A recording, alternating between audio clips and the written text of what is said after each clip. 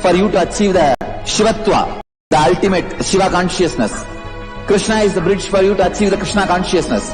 But Shiva consciousness, Krishna consciousness, all consciousness is one and the same. Ultimate consciousness only. So that energy itself completely expresses. Just like Radhika, when I see my own sweetness in the mirror, I become eager to taste it.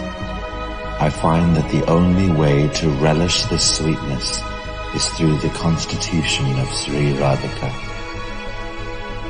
Bhava Samadhi Darshan is a window to the infinite expanse of consciousness, allowing us to glimpse the formless in a way that we can understand. It cleanses the karmas of lifetimes. It awakens our biomemory to the space of Paramashiva, the ultimate consciousness, and creates a deep and lasting transformation in us.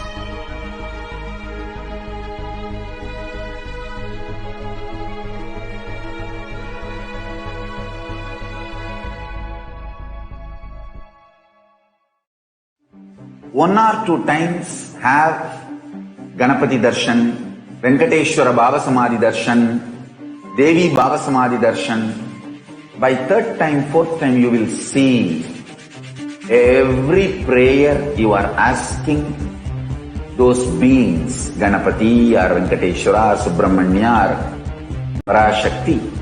Simply those prayers become reality, and the relationship between you and that cosmic beings built.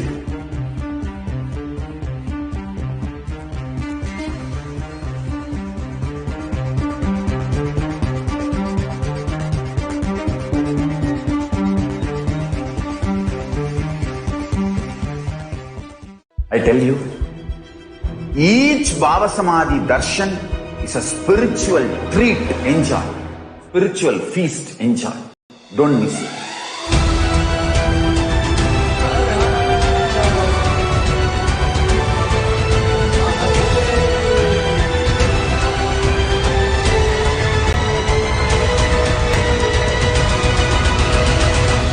Never miss a Bhava Samadhi Darshan. Enjoy Paramashivoham, which is introducing and making you cognize the cosmic principles and cosmic beings. The state of Paramashiva, space of Paramashiva, powers of Paramashiva, being of Paramashiva. There are some great spiritual sciences unique to Hinduism. Subtle, otherworldly, but definitive sign. Manifesting the cosmic beings in Archavatara, deities in Nijavatara, living incarnations is possible. Understand? Kriya Pada of Vedas and Agamas elaborately explain the whole science of making the cosmic beings manifest in Archavatara, deities and Nijavatara, living incarnations, both. During the Bhava Samadhi Darshan, literally those cosmic beings manifest through this body. Just like how they manifest in Archavatara, deity, they manifest in Nijavatara, Pratyakshavatara, and give you all the boons you ask, bless you. See, each God is an independent intelligence to lead you to enlightenment. Each God is a bridge for you to achieve the Shivatva, the ultimate Shiva consciousness. Krishna is the bridge for you to achieve the Krishna consciousness. But Shiva consciousness, Krishna consciousness, all consciousness is one and the same. Ultimate consciousness only. So that energy itself completely expresses. Just like Radhika, when I see my own sweetness in the mirror, I become eager to taste it. I find that the only way to relish this sweetness is through the constitution of Sri Radhika.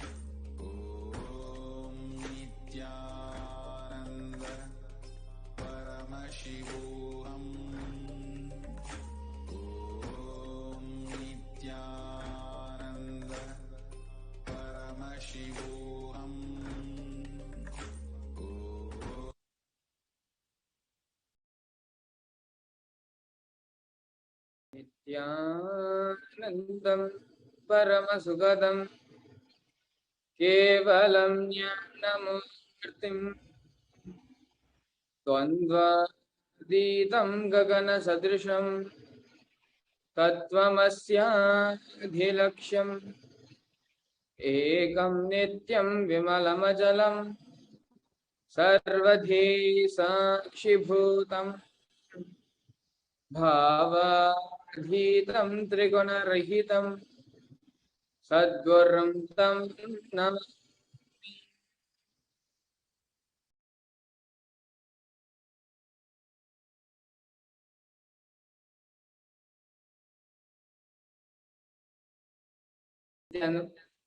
Welcome each and every one of you sitting with us for this auspicious Parashakti Akashic Records.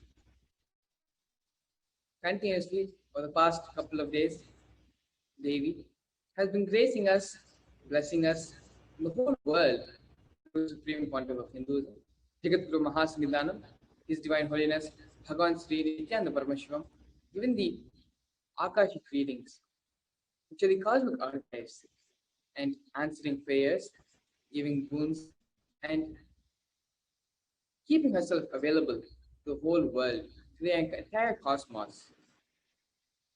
With this, we're going to be entering into today's segment of the Parashakti Akashic Records.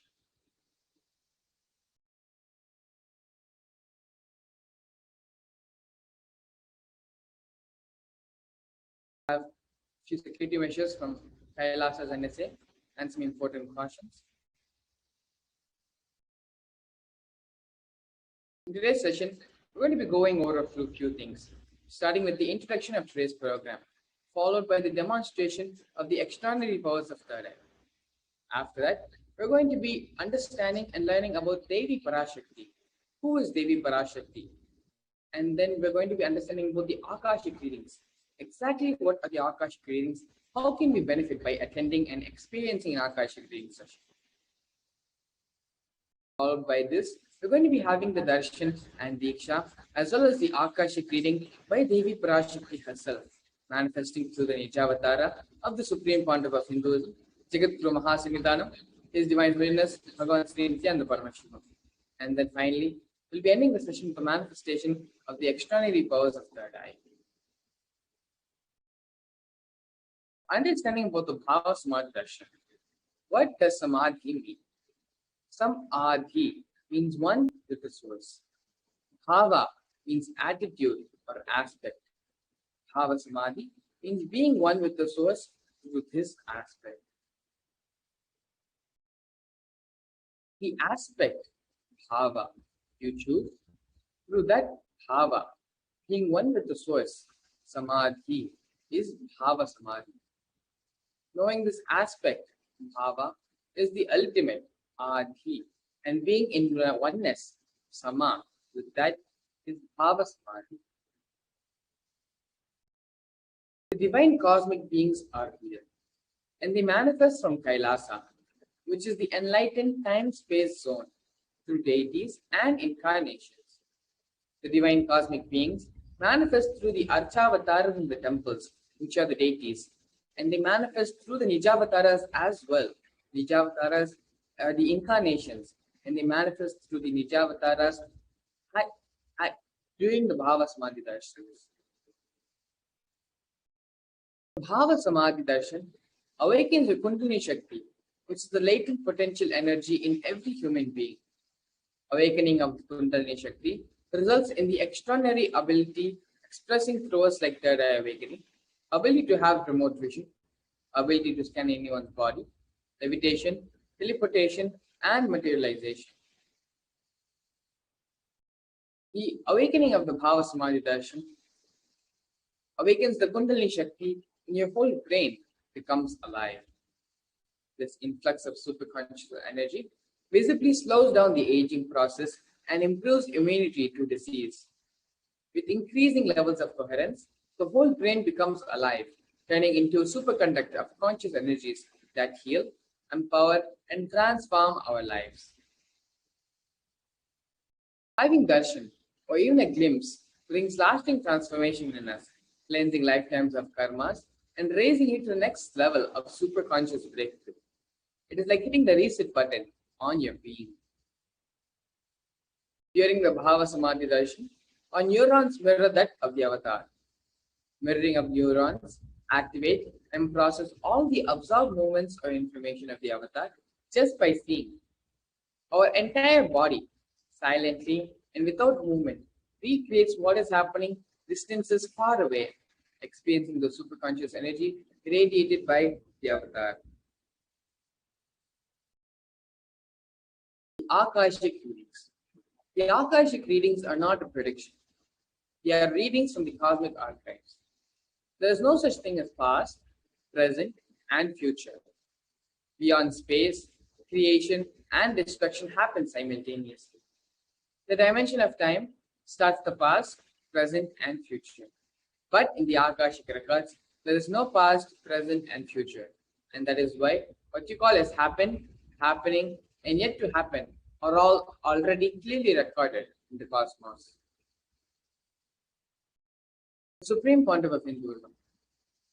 The Supreme Pontiff of Hinduism, Jagat Guru Mahasannidhanam, His Divine Holiness, Bhagavan Sri Nityananda Paramashivam, is the reviver of Kailasa, which is the macrocosmic ancient enlightened Hindu civilizational nation.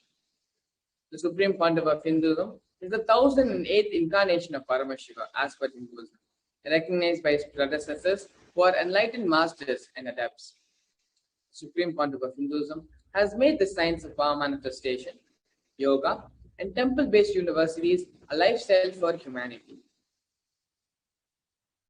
The Supreme Pontiff of Hinduism has been ordained as 233rd Guru Mahasannidhanam of Kanchi Kailasa Sarvanya Peetham, to Konde Mandaladina, and is the incumbent emperor of Suryavamshi Surangi Samraj. He is the present 293rd Jagat Guru Mahasannidhanam of Kailasa Sonata Shamala Peetha Sarvanya Peetham, and is the present Mahamandaleshwar, which is the supreme spiritual head of the Mahanirvani Akhada, the largest monastic apex body. The Supreme Pontiff of Hinduism is also the 1008th Acharya Mahamandaleshwar, which is the head for all spiritual leaders of the Atal Akhada, the ancient apex body of Hinduism, and is the present 23rd Guru Mahasannidhanam of the Dharma Mukti Swarga Paramadina. Has been elected as the Supreme Pontiff of Hinduism by a congregation of over 1,000 Hindu leaders or pontiffs.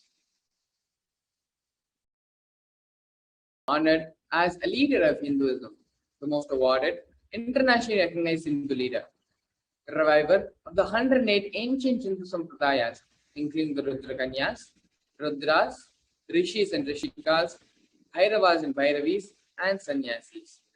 Establisher of the largest Hindu university, Kailasa's Nityananda Hindu University, in the world with satellite campuses in over 150 different countries. Establisher of 1,000 plus Kailasa enlightenment ecosystems.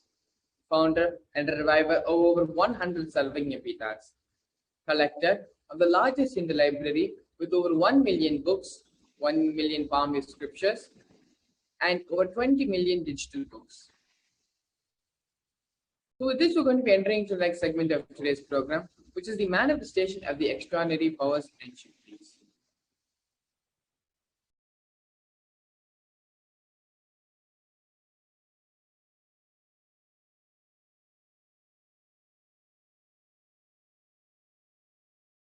The Balasans, Nityananda Yogis, the initiated disciples of the Supreme Pontiff of Hinduism, will now be demonstrating the powers of third eye and sharing with all of us the experiences and results of the extraordinary manifestation of the divine powers awakened in us through the Diksha, through the initiation.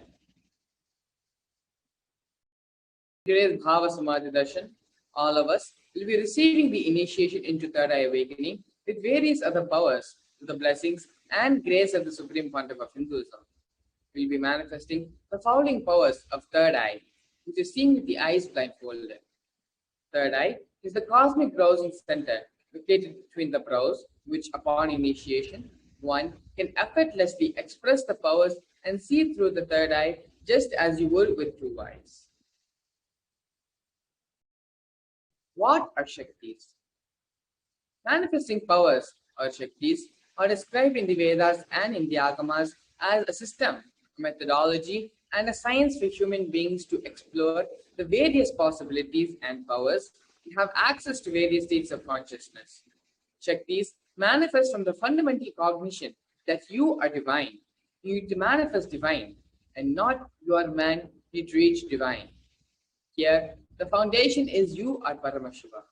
Your unmanifest recognizes that you are Paramashiva, even if you have not yet manifested it. Understand that is why what Paramashiva is revealing through this body and through this system, through this methodology.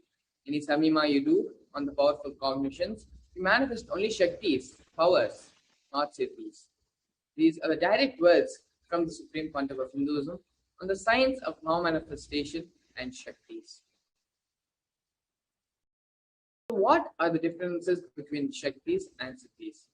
Shaktis expressed from the space of enlightenment as a side effect of the feeling connection with the divine in high integrity with the Guru.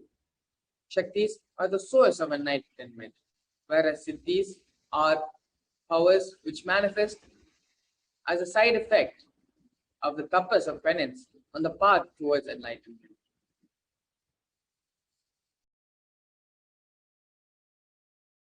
The Shaktis of Paramashiva manifest through ordinary human beings in an extraordinary way after the initiation from the avatar. Shaktis are permanent, whereas Siddhis are not permanent and they may divert you from your goal of enlightenment. Paramashiva is the source of all Shaktis.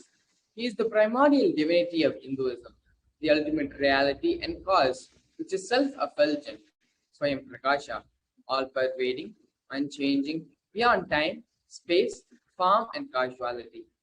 As the fundamental base of Avyakta, the unmanifest, and Vyakta, the manifest existence, he performs the Panchakrityas, or the 5 cosmic actions of Srishti, which is the creation, Sthiti, sovereign rulership and maintenance, Samhara, rejuvenation, Trobhava, pulling out of delusion, and Anugraha, which is the liberating grace for all living entities.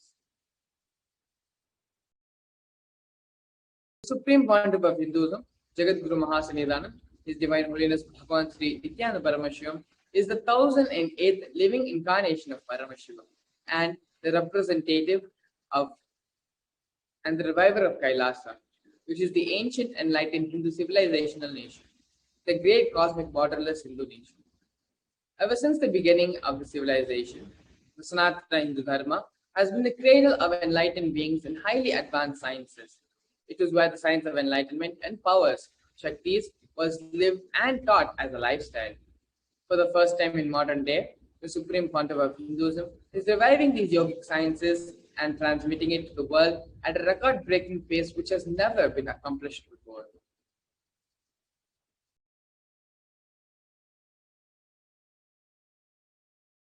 Knowledge and science of manifesting these Shaktis are passed down from one generation to the next through Diksha, which is the initiation by the enlightened Gurus. Supreme Pontiff of Hinduism has been recognized as an incarnation at a very young age and was trained and taught the sciences to revive the initiations, knowledge repositories for billions to manifest the science of power manifestation from the various disciplines of Vedanta, Tantra and Shri Vidya, Yoga and Yogic powers, Mantra Shastra, Siddha Vidya, and science of Aushadha, Advaita and Bhakti Yoga, Paramashiva Jnana and Paramashiva Vijnana. So how do we awaken the divine Shaktis in us? Very ultimate truth, Jnana, mapped into your consciousness, Prajna, manifests as the possibility and powers of every human being, Prajnana.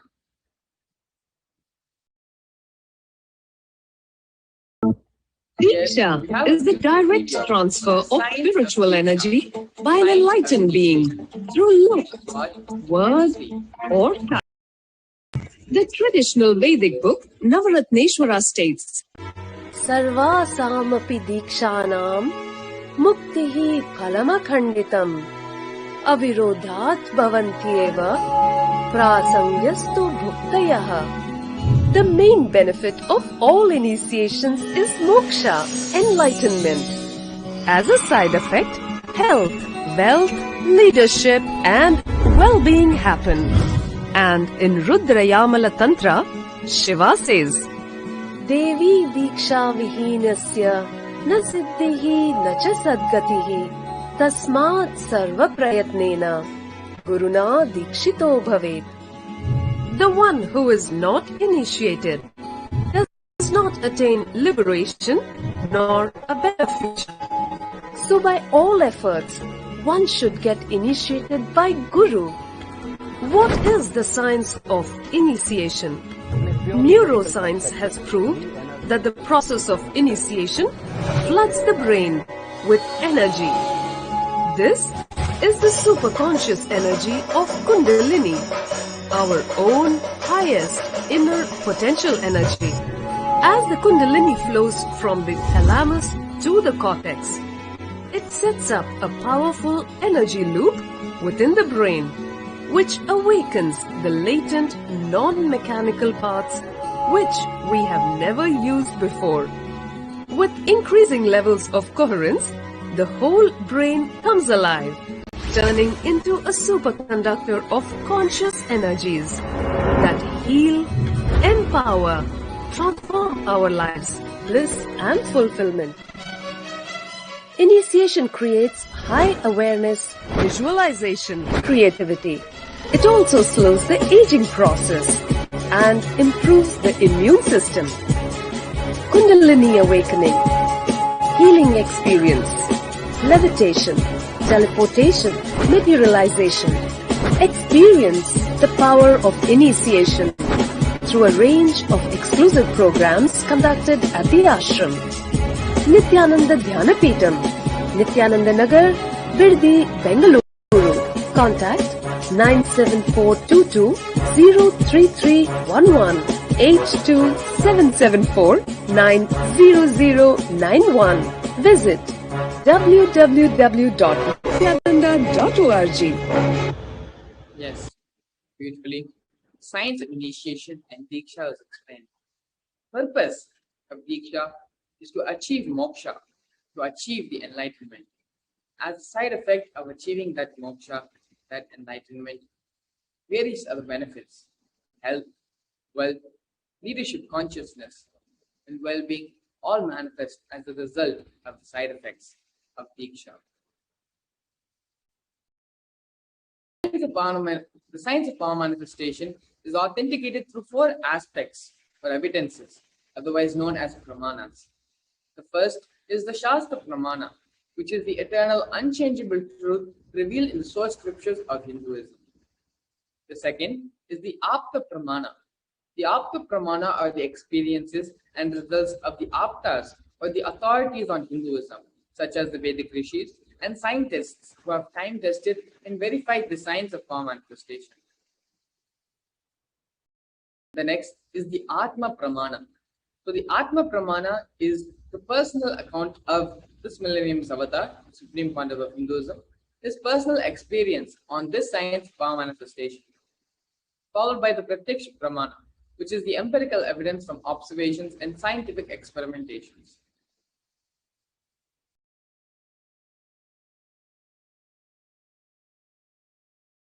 Vedagamas is the living applied science.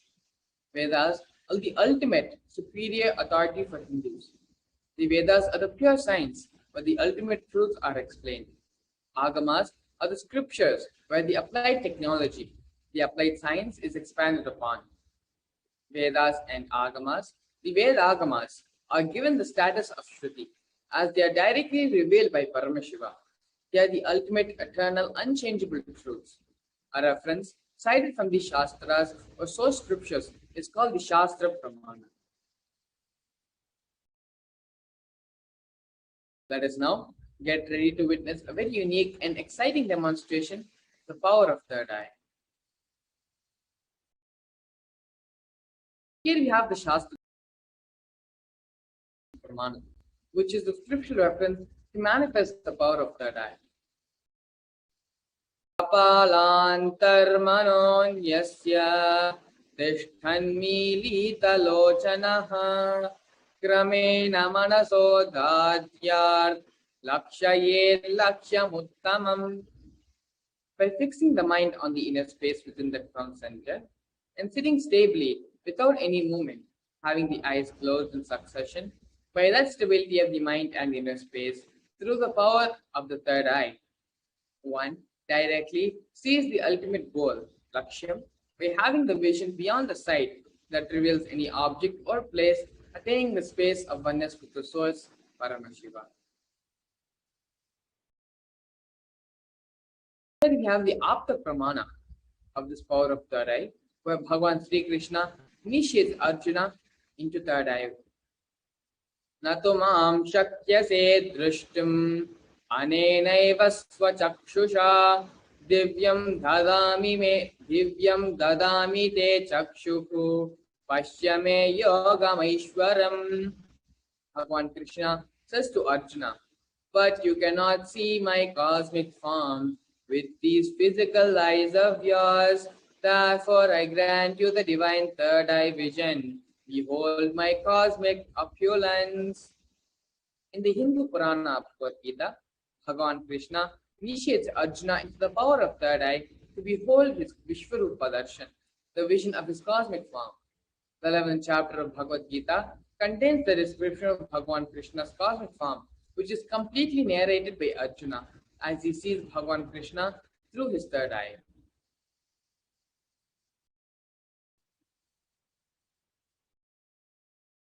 Here we have the Atma Pramana, where Swamiji describes his third eye experience in his own words. He says, the first experience is that I was able to see everything around me, above me, the whole 360 degree, 10 directions. I realized not only I was able to feel, experience see all of that as me. Around me, above me.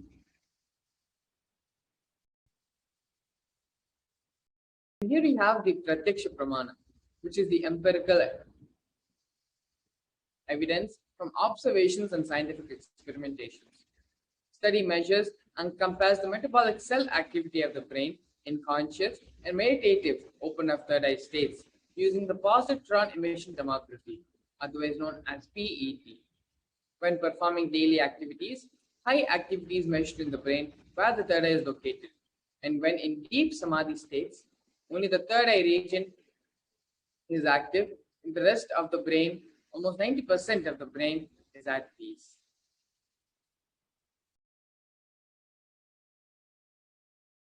Here you have the Sakshi Pramana, which are the experiences and results of the extraordinary manifestation happening through the initiated disciples of the Supreme Pontiff of Hinduism. This rare, sacred science of third eye awakening is being made available to humanity for their ultimate enrichment and conscious evolution by the Supreme Pontiff of Hinduism, Jagat Guru Mahasanidhanam, His Divine Holiness, Bhagavan Sri Nityananda Paramashiva. As a living incarnation of Paramashiva, the Supreme Pontiff of Hinduism embodies the most profound yogic states that surpass all bounds of time, space, and matter.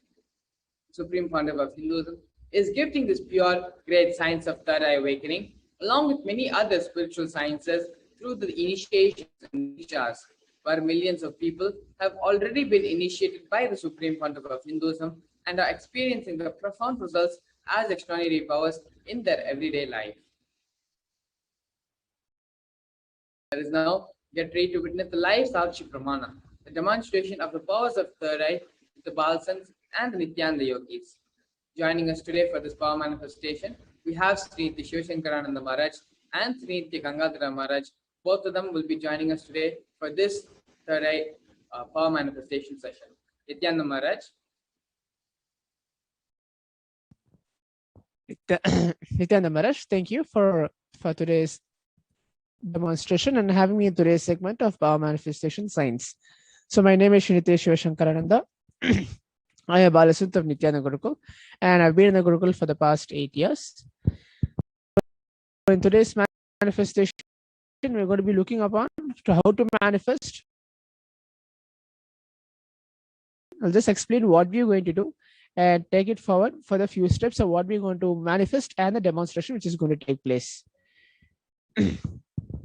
So as you can see in my hands, so this is the mindfold which I'm going to wear, the blindfold, which is completely tested by the ophthalmologist, and it's like the front it's completely made of a thick acrylic sheet.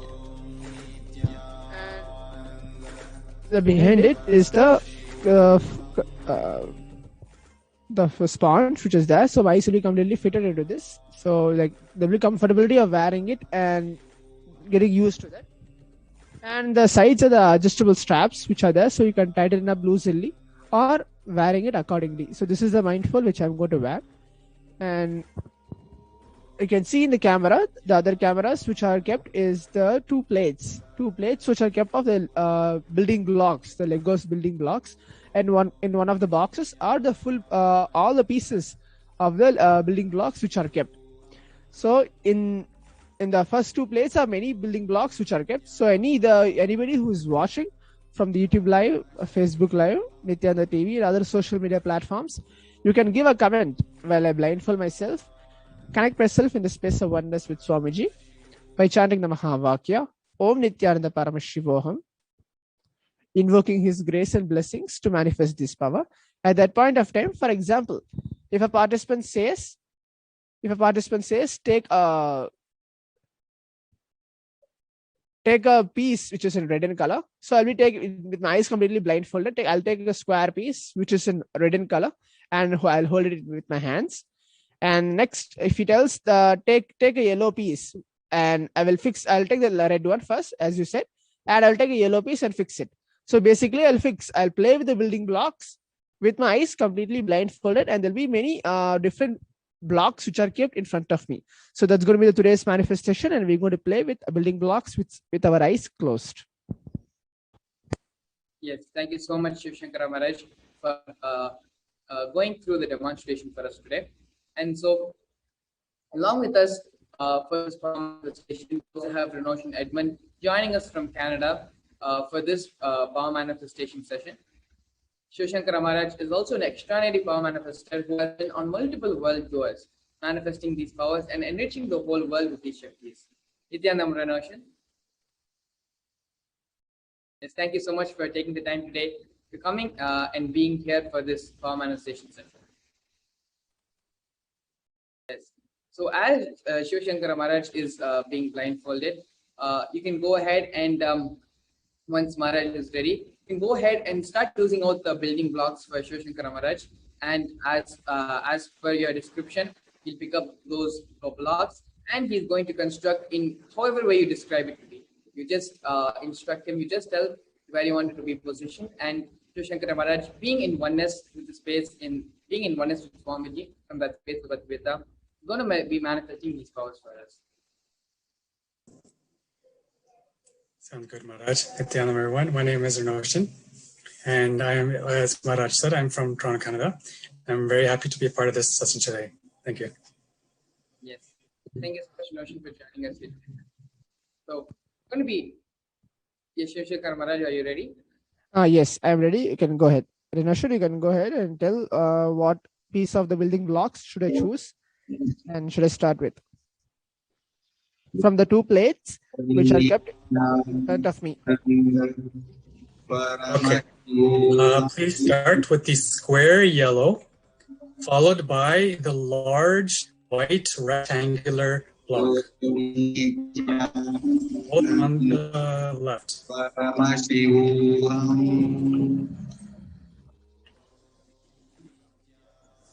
Can you please repeat?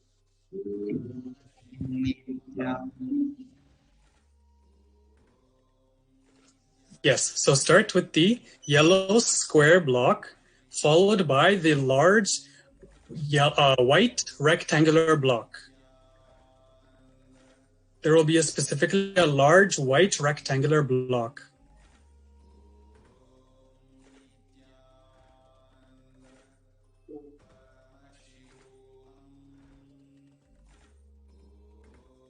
So this is the yellow square piece.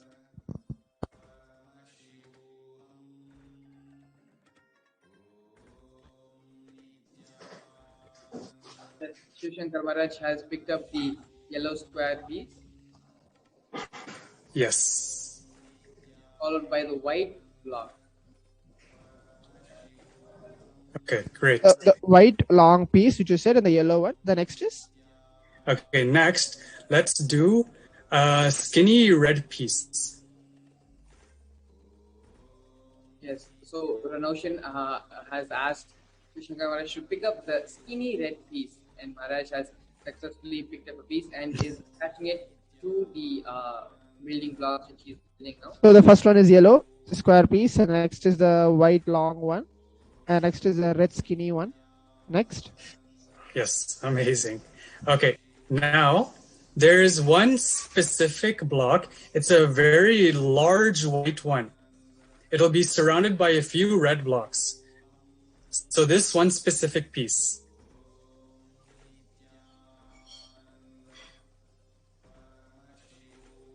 Yes, Ranoshan has asked Shiv Shankar Maharaj to pick up the largest block between the red blocks, and Shiv Shankar Maharaj has picked up the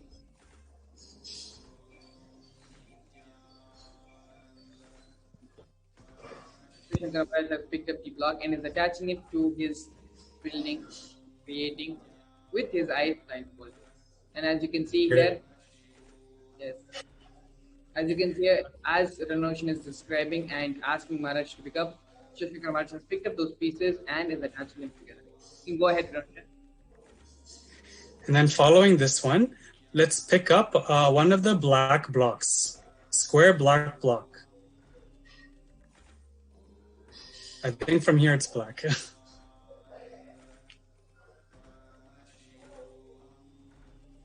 Ranoshan has asked Shiv Shankar Maharaj. I think so. You are mentioning this one. So this is the blue one, the blue color. Maybe blue Yes, and black yes, is that's the so one. similar. So this is a blue square one.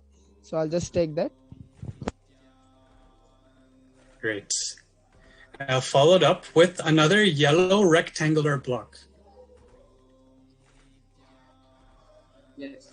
So you can tell from the first plate, second plate. In the first plate, there's a one big one, Okay. one big rectangular. The square, long square one, and the second plate there's two yellow colors. So which one should I choose? You can tell me. The second plate, the one on your right. Okay, so this is the one. Yes, perfect. Perfect, Maharaj. In the same one, there'll be a large, long green block. I believe from here it's green. Yes, yes, exactly that one. Amazing. Not only Shiv Shankar Maharaj picking up the pieces as Ranoshan is describing, but he is also correcting as well in camera or for various reasons. The exact color of that object is not shown. Shiv Shankar Maharaj is able to currently identify not only the shape but the color as well and correct it for us as well. So as you can see, Shiv Shankar Maharaj, as per the request of Ranoshan, has built this structure with the various colored blocks, starting from yellow and then moving on to green and so on.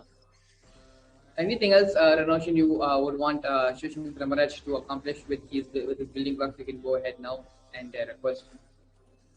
Yes, there's one specific block on the plate to your left.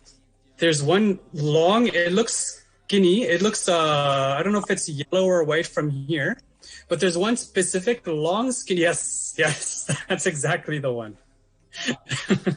Amazing.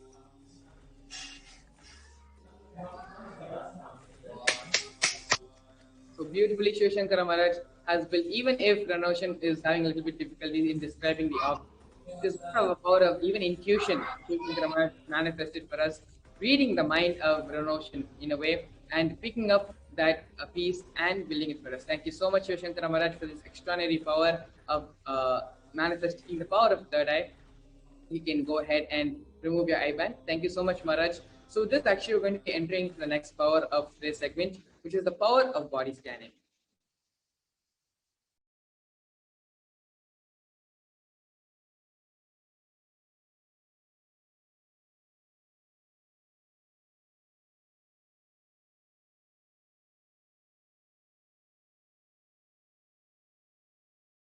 In this power of body scanning, one awakens to the ability to scan illnesses, diseases, medically diagnosed issues, and provide solutions through the awakened third eye. Here we have the Shastra Pramana, which is a scriptural reference to manifest the power of remote vision. Swadehe jagato vapi sukshma sukshma tarani cha tattvani yani nilayam yad vante vyajyate para. Bhagavan Paramashiva says, cognize deeply that from the subtle to the subtlest constitutive principles of your whole body, Swadeha, or of the whole universe, simultaneously consist of the essential reality. They are being absorbed in the source, cause of Paramashiva. By the experience of such restful awareness, one becomes complete from all such thoughts, and the ultimate universal divine power, Paradevi, is revealed, and the supreme power manifestation happens. Here we have the Apta Pramana, which is the reference of the power of remote vision. In the Hindu Purana Mahabharata, the whole war, the sacred scripture of Bhagavad Gita, is narrated to King Dhritarashtra by his trusted charioteer Sanjaya. Sanjaya was initiated into the third eye power of Dura Drishti, which is the remote vision, and Dura Srishti, the power of hearing the remote distances. It is through Sanjaya's narration that humanity has received the sacred scripture of Bhagavad Gita.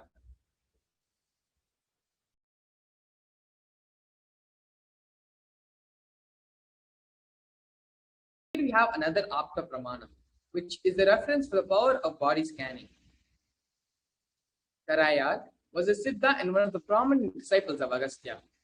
One day, a man suffering from a severe headache comes to Agastya for healing. Agastya uses the power of body scanning and identifies the root cause of the headache. He reveals that there is a small tarai, a type of frog, sitting inside the person's brain.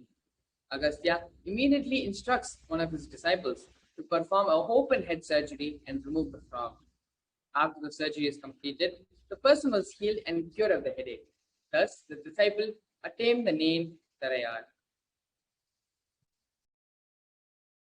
Here we have the Atma Pramana, where the supreme pontiff of Hinduism, Bhagavan Sri Nityananda Paramashiva, has time-tested and authenticated the science of body scanning.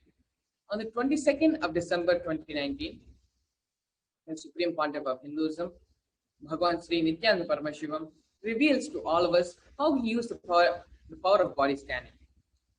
The paraphrasation of his own words: only when I had the multiple compound hand fracture, I was forced to go for surgery, and therefore my medical checkups related to that. At the time, he detected a heavy metal quantity in my different organs. It was revealed that I had been poisoned without our knowledge. I immediately used diagnostic methods instead of the medical facilities to study the body condition due to the poisoning. Through body scanning, I found out what the problems were, what the imbalances that happened, and where balances had to be done. I used allopathy as a second opinion to verify my findings. And here we have the Sakshi Pramana, the experiences and results of the extraordinary power manifestation happening through the initiated disciples of the Supreme Pontiff of Hinduism. And you can see here the various social media and snippets and screenshots of devotees from across the globe in various different places have manifested this power of remote vision and this power of body scanning, both.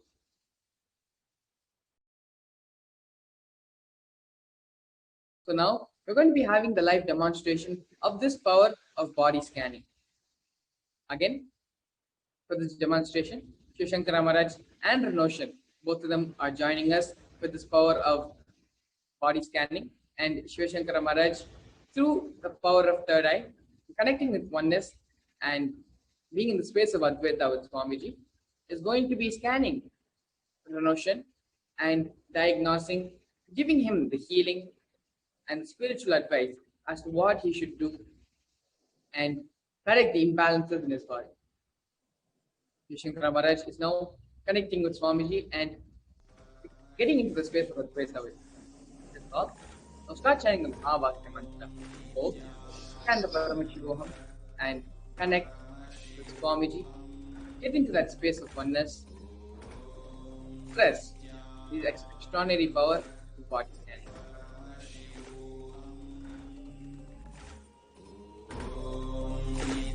So before we enter into the power directly, Ranashan, why don't you go ahead and, for the sake of our audience and all our viewers who are watching this demonstration, would you go ahead and confirm with us that we have never discussed about this power demonstration, and we have never, prior to this demonstration, discussed anything and even discussed about your medical background as well? Yes, absolutely. Actually, even when being asked to join as part of today's session, the only information I was received is, do you want to be part of the power manifestation session? So of course I said, yeah, of course. But I had no idea what power manifestation we're going to be doing, which manifestation, and with this, obviously, nothing about like what kind of medical background, if there's any symptoms happening right now, no, nothing.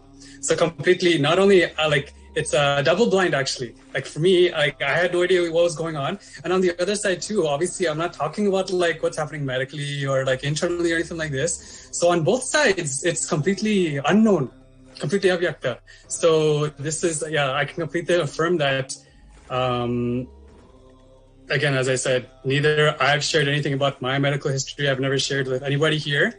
Same way, I also didn't have any idea that we would even be doing the body scanning today. I thought actually, even with the third eye scanning itself, would be like the next session would be happening. So even this itself, in this session itself, I had no idea what would be happening. So yeah, this is completely just, everything is spontaneously happening, I can say. So it's great, absolutely great. Yes, Aya, thank you so much. Yes, thank you so much, Aya. So Shivashankar Maharaj is getting into the space of receiving and manifesting this power. That is all. Continue to chant the Mahavakya, Om Nityanda Paramashno, and prepare ourselves for this great manifestation session.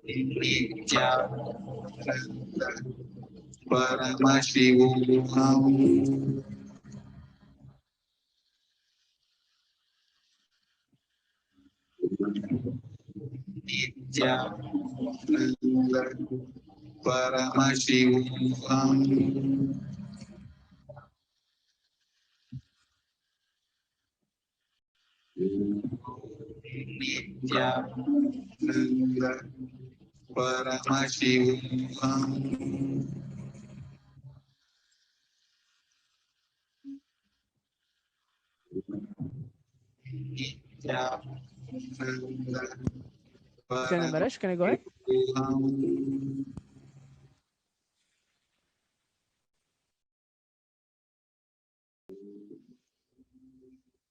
Shivashankar Maharaj, you can please go ahead.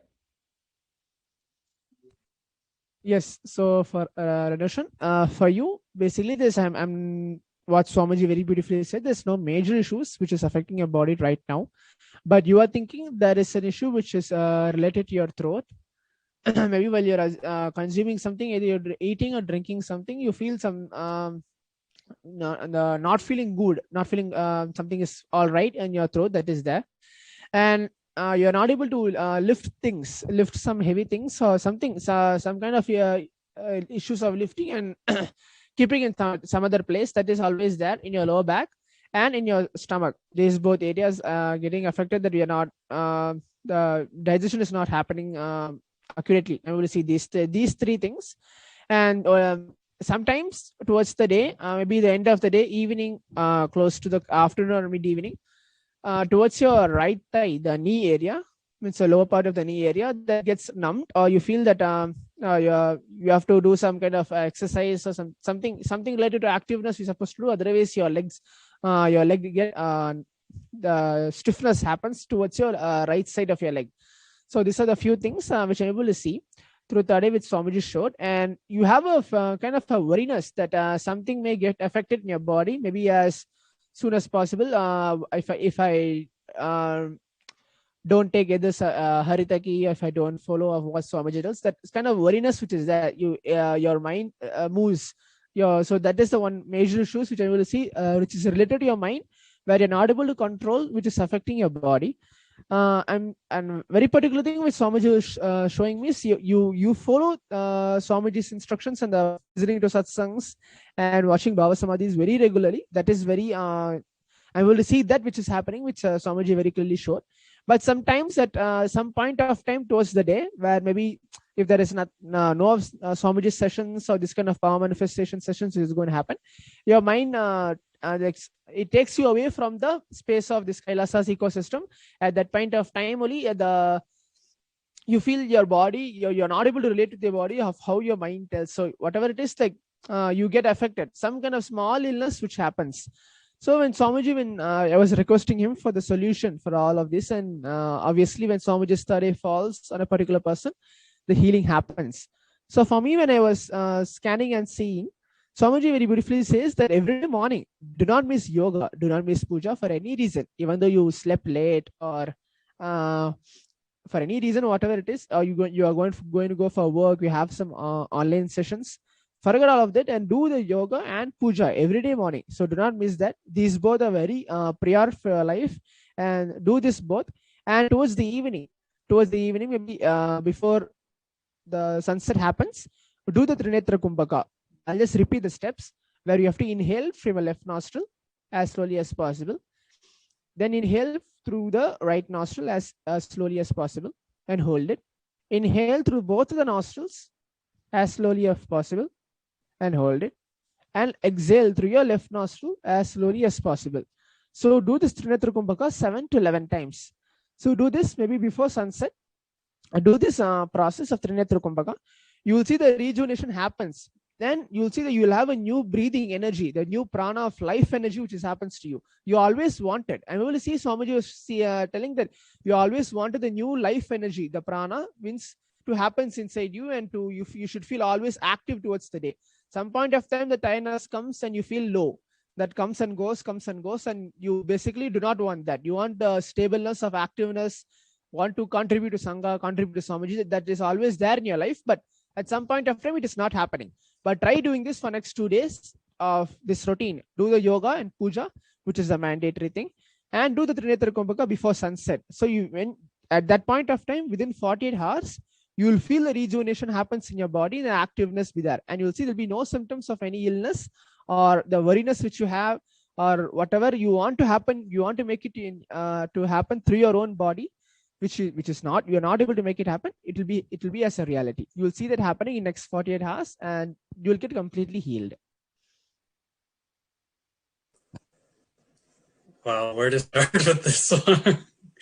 It's no, everything Maharaj, as you said, is exactly correct. I'll even start with the physicals, with the throat, the stomach, lower back, and also the leg area. And just as you said, sometimes when I'm eating, I do feel like this discomfort in the throat. Same thing with the lifting and everything. I noticed actually past, I would say 1 or 2 months, suddenly it was like hard to like lift heavy, very, very heavy things. So I started like doing small things to like start building up the strength. But yeah, this is also one thing. And also the other thing with the leg also, once in a while, it does get like locked up. It feels like locked up. So I don't know if it's like a numbness or locked up, but this kind of thing where I feel like I need to do something or to actually loosen it, to actually make it active. And so, no, this is also definitely there. Moving on to the everything else that you shared is, even now I'm trying to recollect everything, but one main thing that you're sharing is about the worry. Definitely, you're right, that is there. And I'm also seeing how on different ways it does have an impact, and it does have the ripple effect into, as you were sharing, even with the digestion issue, like sometimes not able to fully digest. And now just as I'm sharing, it's not even just the food or anything, but it's also the life itself. It sometimes becomes difficult to digest, and then the worry pattern starts happening and all this. And then moving on to the yoga and the puja, I'm also seeing that sometimes throughout the day, I'll be like, sometimes in the morning I'll have to do something immediately, and then with that itself, the mind starts to go like, oh, okay, I have to attend to this, I have to do that, I have to do that. And then I start to postpone the yoga and the puja until right before I go to sleep. And then right before I go to sleep, it ends up being like the very quick puja, or the very quick, like, let me do one quick asana and go to sleep, like just for the sake of doing something, but it's not authentic, is what I can say. So actually the solution you gave is like, no matter what, don't make sure not to miss morning yoga, morning puja. Always in the back of my mind, always thinking, no, I have to, like, next morning, I have to make sure I do the morning yoga, the morning puja, but then it becomes postpone. But this is something that's really helpful, because it's directly Swamiji also sharing, don't miss morning yoga, don't miss morning puja. Morning routine is too important. So this is something that's very strongly hitting for me. And also with the, there was one more thing that you shared, I'm trying to remember. The tiredness, the like getting distracted, especially towards the evening time. Actually, you're right. I'm also seeing that a lot of the times I'll try my best to be active and try to my best to be contributing. But then it'll get to a point where this tiredness starts to come in, the boredom, and with that also the laziness starts to come in. When that sort of low mood starts to come in, then I start to distract myself with one thing or the other, but it's not integrated to what I actually want to be doing. And then with that, all the ups and downs and whatever comes, but I'm seeing exactly, it's always at the same time, actually. It's cyclic. And so exactly as you shared, exactly at that time is also when it's just that solution is hitting for me also, the Trinita Kumbhakam. It really does, it reinfuses that life energy. So exactly that point where the life energy feels like it's starting to go down. And then from there, I start to like fall into whatever I fall into. Exactly, your solution is clicking with me also, not just the diagnosis, but the solution. So these are the things I wanted to share is everything you shared is not only exactly right, but it's exactly extremely helpful. So thank you, Maharaj. Thank you, Swamiji. Thank you so much, Shankar Maharaj. Thank you so much, both of you, for coming today and giving this beautiful and intense power manifesting not only the power of third eye, manifesting various powers of third eye. Power of seeing with the eyes, split power. Thank you so much for joining us. With this, we're going to be moving on towards the next section of this program, the understanding who is Devi Parashakti. Please stay tuned as we move into the further section.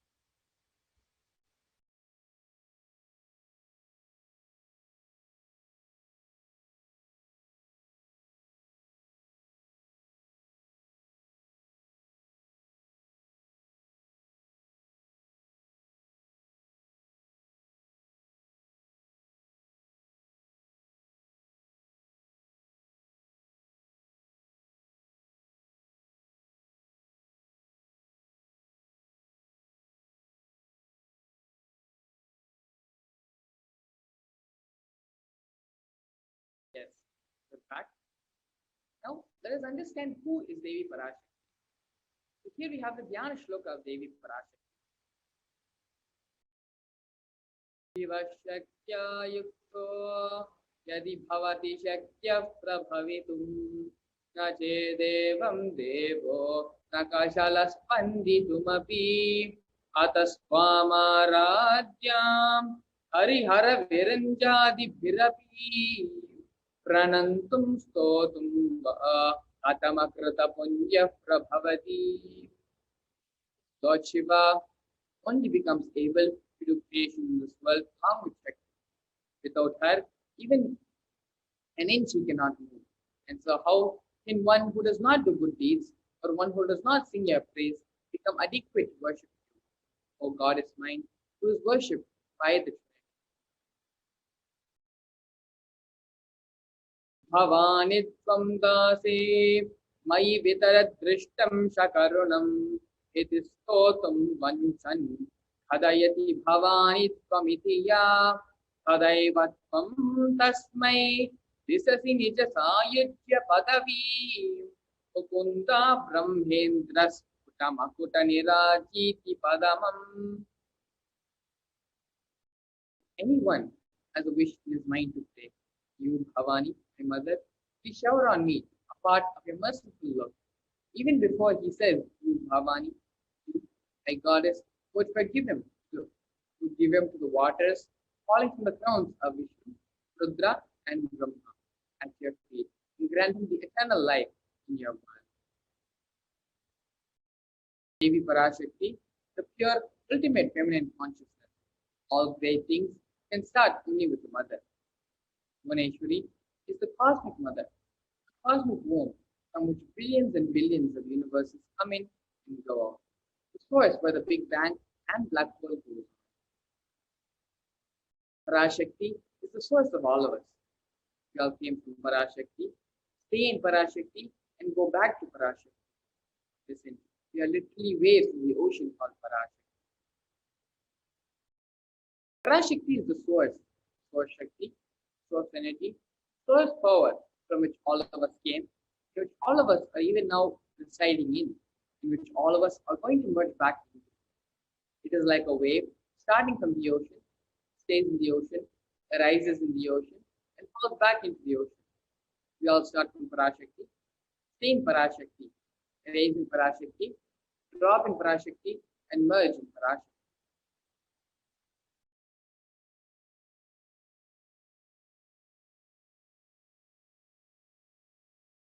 Now that we have understood and gone over what is the divine feminine and how Devi Parashakti is the ultimate and is the fundamental nature of existence. Let us now go over the Akashic Records. Exactly what are the Akashic Records and how can we benefit from the reading of the Akashic Records? The Akashic Records are records which are created in space.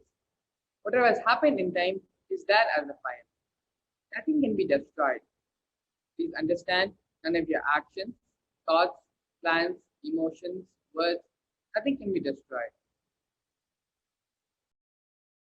The Akashic Records, the cosmic archives where everything happened, happening, and will happen. The Akashic Records are the verbal, visual, five-dimensional document. Whatever is happening is continuously getting recorded. All the information you collected from all of your births is in your DNA. You can access some of them just to understand, not to waste the time repeating the same actions again and again.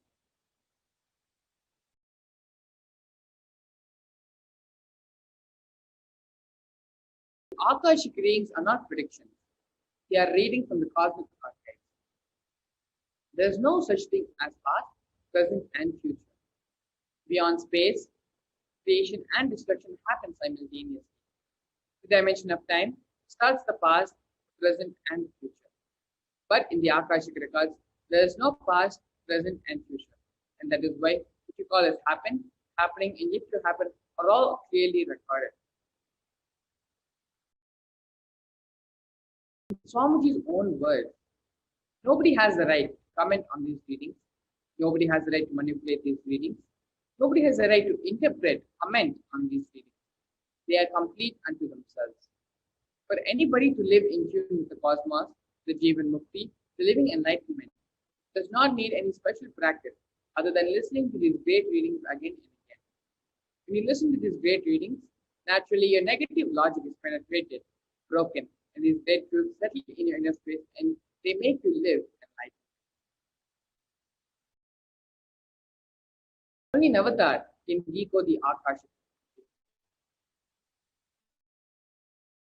As the avatar of Paramashiva, Supreme Founder of Hinduism, has graced humanity with the blessings and darshan in the form of Devi Parashakti, revealing answers to questions to the yearning of seekers as solutions, breakthroughs, and liberating humanity from the pain and suffering. Any answer given by Devi Parashakti is not just an answer, but a karmic breakthrough for the receiver. Here you have the Shastra Pramana, which is a scriptural reference to manifest the powers of Akashic.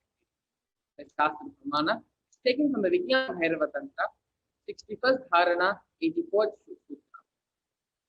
Akasham Vimalam Pashyan Kritva Drishtam Nirantaram Stabdhatma Takshanat Devi Bhairavam Vapurapnuyat. Bhagavan Paramashiva says, looking at the spotless infinite etheric space, Akasha beyond the skies and clouds, one should fix one's gaze from the third eye, without blinking continuously, and make the body and inner space steady and motionless. In that very moment, O Devi, one attains the nature and powers of the infinite space Bhairava. Here we have the Sakshi Pramana, which are the experiences and results of the extraordinary manifestation happening through the initiated disciples of the Supreme Pandava Hindus. We have some snippets and screenshots from various social media posts from people across the globe posting of how they have successfully manifested the power of remote vision after they have had the initiation by the Supreme Pandava Hindus. Here we have the Akta Pramana, which is the reference of the power of Akashic readings in Hinduism, in the Hindu Puranas and Itihasa. The Hindu Purana Mahabharata narrates the great story of sage Maitreya, who reveals the secrets to Vidura, the story of his birth in human form, and reasons for all his suffering. Sage Maitreya accessed the Akashic records, told Vidura that he was not an ordinary man, but was in fact the incarnation of Yamaraja, Lord of Death. He was to play the part of a so-called Shudra for 100 years, being cursed by Manduka. Here we have the Atma Pramana, which is a personal account from the life of the Supreme Pandava of Hinduism, where he himself have time tested and authenticated the science of power manifestation, the science of Akashic reading. In Supreme Pandava of Hinduism's own words, the Akashic reading, the reading the Akashic records is just opening the screen and it will appear. Originally, the Akashic records appeared in Sanskrit and then it gets translated into English in the process of seeing the scene and cognizing. That is why most of the English words which I use, the same words are getting repeated in the Akashic records because the seer, in the process of seeing, is translating the scene. Because the seer is the person who is talking to you regularly in English, uses the same word to cognize and translate the scene in the process of seeing itself.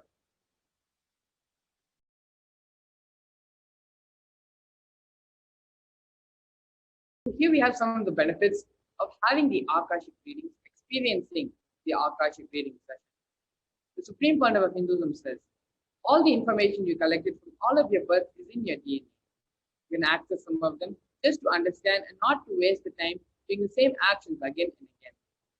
Accessing the DNA code, reading the Akashic records will be useful for you to be liberated from your default future, bringing an end to binding cognition, known and unknown sufferings, leading you to experience enlightenment, Paramashivoham.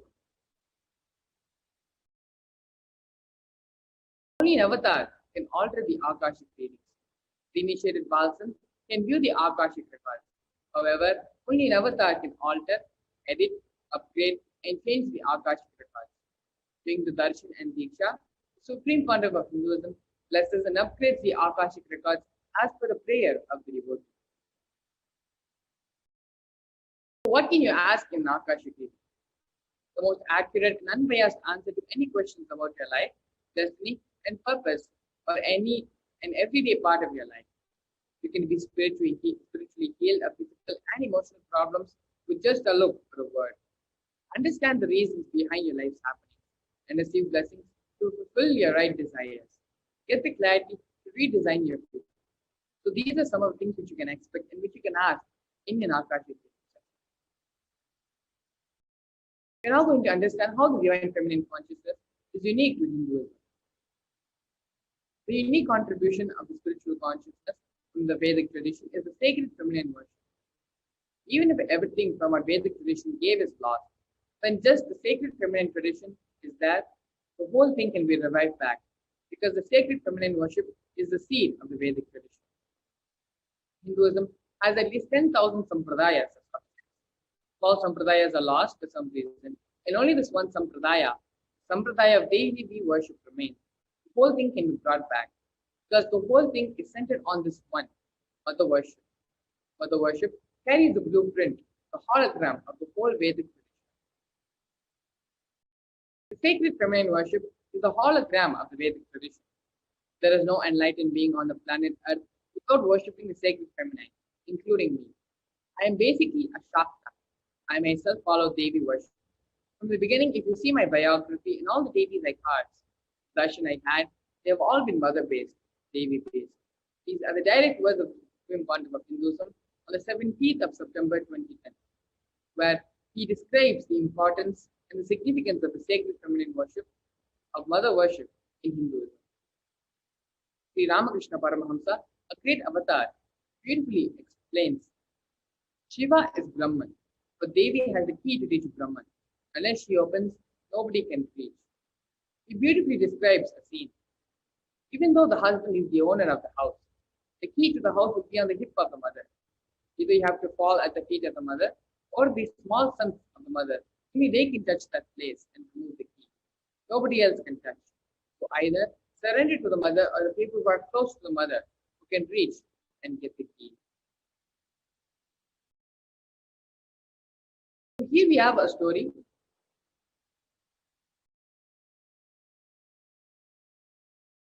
The divine cosmic beings are real, and they manifest from Kailasa, which is the enlightened time-space zone, through deities and through incarnation.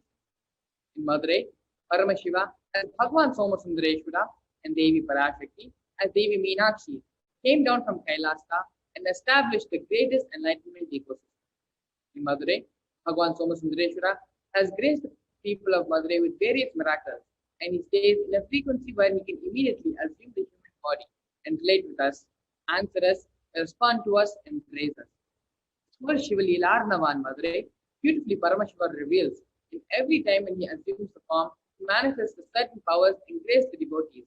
He exemplifies the expression of certain sacred secrets that humanity can benefit from.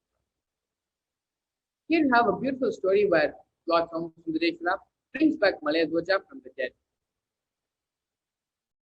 One day, when Somasundareshwara asked Devi Meenakshi, why not ask your mother, Devi Kanchanamala, to bathe and have the blessings of and the benefits of taking bath in the temple tank? Hearing this, Devi Meenakshi goes and tells Devi Kanchanamala that the Lord Somasundareshwara wants her to take bath and have the benefit of having the sacred bath in the temple tank. Devi Kanchanamala, on learning this, goes and finds the Brahmins and asks them what is the most meritorious mode of bathing. They reply to her saying that it must either be taken holding the hand of a husband, or a child, or the tail of a cow. On hearing this, Devi Kanchanamala becomes extremely upset and afflicted, as she neither has her husband nor has a child of her own. Devi Meenakshi, on seeing the pain and suffering which Mother Kanchanamala was going through, conveys this to Paramashiva, Lord Somasundareshwara. And Lord Somasundareshwara, through his sheer compassion and love for his devotees, brings back Malayadwaja from the Indraloka. And on hearing of Malayadwaja's return, Devi Kanchanamala immediately dons her jewels and sacred ornaments and dresses, and holding the hand of her former husband, they both take the sacred bath, after which Lord Somasundareshwara takes them both to Shivaloka, where they are carried and live in Kailasa in the eternal space of Shivoham in oneness with Paramashiva.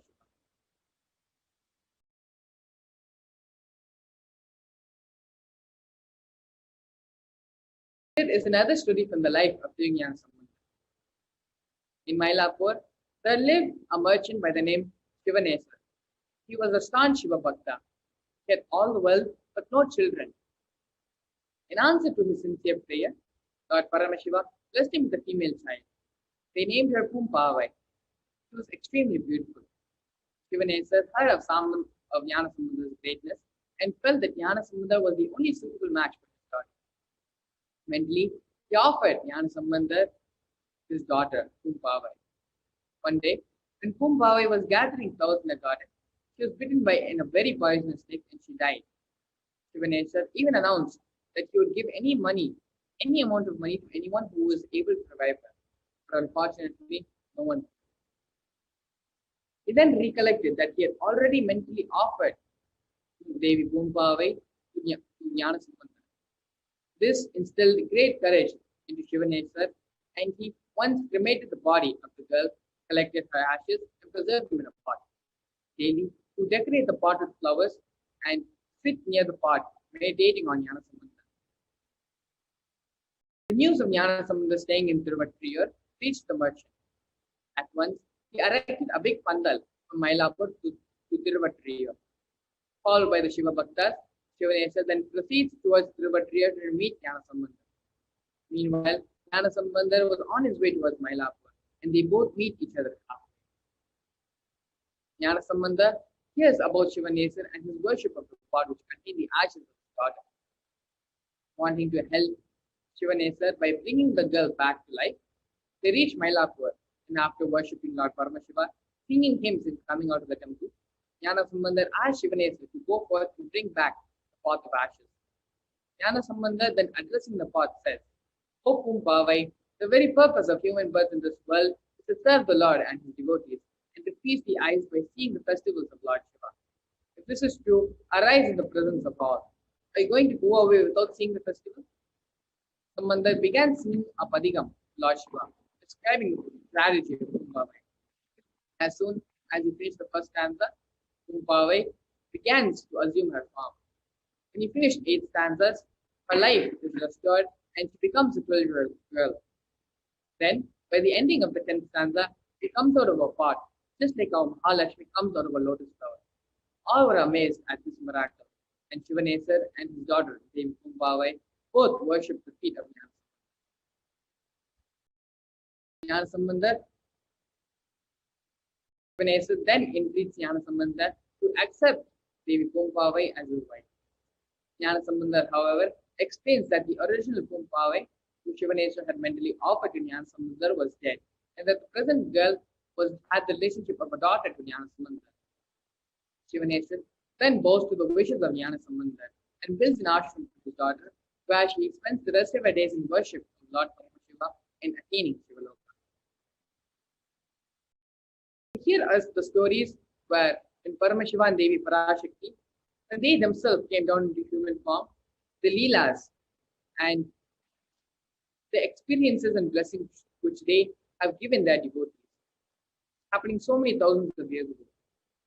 Not only that, even after they left the body, through their bhaktas, through enlightened beings, they continue to make themselves available, continue to grace the whole world and bless and heal, give boons, and manifest the reality of the devotee. These are not stories, these are not happenings which are just mentioned in Itihasas and Puranas. These are history. And they are not things which have happened, they are things which have happened so many thousands of years ago. Supreme Pandava of Hinduism, being the incarnation, 1008th living incarnation of Paramashiva, is now expressing and manifesting these Shaktis and powers of Paramashiva, and thousands and thousands of disciples, devotees from all across the globe are experiencing the boons, the blessings, and the grace of Paramashiva, like how once Devi Kanchanamala experienced and how Shivaneswar experienced as well. And so without further ado, let me go ahead and invite Sri Sundareswarananda Maharaj, who will be hosting, and along with him, we have a panelist of devotees and disciples all across the globe who are going to be sharing their divine experiences and miracles which have been blessed by Paramashiva, by Parashakti, and with the blessings of the Supreme Pandava. Please stay tuned as we get ready for the next segment.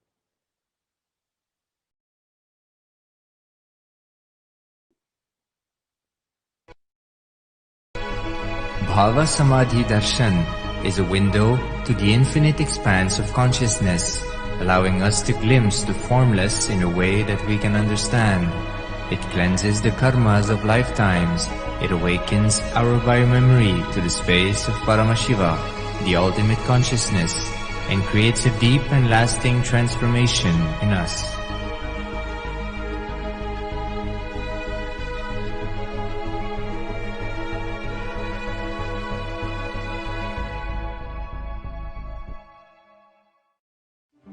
1 or 2 times have Ganapati Darshan, Venkateshwara Baba Samadhi Darshan, Devi Baba Samadhi Darshan. By 3rd time, 4th time you will see every prayer you are asking those beings, Ganapati or Venkateshwara or Subramanya or Parashakti, simply those prayers become reality, and the relationship between you and that cosmic beings built.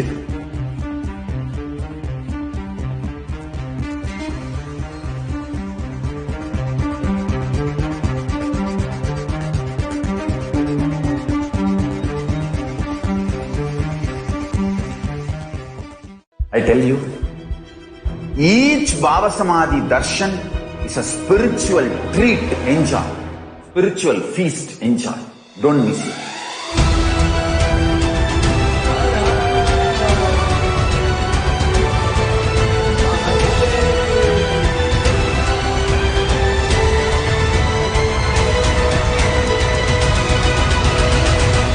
Never miss a Baba Samadhi Darshan.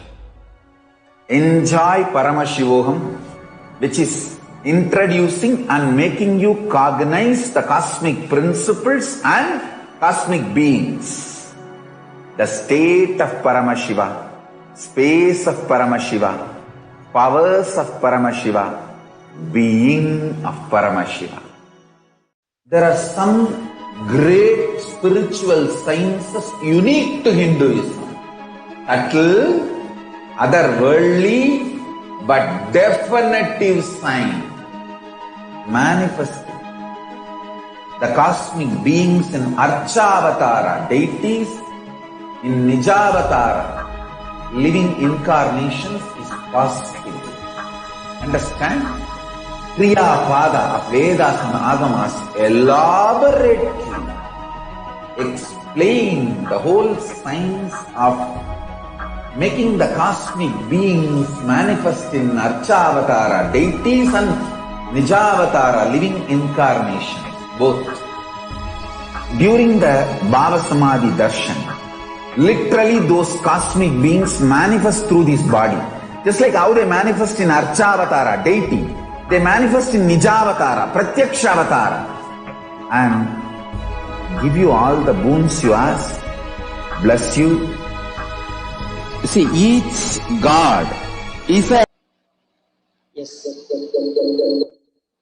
Thank you very much, Mangala Maharaj, for sharing the beautiful insights on how Paramashiva himself manifested on the planet Earth and time and again has blessed and has incarnated just to help grace the devotees and disciples of himself. Like how Mangala Maharaj had shared, till date, Paramashiva continues to manifest again and again as incarnation, helping every one of us reach that very space of Paramashiva. Today, we have various different people who are joining us on this panel who have received the grace and the blessings of our beloved Swamiji, experiencing the cosmic feminine consciousness, blessed and graced by Devi Parashakti herself during the Parashakti Akashic readings that we are all about to witness in a few hours from now. So now, let us listen from them about their experience and miracles in their life after meeting with the Supreme Pontiff of Hinduism, our beloved Swamiji, and how they are able to experience Devi Parashakti in their life. It will also bring us into a deeper insight as to how we can prepare ourselves to receive the answers and receive the prayers, the blessings for all our prayers that we all carry in our hearts. So joining us today, we have Srinitya Dridananda, and I'd like Srinitya Dridananda to introduce yourself and join us for the panel. First, I would like to thank you for joining in. Nityananda Maharaj, thank you for having me. Excited to be here and feel blessed to have this opportunity to share. Wonderful. Yes, so Dridananda, for all of our viewers, if you can actually give you a bit of introduction as to who you were, what you were doing, and with respect to how your journey with Swamiji began, how it went on, some of the best moments with Swamiji, and of course, the Akashic reading by Devi Parashakti herself that you received, and how you're able to experience life after that. Please go ahead, take this time and share it. Yes. So Nityanandam, everybody that is watching here today. For those of you who do not know me, my legal name was Jordan Kremer, and I grew up in Canada playing hockey and fell in love with that sport. Was fortunate enough to get a scholarship and eventually turn pro and play hockey professionally.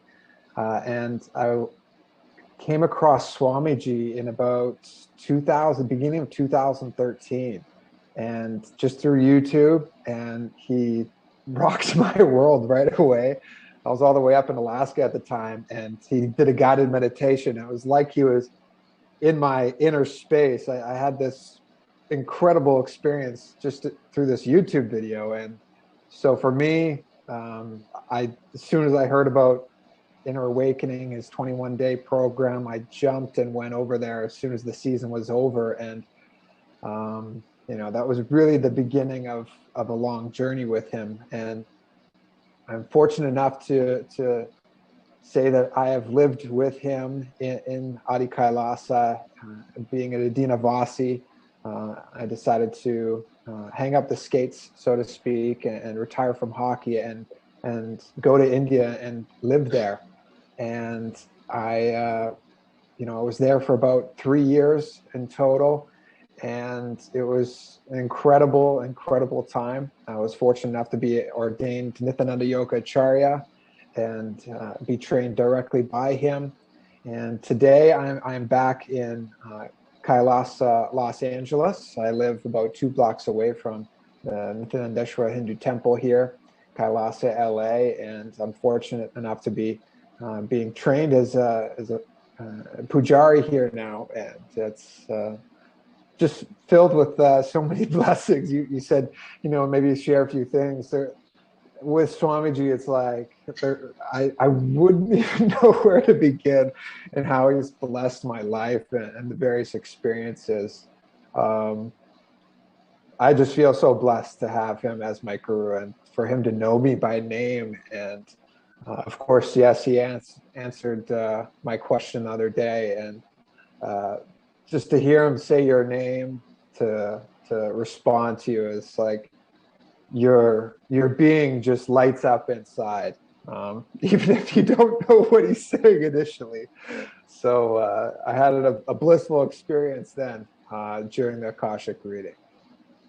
Yes, so beautifully you were sharing with every one of us how, with respect to Swamiji, it is very difficult to put across in words any one experience that we love the most, because every single moment that we live with Swamiji, every single moment that we are with him, it is literally a very powerful experience, and there's nothing which we can actually categorize sharing that this is higher and that is maybe a little lower, that kind of a thing, because it's really very difficult.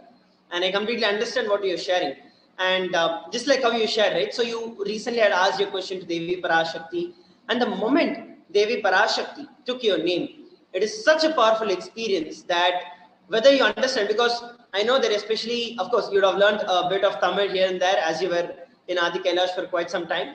So, but of course, even the people who know Tamil do not understand the language that Devi Parashakti actually verbalizes, because as Swamiji shared, it is not Tamil that Devi Parashakti uses, but it is Tamili, which is the origin of Tamil and Sanskrit. So naturally, when I'm sure that you wouldn't have understood anything when Devi Parashakti actually told, at least in a logical way, but the moment she told, her experience, her answer would have conveyed and completed something in you. So that longing that was there in you, something that you really wanted to ask Devi Parashakti, how did you experience? What was your experience with that aspect? Like, I would like you to share in terms of what was the space that you held with respect to asking Devi Parashakti the question? Because there are so many thousands of people who are asking, who are praying for various of their blessings in their life. And here you were blessed to able to be receiving the grace and the direct answer of Devi Parashakti. So what was that space that you were in? and what was the experience that it brought about? Yeah, so I can lead up to that. That first Inner Awakening program that I attended in 2014, Swamiji was doing an Akashic reading then, Kalabhairava Akashic readings, and that was in person, obviously. And I had asked the question. I didn't even ask a question. I actually said, "Please bless the whole world to become enlightened." And at that time, you would walk up to the stage and you'd ask Kalabhairava this question, and he turned to me and started to answer. And just right away, my being, like logically, I didn't understand, but my being knew the level, and I was able to gauge what the answer was to me, and it wasn't good. I wouldn't say it wasn't good, but it was. I eventually got the English translation, and he had said, I'm paraphrasing here, but he called me a fool. I'll be the one to decide who becomes enlightened and who doesn't. Just basically like worry about yourself and just, worry about you. And in that moment, like I said, something within me understood that, I didn't get a good answer there almost. And it was completely beyond logic. I have no idea what Tamil is, but there is truly an energy and there's a vibration to those words. And when I had asked this question the other day to Devi Parashakti, it was very similar. The space that I had asked the question, though, I'd learned now with my past experiences of Akashic readings, it is a blessing to have an opportunity to ask the question, never mind to have it answered, just to have the opportunity to ask the question. Do not take that for granted. Whatever it is that's truly on your mind, what's heavy in your heart, what your being is yearning for, ask the question. Whether you think you're going to get it answered or not, just ask the question. That is such a boon to have that opportunity. And when I asked that question, I was in the space of, I'm just open to receiving.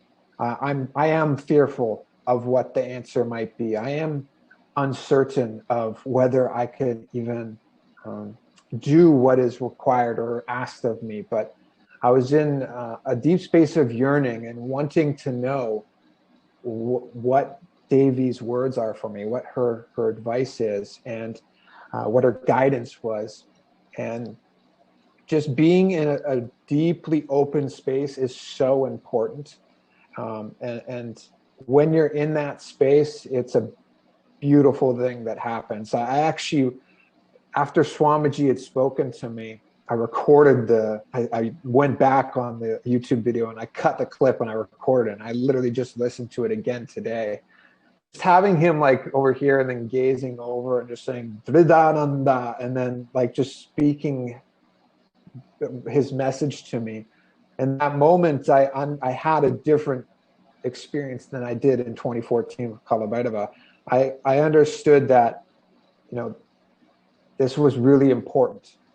And it was a soul-to-soul connection that he was delivering to me, this message. And it was delivered to me in such a gentle way, but at the same time, with a force that was necessary for me to wake up and to really understand the importance of what he was saying. And just goes to show the connection that the Tamil language can give you, like you can really understand, and the beauty of these Akashic readings and how it's exactly what you need to hear and how you need to hear it. It's not just what you're being told, but how he or she is speaking to you. And, I can only say again, it's just such a blessing to have the opportunity to ask a question and then to receive the answer. Wonderful. Actually, this is such a beautiful sharing that you're sharing with everyone. And many times, I just want to take one important point that you shared, right? So one thing that you shared about is not taking it for granted. But second, most importantly, being open to receive anything that she's sharing. Most of the time, We all have a certain idea, a certain answer, and we like ask the question, and we are like, Devi should bless only this. And we sit with the expectation that Devi should only answer this. And it's literally like we forcing our expectation and our logic that this is what has to be answered. And that is actually one of the biggest, I can say, delusions that we are stuck in. Many times we want so many wishes, there are so many boons that we want in life, but not that everything gets answered. And there's a higher intelligence, Paramashiva, Parashakti know what is the best that has to happen to you. So the moment we drop the expectations that we have, telling that Devi has to answer it, Devi has to answer, this is the answer that I should get. As long as you have any of those expectations in you, you will see that it's only going to bring you more and more suffering. Whether it is answered or not, even if the question is answered, you will still feel incomplete because you're like, I expected something else and something else happened. So as you were sharing very beautifully and very rightly, it is that space of openness that we carry. And that is what actually brings the real change in our life. Most of the people, the moment we think of a miracle, it is like, oh, Vibhuti has appeared, Kumkum has appeared. Yes, they are also miracles. But what is even more powerful, beyond and over all of that, is when a transformation takes place in a being, where a person is stuck in some way and breaking through from that kind of a pattern or incompletion. And actually, just like how when a butterfly lava, it actually, a caterpillar becomes a cocoon. And at the time when the cocoon has to break, it has to tear open and come out. It cannot be soft sitting inside, telling that, oh, let it rupture and then I'll come out. No, that cannot be it. But that force that it uses to come out, even though it might be initially difficult, but the real miracle is that the caterpillar breaks free and becomes a butterfly. That's the same thing in each and every one of our life. When we actually experience a transformation from all our limitations, that's the real miracle that every one of us experience in our life. And very, very powerfully and very beautifully, how we can experience this in our life, especially through the blessings of Devi Parashakti. At this moment in time, where the entire world, we are all suffering with the COVID pandemic. As we have all been seeing, it is affecting the world at multiple layers, mentally, physically, psychologically. In so many different ways and levels, the COVID is affecting. But Swamiji is constantly holding every one of us, literally like a bubble where the COVID cannot enter in at all, and continuously protecting us in all levels, physical, psychological, mental, in every level. Swamiji is continuously hand-holding us. And one thing, as you shared, the most important thing that we can actually take away from what you're sharing is that having that openness, dropping the expectations, and trying to force the answers that we want to have, rather letting Devi Parashakti herself answer the questions. And that is when you'll understand that, hey, whatever she's answering to my being. She's answering so that I break out of the cocoon that I've built and express and experience life around. As soon as she blesses, it is like she has given you the power to do it. All that we have to do next is just take the step and action towards it. And you will see that it is only the fear that is holding you back. Yes, from the time you were a caterpillar, get into a womb, it was a difficult time. It was a bit scary from seeing life outside, colorful life everywhere, being able to move around any plant that you want, to actually get yourself into a womb and completely close yourself from the society, get yourself off the entire grid, and actually trusting the master that that is something going to be more powerful is a step, but that is not it. When you have to take the step to move beyond, that is when Devi Parashakti blesses. Every one of us in our life have experienced this transformation in our life, where we have surely broken out of various different conditionings, patterns that we have, that the society has imposed on us. But that is not it. The cosmic mother, Devi Parashakti, always as she's working towards the ultimate experience that we can have, when she is nudging, especially when it is a ferocious answer that Devi Parashakti is giving, it is just so that you take the decision to break free from only the mental restrictions that is holding you back. After that, all that you really have to do is to take that courage that yes, all this while I have seen a beautiful transformation that has happened in me. And now it is only my fear that is holding me back. We are still scared. What if the cocoon breaks and I fall down? But you need to understand that you're not going to fall, you're going to fly. And that is what Devi Parashakti has blessed with. And when the caterpillar is having a little difficulty understanding that, that is when she uses the ferociousness and gives a nudge telling that move, it is time for you to fly. And we all experience it. So as you beautifully shared, Drida, I'm sure that that is that push that Devi Parashakti is giving you. Every time when we receive a ferocious answer, it is so that we, whatever the incompletions, fears, or whatever that is stopping us, just by her look, she burns it away. And all that you have to do is just hold on to her feet and enter into the field. And you will see that you take off. And I'm sure that this sharing that you shared with every one of us helps every one of the participants who are viewing and yourself as well. And is there anything else that you'd like to share with all our viewers across? Yeah, the power of darshan. As you were speaking before, I remembered maybe one of my favorite experiences with Swamiji when I was living in the Adi Kailasa in the Adinam, and it was during a program, and we were about to do a yoga session with Swamiji on stage, and this was all the participants were in the main hall, sitting down, waiting for Swamiji to come. Curtain closed. I was behind the curtain, and we were waiting for Swamiji to come, and he entered in. Again, curtain closed. So this was just me and a couple other people are there with him, and he was about to sit down on his simhasan, and he was standing there, and then he just took a quick look over at me with this like just radiating such bliss.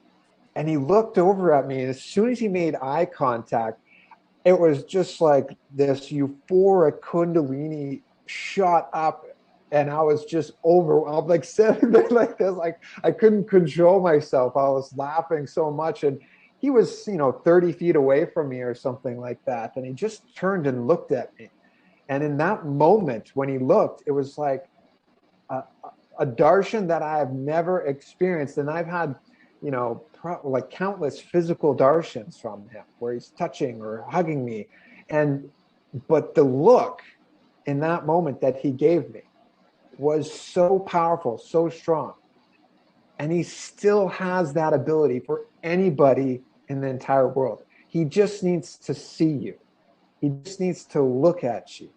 So another thing that I would say is, if you ever have an opportunity to be in a two-way session with him during these Akashic readings, which I know that they're open up to Kailasa citizens, sign up, get your passport, be on two-way, and have his darshan by him looking at you. It is so incredible, especially if you've never had that experience. That's where it all begins. Is just having his eyes fall on you is such a blessing.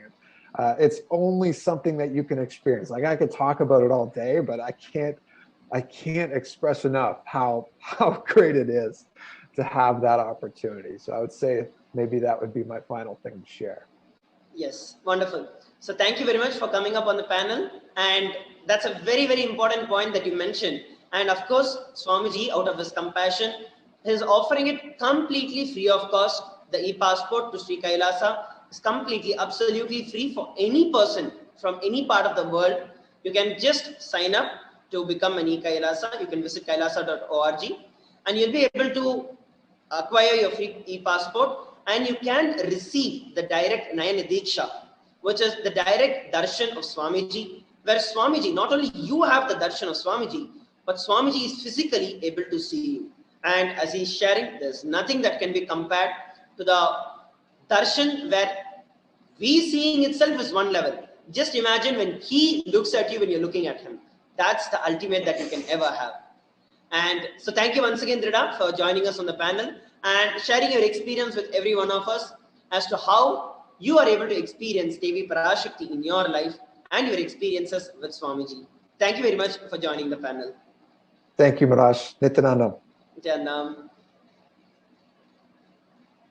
Yes, so we listened from Dridananda, a beautiful experience that he shared as to how his life with Swamiji and his experiences with Devi Parashakti. And of course, concluded it beautifully by having the Nayana Diksha, where Swamiji himself, the Supreme Pontiff of Hinduism himself, while embodying the gods and goddesses of Paramashiva, literally it is like Devi Parashakti, Paramashiva, all of them are able to see you physically. Not just, of course, they are there everywhere and they're always, but there is a difference when they see you physically. And that is a beautiful sharing with Dridananda. And thank you once again for joining us on this panel. And we have many wonderful participants who are joining us today. And I'd like to next go ahead with Jacqueline joining us from US. Nityanand Jacqueline.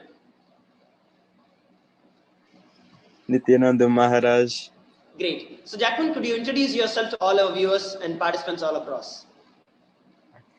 Nityanandam, everyone. My name is Shri Jacqueline. I'm 17 years young, and I have been with Swamiji now for about 3 years. And honestly, it's been the most magical and blissful 3 years of my life, completely.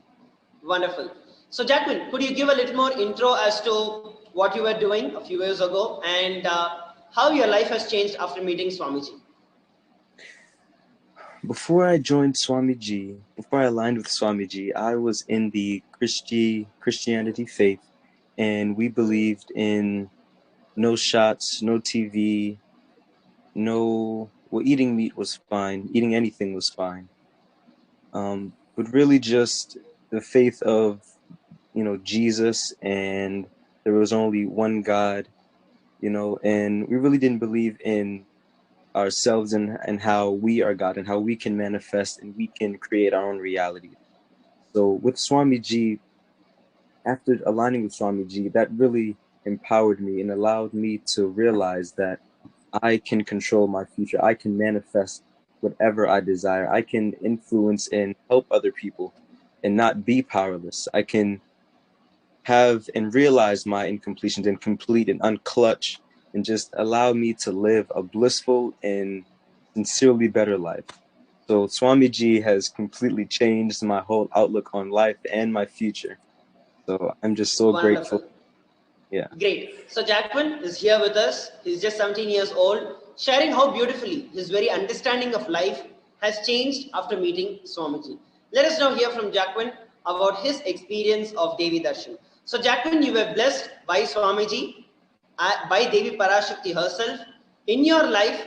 And would you like to share? What would you like to share about it? Because just 17 years old and you've been one of the most fortunate people out of the thousands, hundreds of thousands of people who have been pouring their questions to Devi Parashakti, and you've been blessed by it. What is your experience of it? Devi Parashakti Darshan was completely indescribable. I mean, I've always felt that I've had a different type of relationship, a special relationship with Devi, and I can honestly say during that darshan, I felt her warmth, her love. I felt like I was in her arms. She was holding me, and I just felt completely warm inside. And as I sat with my straight, set in crisscross and had my back aligned, and with my basma on, I just felt complete energy, complete shocks all up my spine, and I knew that it was her. I knew that she was holding me, and I felt the love, I felt the warmth, and honestly, it almost made me want to cry because I was so happy and I was so emotional as far as knowing that she loved me and I loved her, and we were just entangling at that moment. Wonderful. And that's actually a very beautiful space that you're sharing with. And many of us, it is just that innocent space that we carry. This is another beautiful experience that he's sharing. It is beyond any expectations, beyond any answers, beyond any logical conclusions that you can come to.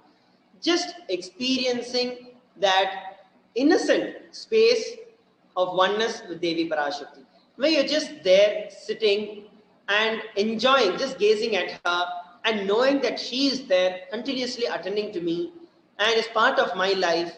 And When you are just sitting in that melting deep space of devotion, innocent devotion and surrender, and Devi takes your name, she just gently acknowledges that I am there, I am listening to you. I had already shared this earlier once during the segments, where there's a beautiful term in Tamil called as the Kadaikan Parve, which is very, very, very much with respect to Devi, where just like how a mother, even if she's working on anything else, she might be cooking, she might be doing the laundry, she might be doing anything, but always at the corner of her eyes, the child is always in her gaze. Same way, Devi Parashakti might be manifesting entire universe. She's handling everything: creation, manifestation, sustenance, delusion, liberation. She's doing everything. But even when she does all these great cosmic actions, her grace is there on each and every one of our individual. And the biggest empowerment that each and every one of us can have is having that feeling that she is there, continuously looking at me, continuously taking care of me, continuously available to me, protecting me, giving me the best things that I need whenever I need it in my life. And that is what, as Jackman has been sharing, is such a beautiful experience that he has been having with Devi Parashakti.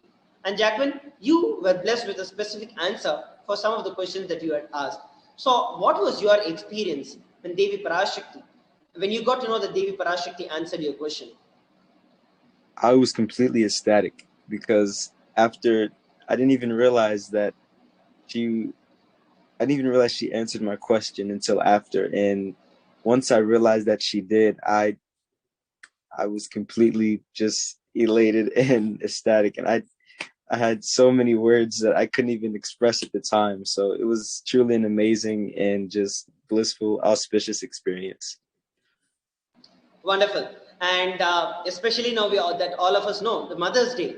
And the best offering that we can all experience on this auspicious day is having the direct darshan of the Cosmic Mother herself. And as Jackman has been sharing, in each and every one of us, just instill that feeling that Devi Parashakti is already there, constantly there, looking at each and every one of us, guiding each and every one of us, caring for each and every one of us. When you bring the deep space of surrender towards Devi Parashakti, you will see that every action in your life has been a manifestation, has been a miracle in your life. And thank you very much, Jacqueline, for coming up and sharing. Is there anything else that you would like to share with all our viewers? I would just like to say to all the viewers that Devi Parashakti loves you all and that she is always watching over you and all of you, that she's definitely cradling all of you in her arms and showing you all love, peace, and tranquility. Wonderful. Thank you very much, Jacqueline, for joining us on this panel and sharing your beautiful experience with Devi Parashakti.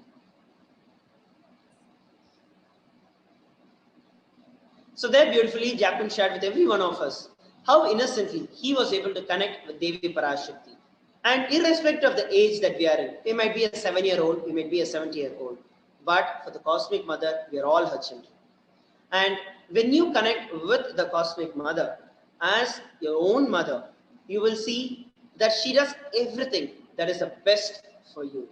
And that was beautifully expressed and explained by Jacqueline in the previous sharing.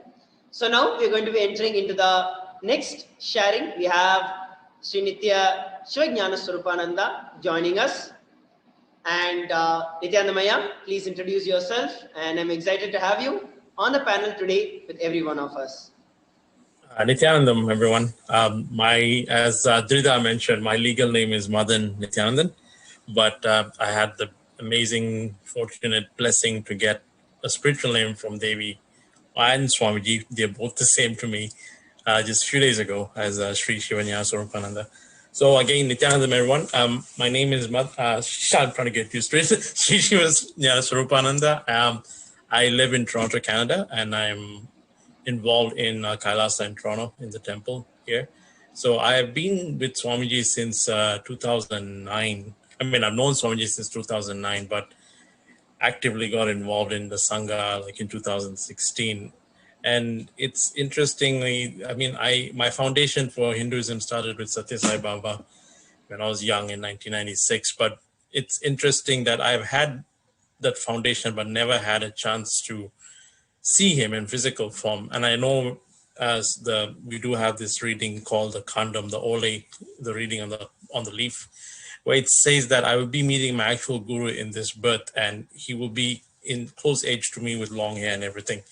And then when I met Swamiji in 2009 in Toronto, that's the time when I realized I know he is my guru, but something is pulling me towards him. And believe it or not, I finally got to meet Swamiji in 2009, and finally got to go to Inner Awakening in 2016 with my wife to experience Inner Awakening, and been with Swamiji since then, been part of the Sangha, been part of Kailasa, as well as been fortunate to be blessed with 2 kids given to us directly by Swamiji, one in Kumbh Mela and one in 2018 before Swamiji left Adi Kailash.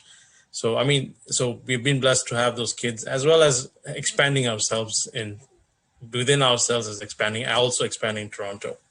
So there's a lot I can share about myself and Toronto, but I think it's just a space of gratitude and devotion that I have for Swamiji that is keeping me going. He's testing me every day in and out, but I think the ultimate goal is to get my enlightenment. That's why he gave me the name. Wonderful, Aya. And as you were sharing very beautifully that at multiple different levels, Swamiji has always been there. Swamiji, Devi, Parashakti, you experience them as one and the same. So why don't you go ahead and share your experience of very recently you received the readings from Devi Parashakti for your question. And would you like to share your experience and what Devi revealed to you and how you've been able to experience miracles in your life way on? Oh, definitely. I've been quite fortunate and blessed that I got the readings from Devi Parashakti a couple of times. I've also had the opportunity to do the Daldi Avatar with her as well. But the best thing is the first reading I had with her was just kind of showing my gratitude. Initially, as we all experienced, I was scared. Like I had that fear because at one point she was giving prachita to everyone and everything. I'm like, okay, if I ask a question, what's my prachita going to be? That fear, I'm like, oh my God, what's going to happen? But then I'm like, in the end, the second, third day, I said, you know what? If she has to give me the prachita, it's Devi giving me. It's my cosmic mother giving me. She will look after me regardless of what. So then I submitted my question, and the answer I got was amazing. It's nothing to it. And she didn't even answer the question I had asked. She just called my name out and just immediately said, because I'm actively leading the Annadan in Toronto, and one of Swamiji's mission is to expand Annadan across all the countries. And she told me, she said, I know what you're doing. I know I'm accepting the Annadan, and everything I accept, every grain of rice that you offer to me goes directly to the Brahma Kapala of Devi, which is the skull that Devi holds. And I'm like, wow. And she says that not only benefits you, it benefits the entire world. And I'm like, that's amazing. Like just thinking about the answer you're getting versus the fear, like, oh, am I going to get a prachita, right? It clearly shows that space of just receiving what she's going to tell you. And she didn't even answer I asked one question and she answered multiple questions in that one question. And it just opened my space to understand that. And she even said, I know what you're doing for Toronto Kailasha. And she said, if you do seva for me, it's my responsibility to serve you forever. It's just that deep surrender, right? It's like Swamiji even says, like, as everyone says, you do my work, I do your work. And when you have that click, and that's why I initially used to ask Swamiji, I need SJP, I need this, but it's still, yes, we all want to contribute to Swamiji's mission and Kailasa and everything. But when you have that click that you do my work, I will look after you forever, is the click I took from all these Akashic readings that we have had with Devi. And even the fact that she blessed, my daughter was blessed, and this is a very, very touching thing for me, is like Swamiji blessed my daughter in the Garbha Mandir in Bidadi. We had asked for a child, and it was when I did Pada Puja for in 2018. In the Garbha Mandir, he blessed us to have a child. And so when my daughter was born, she was born with and tested for having permanent hearing loss, which which she can. But something in me, with the help of people from the Sangha, that I knew that this is something that this is happening for a reason, to show the world who Swamiji is from a medical perspective. It's not, you don't need allopathy to get cured. If you have Swamiji in your life, the third eye is what you need to get to be activated to see things. And the doctors would always push her to put on hearing aids, and we're like, no, it's not needed. I know she's listening through her third eye because she was initiated by Swamiji. And believe it or not, during the Akashic reading we had like a few days ago, Swamiji, I told Devi that we have, your daughter is this, the doctors are telling her to put hearing aids and all that. And she said, no, I'm taking care of this Shakti right now. She's going to be hearing. And to shorten the whole thing is like, my daughter was sitting downstairs and she was busy doing her stuff, not hearing what's happening upstairs during the session, the DTA. During the darshan, she said, call your daughter here. And she said, bring my daughter here. And my daughter just all of a sudden climbed up the stairs and heard Devi's command and just came and stood right in front of Swamiji. And she immediately initiated her and my son into Mantra Diksha, Shiva Diksha, and every single Diksha out there, and said, I'm now living in you. And today, when being Mother's Day is every day, when I woke up, I touched my daughter's feet because Swamiji said he has initiated, Devi has said, I've initiated me into you. I'm like, that's Devi for me. So I just touched my daughter's feet and wished her happy Mother's Day. Just clearly shows, I just wanted to say that one thing I wanted to say is everyone that is submitting the questions and feel that she's not responding to you, she is responding to you. It may come in through multiple forms. You may get it through either an experience from someone else or just reading the Living Enlightenment book, or through anyone, you will get the answer. And I've seen like the darshans that she has given us, the blessings that me and my family have got, has been tremendous. Lots of things, miracles happening, like example is like my brother had some issue and was not able to get some documents. And as soon as she said, I'm taking care of them, that same day, late in the evening, all that problem was solved. So it clearly shows that she's looking after everyone, given the fact that she has to look after the world, the cosmos. She knows she's taking care of all her children. And there's more to share. I can keep going and going, but I know there's other sharings to happen. But I just want to show my gratitude to Swamiji and Devi and the Sangha for helping me reach my goal and getting to my goal. Wonderful, Aya. That is such a beautiful experience that you shared. And it was actually such a touching experience that you actually shared with respect to how when Devi Parashakti herself is there, and that belief and that powerfulness. See, it's not that you did not have the ups and downs. You did go through the ups and downs. You had the confusions. You had like, what if Devi gives me some prashta? You had all of it. But at the end, your relationship with Devi as she is my mother. End of the day, if she is going to tell it, it's going to be for my good. Ultimately, that is the best thing that could ever come to me. And listening it directly from Devi Parashakti herself, who else is even going to have the fortune of asking anything that way? Or even, it's a blessing to even ask or even get an opportunity to ask something like that. And when you sat with that open space to receive whatever Devi Parashakti is sharing, you receive the best in your life. And just like how you shared, when we do her work, she does our work.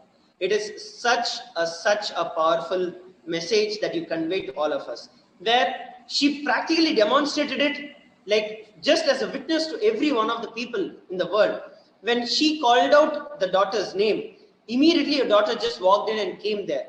Given that we think that she cannot hear physically, but she is continuously being protected by Devi Parashakti herself. So that was such a powerful sharing. Is there anything else with respect to when you shared, right? When we do her work, when we do Swamiji's work, Swamiji always is taking care of us. Is there any other example that you would like to share where you really felt, wow, I just did what you told and then you took care of everything else that I needed? I mean, there's a lot I can say, and it's just that I would say people still think, I would say just understand what he's saying. Example, I'm just trying to say, when Swamiji has been talking about this whole pralaya and how he was telling us about practicing all the panchakriyas, and now India is suffering with oxygen and all that. But I keep telling my wife, this is why Swamiji is telling us to take high tech. It increases your oxygen level by 300%. Maybe you should ask people in India to look for it. But now I'm pretty sure high tech is something that is a commodity that's not going to be easily found now in India. But I think all I can say is just show gratitude. I mean, do things with no expectation, and know that Swamiji is always protecting you. That's all I do. Like I everything in my life is, I know he's there for me. Whether it's good or bad, if it's a bad thing, I know he's doing it to show me something in life. But I think everyone should experience Devi Parashakti. And as Drida said, if you have the opportunity to get the Nayana Diksha directly two-way, experience it. I experienced it multiple times, and I've experienced it a lot. So when I say whoever hasn't experienced it, sign up for Kailasa and get your access, and make sure you do experience all the darshans and bhava samadhis of all the deities, including Devi Parashakti. Wonderful. So thank you very much, Ayya, for coming up and sharing a beautiful experience and the miracles of Devi Parashakti happening in your very life. When you are actually here, I was able to actually very much relate with the happening from the life of Trinyana Sambandar that we just heard a few some time ago in the previous segment, where we listened when Trinyana Sambandar, when he actually came down, and when he heard that Pumpavai was dead and that Sivanesan, the merchant, had actually burnt her ashes and cremated her and had her ashes, praying to Jnana Sambandar. Jnana Sambandar just came and he just told the ashes that, hey, the entire purpose of the human body itself is to experience, is to feast the eyes by looking at the celebrations and the festivals and the happenings of Paramashiva, the glories of Paramashiva. And don't you want to see it? Why have you left? And he sings the praise of Paramashiva in the Padigam, and immediately Pumpavai comes back from the ashes as a real child, a girl once again. And when I actually listen to your story, like how you shared about your daughter, it is such a powerful thing. Like even though at that time Sunesan thought that everything was over or that she is dead, what he logically thought about, but he was only blessed with something much beyond what he could ever imagine. Same way in our life, we might perceive small difficulties here and there. Logically, we might think it is not, why am I going through these kind of situations in life? But when you know that Devi Parashakti is there, continuously taking care of you, and at that time, it is the best thing that you could ever receive.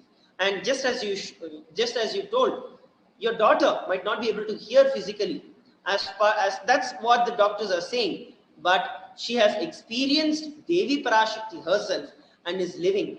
And as you said, there's so much more miracles that you are waiting and you're prepared to receive from Devi Parashakti. So thank you very much, Ayya, for coming up and sharing your experience. Yeah. And thank you very much once again. Anything else finally that you'd like to share with every one of our viewers? Nothing. Just keep watching and donate. I mean, contribute to Kailasa in any way, form, as Swamiji says, whether it's time, treasure. You would see a lot of changes in your life, and only when you experience it, you will be able to understand what everyone is saying when people share their experiences. So he means everything, every word he says. And when he says time, treasure, it doesn't mean you may not be the wealthiest, but if you contribute your time to just expanding, understanding about Kailasa and learning about Hinduism and knowing how much, being born a Hindu, it's like I knew nothing about Hinduism until I met Swamiji, and now I quiz my niece. Like me and my niece will have quiz sessions. I'll be like, okay, go figure out. Let's talk about Ganesha. Let's talk about Subramanya. I talk to my sons about. So we learn about Hinduism, and it's only with Swamiji's blessings that you get to know about how much as a Hindu we don't know. And I'm learning a lot, and I think Kailasa is going to expand very fast. Wonderful, Ayya. Wonderful, Ayya. Thank you very much, Ayya, once again for joining us on this panel and sharing your experience. Then, yes, so there we listen from beautifully sharing from Shivanyana Surupaya his experience of how Devi Parashakti has been constantly manifesting in his life. He shared various multiple powerful cognitions that we can experience, we can use, and we can apply in our life to see the miracles happening in our life as well. Next, on the panel, we are having Srimati Padmarupananda, Nityanam. Yes. Nityananda Maharaj, Nityanam, Maharaj. please go Thank ahead you. and introduce yourself, Aya. Nityananda, my name is Srinitya Padmarupananda.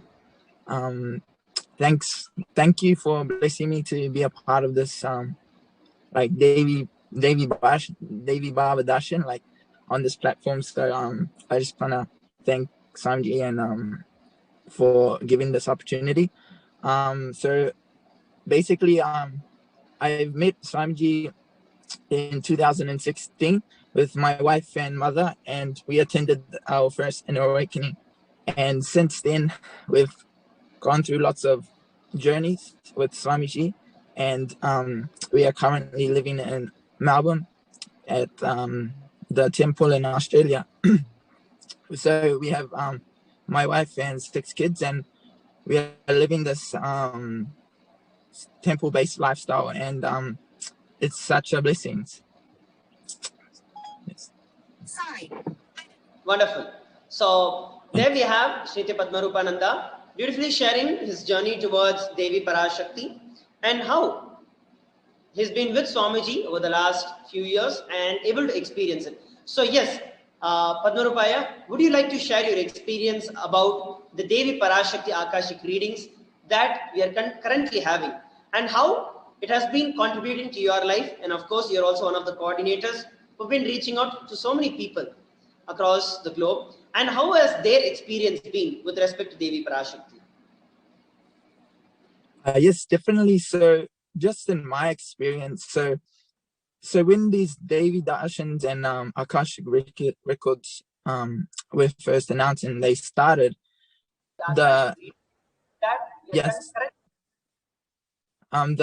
whole the vibe and the whole energy in Sangha and in our lives just went to another level. Like we are so blessed to be having, not, sometimes we have 2 darshans by Devi in one day. So we are so active and alive. And I'm not just seeing it just in our life, I'm seeing it just in Sangha all around the world. Just the liveliness and the energy is just so much. And for me personally, when I was watching the because I can't understand, but even I'm talking to other Sangha members, even people who she is not speaking Tamil, but even Tamil speakers, they have said that they can't fully understand what she's saying because Devi's saying in such a deep way. So everything sort of it's to another level. So even like for me, because I live in the temple and we are around the deities, and the just living here has just brought us so much closer to these beings in this stone form, in this Achavatara form.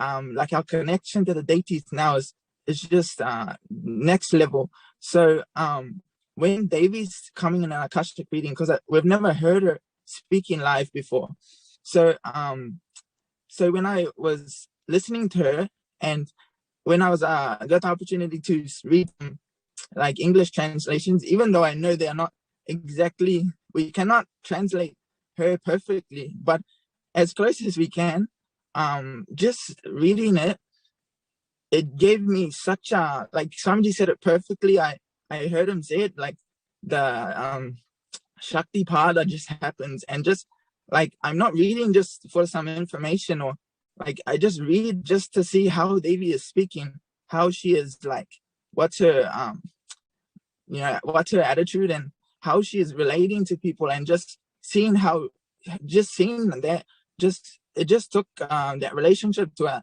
a different dimension. So that for me personally, that was it. I'm seeing my kids, like we having darshan all the time, and the kids are just like so especially my baby, she's the youngest, she's only 1, she's just so alive and smiling and dancing whenever Devi is on live, and all the kids, they're like this. And another thing, which that's ours. Even my wife, for example, see, we haven't see, for me, I feel I don't want to ask Devi anything. I feel so complete because I know Devi's giving me everything. I don't need to ask. That's how I feel. So one thing, my wife, she had some space she wanted to manifest for herself, this motherly space she had that day, and she just held that. And she had that sort of urge to even ask the question, but exactly then it was revealed. Swamiji came out that day and said, today's satsang is on holding the space and manifesting the space of a mother. And exactly, she was like, oh my God, just as I declared it, Swamiji's already given it to me, So like that, it happens for us. So again, like you said, I'm speaking to a lot of people in Sangha, and I get messages from some Sangha that they've received some Akashic reading, they've given it, and Devi is blessed and given some answer. And I'm seeing such excitement in them, and I get excited too, because for some reason I relate, even though it's not to me, it is, for whatever is given to me, I relate to that. So I feel, that excitement is such a high thing. And it's such an amazing experience. Yes. Wonderful, Aya. Yes, great. That is such a beautiful experience, Aya, that you were sharing, where how the moment you even think of anything that you want in your life, you're constantly able to see that Devi Parashakti is manifesting in your life continuously.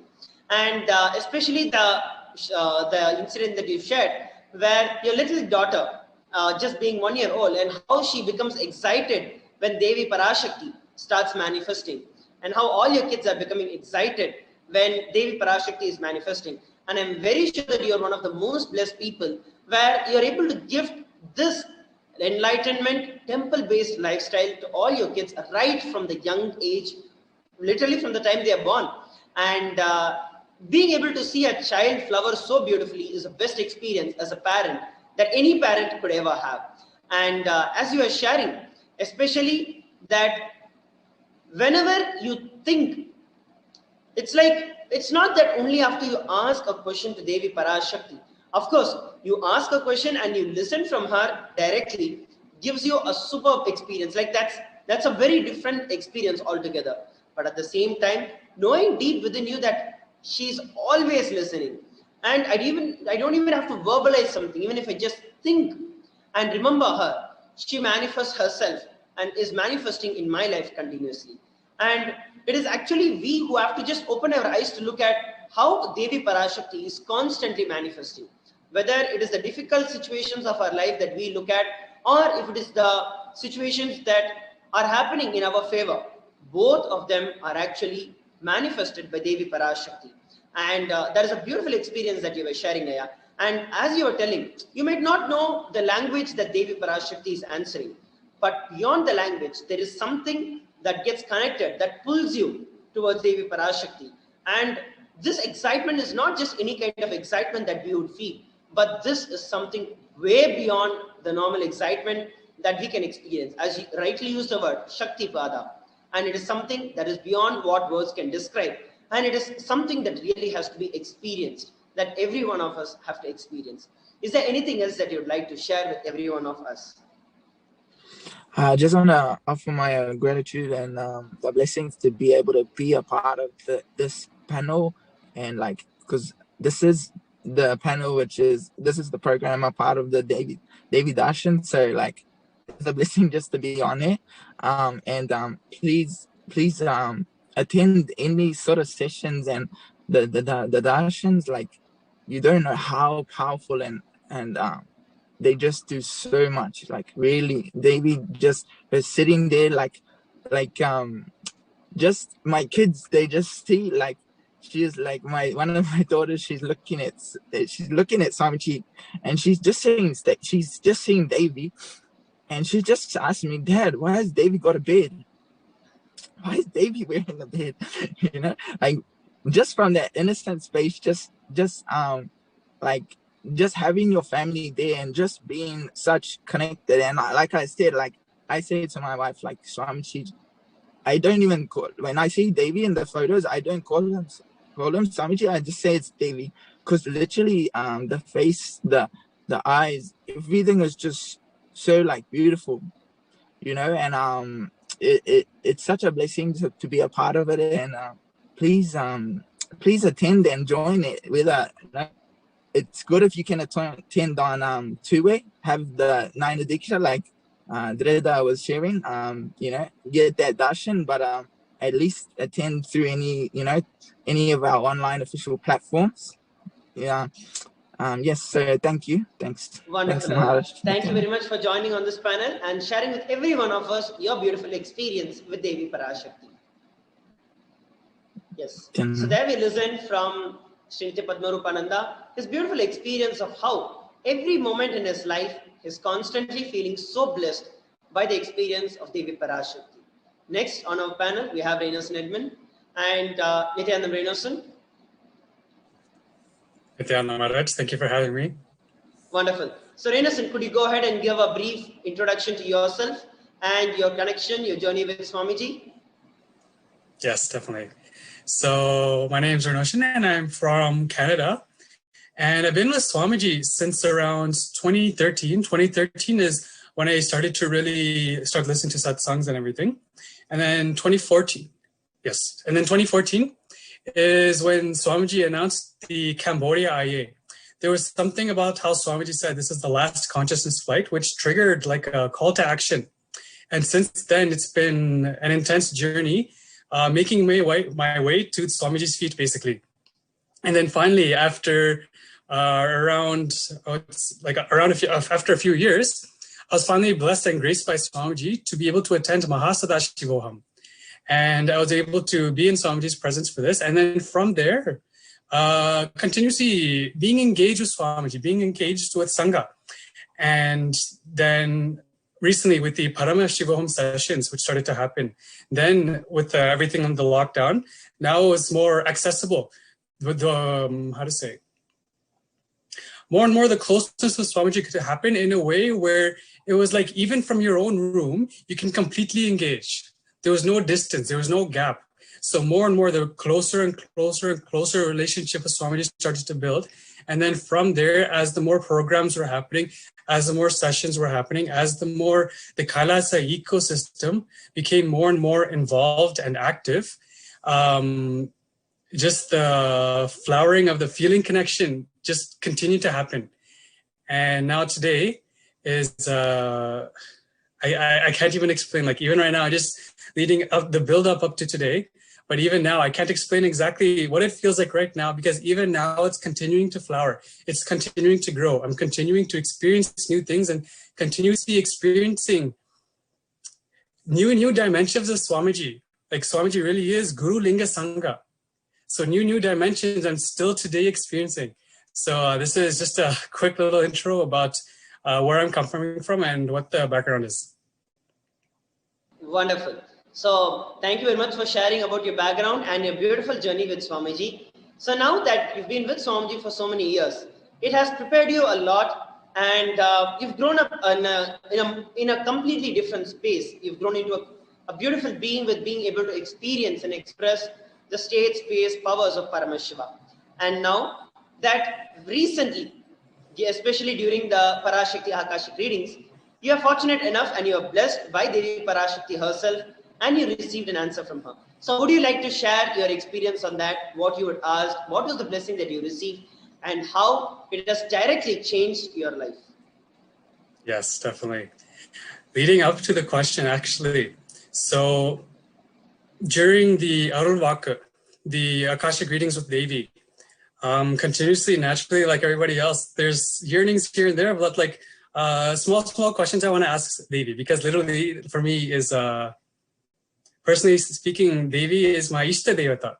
Even in temple, to be completely honest, if I go to temple, in the Toronto temple, there's a huge, beautiful Meenakshi there.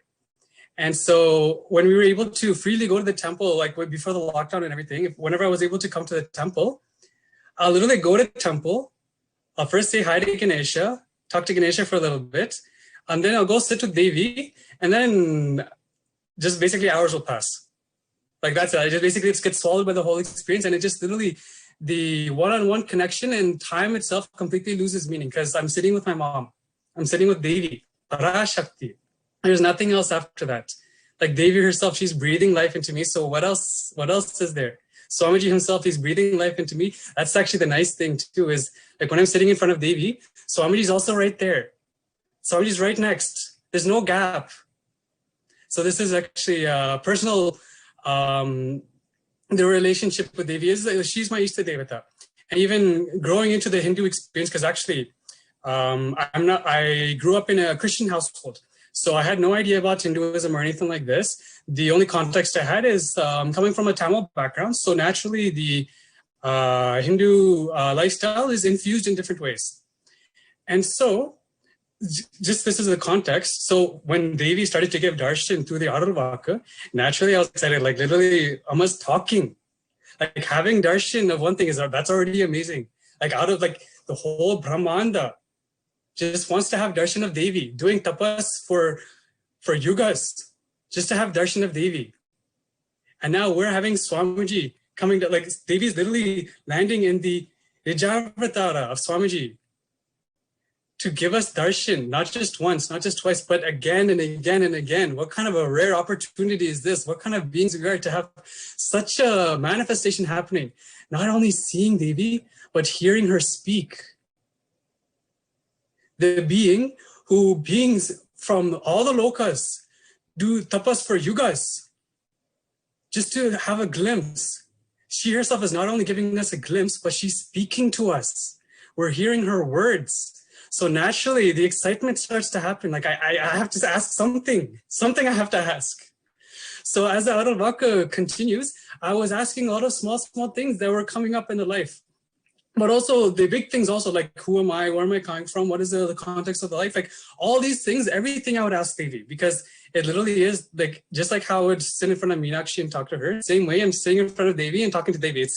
I don't want to say it's the same thing, but it's the relationship flowering. Like now it's not just sitting in front of Archavatara, it's sitting in front of Nijavatara. And so I was asking all sorts of different things. I was asking about who am I, where am I coming from, and all these things. And also I asked small things like, I was talking also about how like I wanted to do Pada Puja for Swamiji. I was expressing this to Devi. I was also talking about how like, oh, there's this student debt thing and I don't really want to worry about it anymore. I just want to commit my time just focusing on you because I don't want to think about that one. Small things like this. And none of the, obviously like the explicitly nothing got answered. But for me, I don't care about that because I'm literally seeing Swamiji as Devi. Devi's there and Devi's seeing. Devi herself seeing, like literally, that's one thing I want to share with everybody. Don't feel bad if your question is not answered or anything, because actually it is being answered. The fact that it's falling on Devi's eyes itself is an answer. If she feels that you need specific words for you, then she will express those words specifically for you. But don't think you're not being attended to, because every question I had, every question I asked, that very same day, I showed Devi that I had this desire to do Pada Puja for Swamiji, but there was this insecurity that like, oh, I don't want to delay how long it takes to pay off the student debt. So I don't know. I don't know how it'll happen, but Devi, I want to do Pada Puja for Swamiji. Immediately after that same Arulvaka, I got a call saying I got a raise for no reason. I did nothing to do the raise. I did nothing special. Nothing was different. Just out of nowhere, somebody calls and says, hey, we're giving you a raise. And it was enough of a raise where I felt actually very comfortable with doing the Pada Puja. And so I was like very excited about it. Same way, also about the student debt thing. Again, these are just small things I'm sharing, but just to show that everything is actually immediately attended to. The student debt thing, I was expressing this to Devi. Within a few days, I was speaking to my physical mother and I was talking to her about like this and that. And then she was sharing, oh, did you know this and this is coming? It was some money from basically some money that was supposed to come some time back, but instead ended up coming. And now because of the time that passed, it grew to a point where the money that was coming now, that I'm only now finding out about, is enough to completely remove the student debt. And this is just a simple desire expressed to Devi. And it wasn't even answered, but I simply just had the desire to express it to Devi and immediately got attended to. So every question, everything that you're asking is attended to by Devi. It's seen by Devi. The fact that it's being put in front of Devi itself while Devi's landing as Nija Avatara means you are being answered. Every single question is being answered. There's nothing that's not being answered. And then that also, I was also having this sort of up and down feeling. And so suddenly I found out that I was able to do the avatar with Swamiji as Meenakshi, as Parasodashi Meenakshi. That's actually one thing I want to share also, is the very first exposure I had to experience Hinduism itself was having darshan of Sodashi.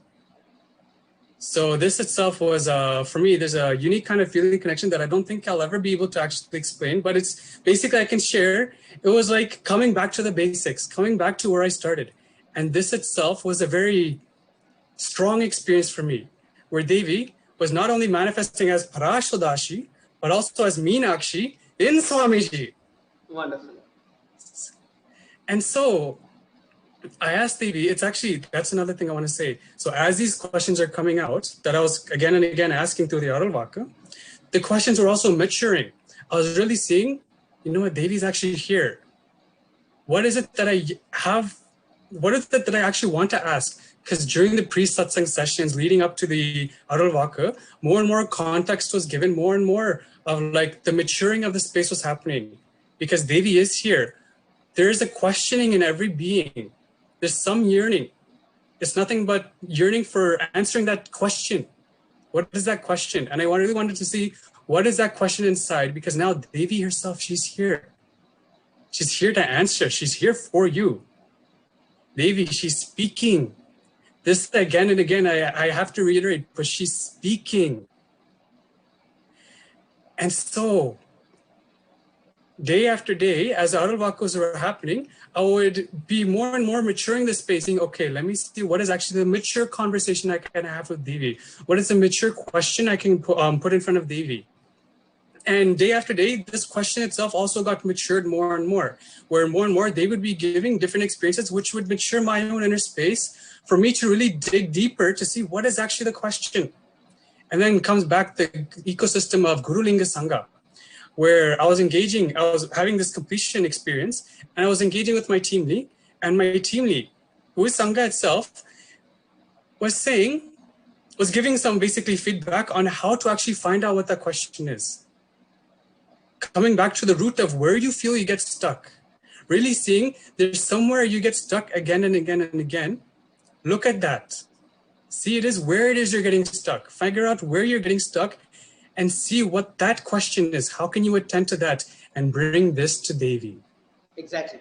And sorry to interrupt you at this point in time, but just like our Inoshan has been sharing with every one of us, his beautiful experience of how when he wanted to ask, first thing, his relationship, your relationship with Devi. And it is like, you ask her, you speak to her in every way. You have Swamiji's Atmamurti, you can relate with Swamiji's Atmamurti. You have the Archavatara, you have the deity of Devi Parashakti in the temple. Any opportunity that you get, first, always make sure that you're able to connect with the deities. Because the moment you start connecting with the deities, like how he was telling, that is when so many miracles started taking place in his life. Especially coming from a different background which has no relationship with respect to Hinduism other than what he's supposed to be because he's a Tamilian. Other than that, there's nothing else that he had. But after being with Swamiji, after listening and receiving the initiations from Swamiji, the practice or beautifully learning to live with the deities, you will learn that there is a very beautiful way that with which you can connect with Devi Parashakti. And the second point that he was mentioning about how the questions have started becoming mature. And I actually want to take a few moments to actually expand a little more on that. Whenever we actually want to ask anything to Devi Parashakti, right? So at that time, really, even many times, many people have also shared this. Our question will be something, but Devi answered what we really wanted to hear, what we really needed in our life. Many people, we would have asked for something, but Devi would have blessed with something much, much more than that. Because Devi, Swamiji, does not just answer your question, but he answers the questioner. Devi Parashakti, when she expresses through our beloved Swamiji, the very questioner is being answered. And when you actually are able to mature yourself to understanding what exactly is that which is your being is longing for, and actually look into that, and when you're able to verbalize that, that is when you catch the glimpse of Devi Parashakti. Go ahead, Renosan, and continue your sharing. Yes, beautiful sharing, Abu Maharaj. And this is exactly it, is when the maturing of the inner space happens, the receptivity starts to happen. Because actually it's true. Only when the receptivity is there, then you can only receive. Otherwise, you're just wanting, but the whole wanting is nothing but yelling. The whole yelling, it's just like, okay, you finish yelling, and then quiet down. And then once you quiet down, then when you're ready to listen, then we can start speaking. Otherwise, it's not a conversation. Yes. And so when the receptivity starts to happen, when you become ready to receive, not only what Devi wants to give you, but also receive what your own inner being wants to receive, what your inner being is looking for. Because a lot of the time, this is the other thing too. A lot of the time, we don't actually want what we want. It's a little paradoxical, but this is what the blind spot is. When it comes to the space where we think we want something, but there's some vested interest which turns it into a blind spot, and then we never actually look into why we want what we want. But when the maturing of the inner space starts to happen, the right questioning starts to happen, the sincere questioning starts to happen, then actually the blind spot just melts away. Because then you're melting it with the awareness, actually. And so in this instance, I was really looking in and seeing what is it that I actually want. There's some pattern. There's something that's again and again and repeating. This is nothing but an unfulfilled desire, basically. And so what is actually that desire? And so then I was blessed with the opportunity to do the Dial the Avatar with Swamiji as Parashakti Meenakshi, Devi herself, Devi Parashakti. And I asked Devi I basically asked that one question. It's kind of a wrap-up question, but it's a space of like, who am I? Where am I coming from? What is the best way that I can uniquely contribute? What is the best way that I can do the best? Basically, basically the past, present, future. Who am I? What am I now? And also, how can I manifest you through me?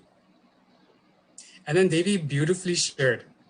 Devi beautifully shared, not even just the question, but also the questioner as you're sharing. Devi beautifully shared the relationship that I have with Devi. Devi beautifully shared where my future is, how to say,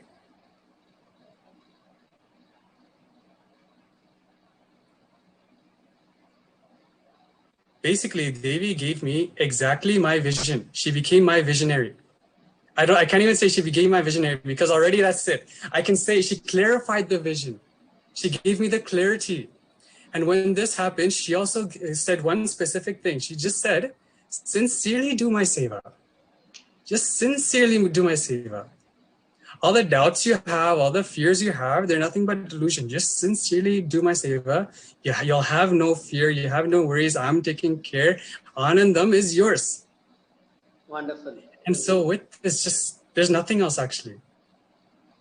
There's actually such a beautiful sharing that you're sharing. Like how after so many questions that came up in you, and then everything went over, churned on and on and on. And finally, that one thing that you really wanted to ask, and how Devi Parashakti herself blessed you so that you are able to offer the Pada Puja. So the miracle, first wanting to do the Pada Puja, the moment you want to do the Pada Puja, Devi happening, manifesting, and at the same time blessing you, you seeing the miracle, suddenly the raise in your, the money that you had to get and you're able to raise it, and immediately also offer the Pada Puja, and ultimately bring you to the experience where she is very clearly just affirming. It is like you built everything and she's like, yes, I only guided you to do the whole thing. So just like how you beautifully shared, in each and every one of our life also, Swamiji is continuously manifesting. Devi Parashakti, as our beloved Swamiji, is continuously manifesting. It is just that we have to open ourselves to look at the various different happenings in our life. And ultimately, when you start flowering with that gratitude and devotion, you will see that Parameshiva, Parashakti, just says, yes, I've always been there and I'm always there with you. Just that one affirmation is enough. Then you just feel your whole life is fulfilled, and that's all is needed. You don't need anything else in your life, because you got the ultimate clarity, the ultimate boon and the blessings that Devi Parashakti herself is there with you. So thank you very much for coming up and sharing your experience today. Is there anything else that you'd like to share finally with all our viewers? One thing I can finally share is simply enjoy the Kailasa ecosystem. All the best things will happen. You will become contributing, you'll become active, and your own self-doubt, self-hatred, self-denial, the completion experience will simply happen. Just enjoy the ecosystem, become active, become alive, just enjoy. Because this is how you will become receptive to the Kailasa itself, the Maha Kailasa in you. So this is Wonderful. what I wanted to share. So thank you very much, Renusan, for joining, and that was a beautiful message. And you all can be a part of these things. Never miss a Bhava Samadhi Darshan or Parashakti Arulvak, especially Parashakti Akashic readings, where Swamiji is continuously making himself available. Make yourself available for all the sessions, all the segments that Sri Kailasa is providing. And that is the best that you can do to yourself and to the entire world, especially during this time of the COVID pandemic. So thank you once again, Renusan, for joining us on this panel and sharing your beautiful experience with all of us. Thank you.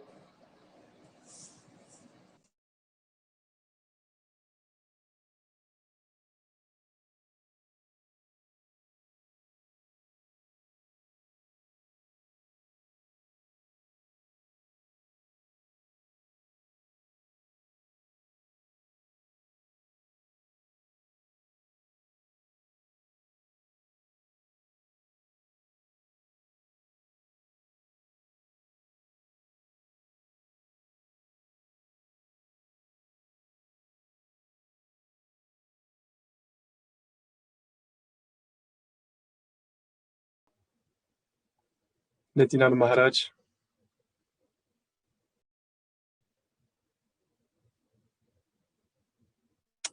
I'm not able to hear you, Maharaj.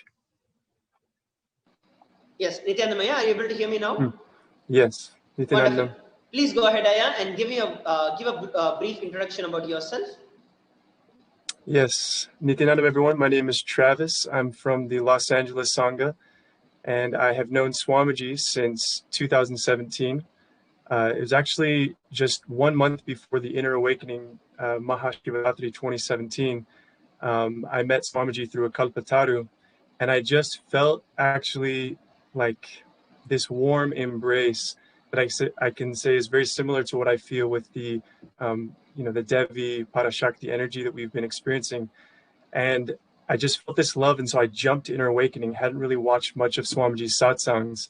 Of course, that was a huge cosmic blessing to be there, with Swamiji in person for Mahashivaratri. And essentially, I experienced for the first time in my life, I had been on a seeking journey for about, 8 or 9 years before then. And I experienced for the first time what bhakti really is during that Inner Awakening experience. Completely beyond logic. And I could say probably my definition of wealth would be that sweet feeling connection that we experience with Swamiji through the bhakti that he can give us. It's a cosmic gift, actually, that it allows us to go beyond anything we've ever experienced before. In addition to that, during my seeking journey, I had because I was brought up in a Western, belief system, Christianity based, which is predominantly, worshiping like a heavenly father, or it's much more masculine oriented. And I always had the question as a child, like, what about Heavenly Mother? What about Cosmic Mother? Why don't we pray to her?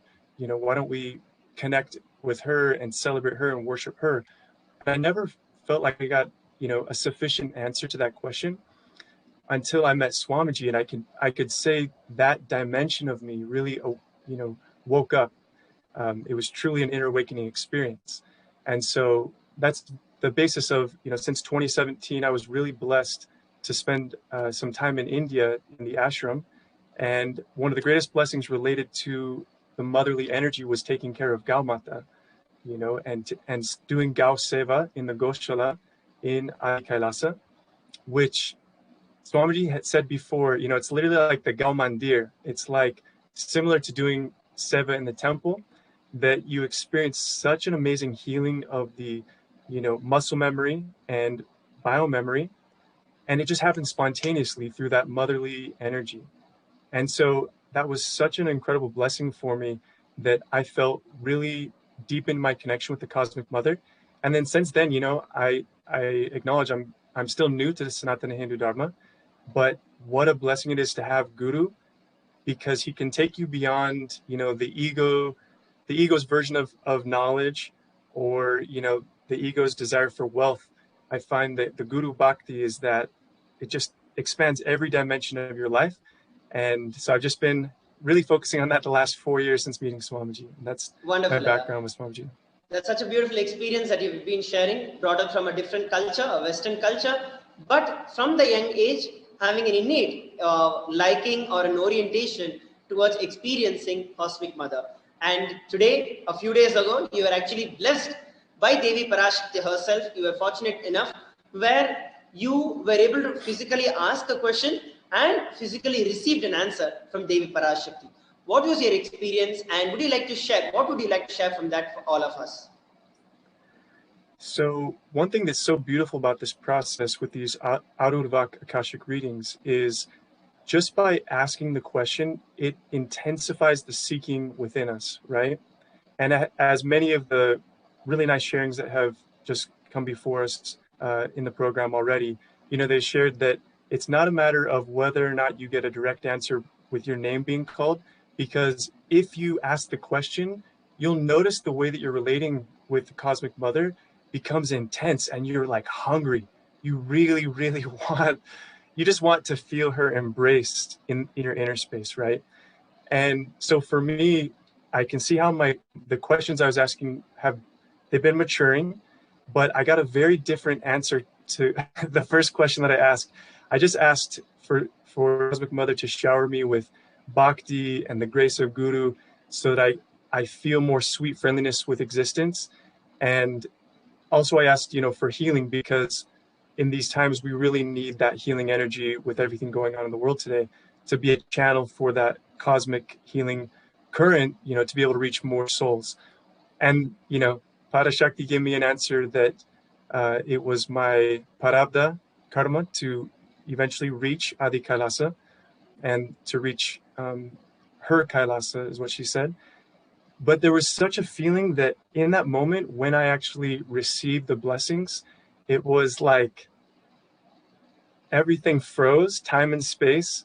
And I just felt like my inner space, just this pure silence, this communion, right? Going beyond communication, the words of the mind, as Swamiji teaches us in Living Enlightenment, and experiencing that heart-to-heart communion, where of course I don't understand Tamil as many people have expressed, but I just felt in my inner space like she's just holding me, like I got you. And then I saw the translation, and it's just been kind of a process of opening myself in the Ananda Ganda to Swamiji's energy, so that he can guide that magnetically for me, right? Wonderful. And after you received Devi Parashakti's blessings in your life, what is the difference that you're able to see? Because the moment Devi Parashakti blesses, if she says something has to be done, something has to be removed in you, she gives the power, the energy, and the intelligence to make it happen.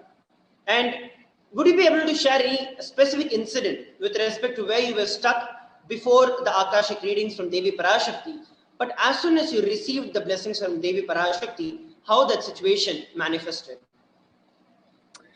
Yeah, what I can share is, sometimes we try to force manifestation to happen in our lives, right? Whether that's with our career or relationships or whatnot. And the main shift is that I just started getting really more quiet again in my inner space, kind of the space of Dakshinamurti, listening to, Guru and Parashakti's guidance for me, and just trusting that. So I have my book of hearts which Swamiji teaches us, and like a gratitude journal, where just by chanting the Mahavakya, connecting with Swamiji in the third eye and Mayananda Ganda, I'm just listening for Swamiji to guide me step by step. And that feels so empowering, so much more, there's so much more flow in that. And so I'm seeing that new possibilities are showing up that I'm listening to now with more of a deep inner silence and trusting that Guru Bhakti as like the real compass, right? That's the main shift, I would say. Wonderful. And what is the space in which you were in? Like when you wanted to receive the answer from Devi Parashakti, how are you feeling inside you that she physically attended to you and she gave you the blessings physically? I can say the hunger was really intense inside of me. Part of that is, I've been, during this COVID season, I've been in Utah and haven't had the blessing of being in direct contact, with the Sangha, with the temple.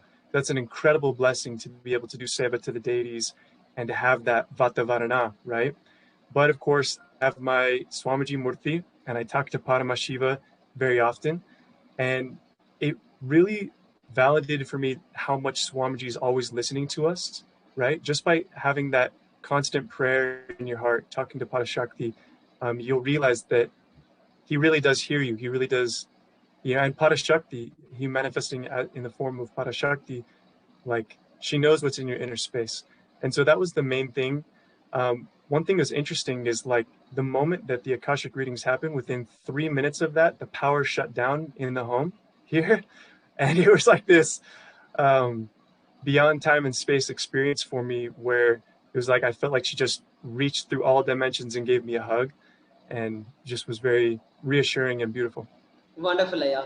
And just like how you were sharing, especially about the power cut, I also remember this thing, especially while we used to have the physical Akashic readings of Lord Kalabhairava back in Adi Kailasa. Whenever Kalabhairava is just about to land, the moment he lands, there will be a complete switch off, a complete shutdown of all the power and everything. Because literally when Paramashiva lands, when Lord Kalabhairava lands in that particular place, everything is like, loses power. The ultimate is him. And I can very much relate with what you are sharing, especially when Devi Parashakti, the moment she blessed you, within those few moments, you're able to see that everything was off, and that experience of Devi Parashakti. So that's a beautiful sharing of how your experience with Devi Parashakti. And I thank you very much for coming up on this panel and sharing your experience. Is there anything else that you'd like to share? Just my gratitude to Swamiji. And, I think one last thing I would say is these Akashic readings are very special because before you have direct experience, I think you can have hope. But once you start tasting the experience, it gives you deeper trust.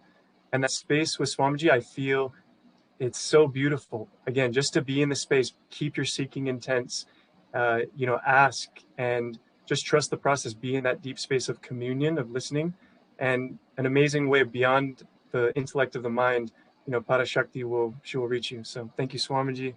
Very grateful. Wonderful, Aya. Thank you very much for coming up and sharing your experience of Devi Parashakti on this panel. Yes. So we listen from so many beautiful participants sharing their personal experience with Devi Parashakti as to how in each and every one of their lives, Devi Parashakti has constantly been manifesting. How the Supreme Pontiff of Hinduism, even now, continuously in multiple different ways, is manifesting miracles after miracles in each and every one of our lives. Right from starting in the life of Paramashiva, from the time Paramashiva manifesting the various different miracles, and then through the devotees, he manifesting, and once again now, in the current era, in the modern day humanity, how Swamiji is constantly guiding and teaching, manifesting, and continuously giving miracles and experiences to people all across the globe. And I'm sure that every one of you who are watching this live are able to comprehend with what I'm sharing and would have received the various different the understandings and how each and every participant prepared themselves to receive Devi Parashakti, to witness the miracles of Devi Parashakti in each and every one of their life. And now it is time that we move on to the next segment of the Bhava Samadhi Darshan, where we are going to look at how each and every one of us can directly relate with Devi Parashakti. Let us stay tuned for the next segment of the Baba Samadhi Darshan and understand how we can manifest that feeling connection with Devi Parashakti instantly. Please stay tuned.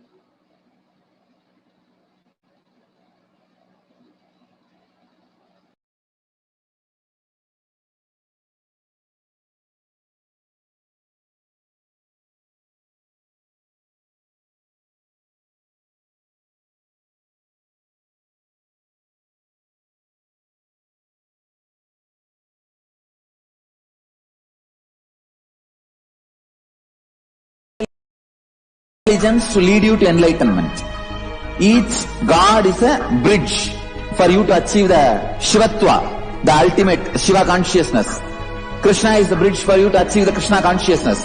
But Shiva consciousness, Krishna consciousness, all consciousness is one and the same. Ultimate consciousness only. So that energy itself completely expresses. Just like Radhika, when I see my own sweetness in the mirror, I become eager to taste it. I find that the only way to relish this sweetness is through the constitution of Sri Radhika. Bhava Samadhi Darshan is a window to the infinite expanse of consciousness, allowing us to glimpse the formless in a way that we can understand. It cleanses the karmas of lifetimes.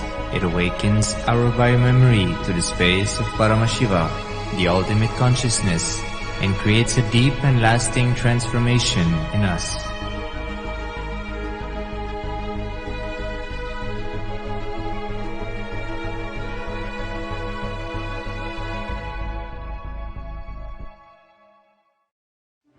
One or two times have Ganapati Darshan, Venkateshwara Baba Samadhi Darshan, Devi Baba Samadhi Darshan. By third time, fourth time, you will see every prayer you are asking those beings, Ganapati or Venkateshwara or Subramanya or Parashakti. Simply those prayers become reality, and the relationship between you and that cosmic beings built.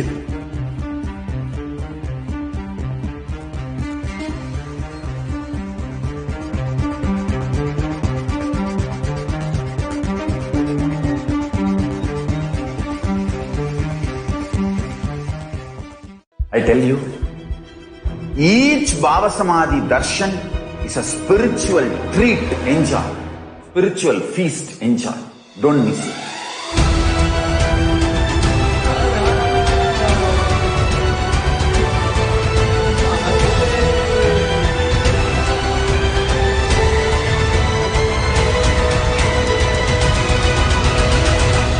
Never miss a Bhava Samadhi Darshan.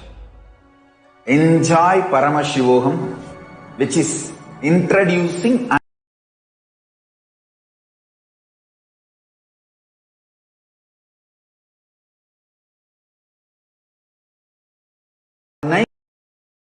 the cosmic principles and cosmic beings. The state of Paramashiva, space of Paramashiva, powers of Paramashiva, being of Paramashiva. There are some great spiritual sciences unique to Hinduism. Subtle, otherworldly, but definitive sign. Manifesting the cosmic beings in Archavatara, deities, in Nijavatara, living incarnations is possible. Understand?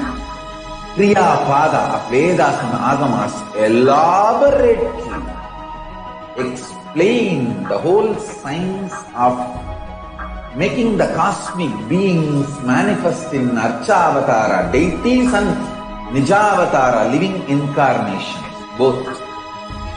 During the Bhava Samadhi Darshan, literally those cosmic beings manifest through this body.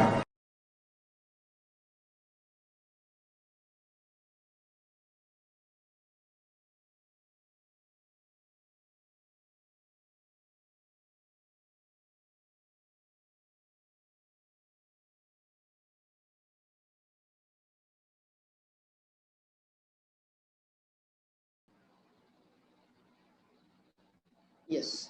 Nityanam, everybody, welcome back. And now let us enter into the next segment of the Bhava Samadhi Darshan, where we are going to be looking at how we can instantly manifest the blessings of Devi Parashakti in every one of our life. And these are the various different offerings to Devi Parashakti.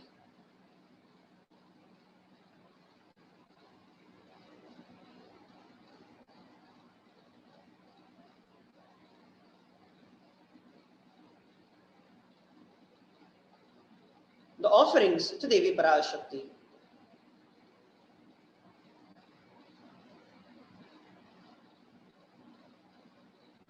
What exactly is an offering? Offering is giving of a divine gift of pure love, devotion, and oneness, and it consists of two parts, giving and accepting. Only when the divine accepts what one offers, the offering becomes complete. Offering is not made out of fear or greed, but when an avatar lands, it happens just out of pure Leela. The entire offering itself is done out of gratitude, and this offering becomes a part of the grand Leela of the avatar.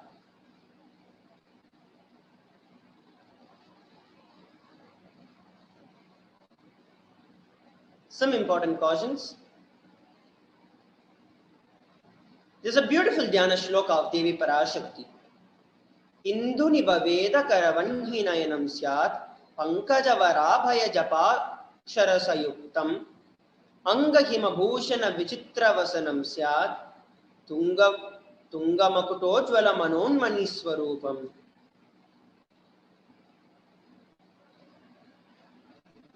Moon-like face, holding the Veda on the hands, fire in the eyes with lotus flowers, gracing and blessing hands, and one hand with a japamala, beautifully decorated with the jeweled ornaments in the wonderful clothes and shining big crown. Her name is Manonmani. This is a Dhyana shloka of Devi Parashakti. Another beautiful Dhyana shloka.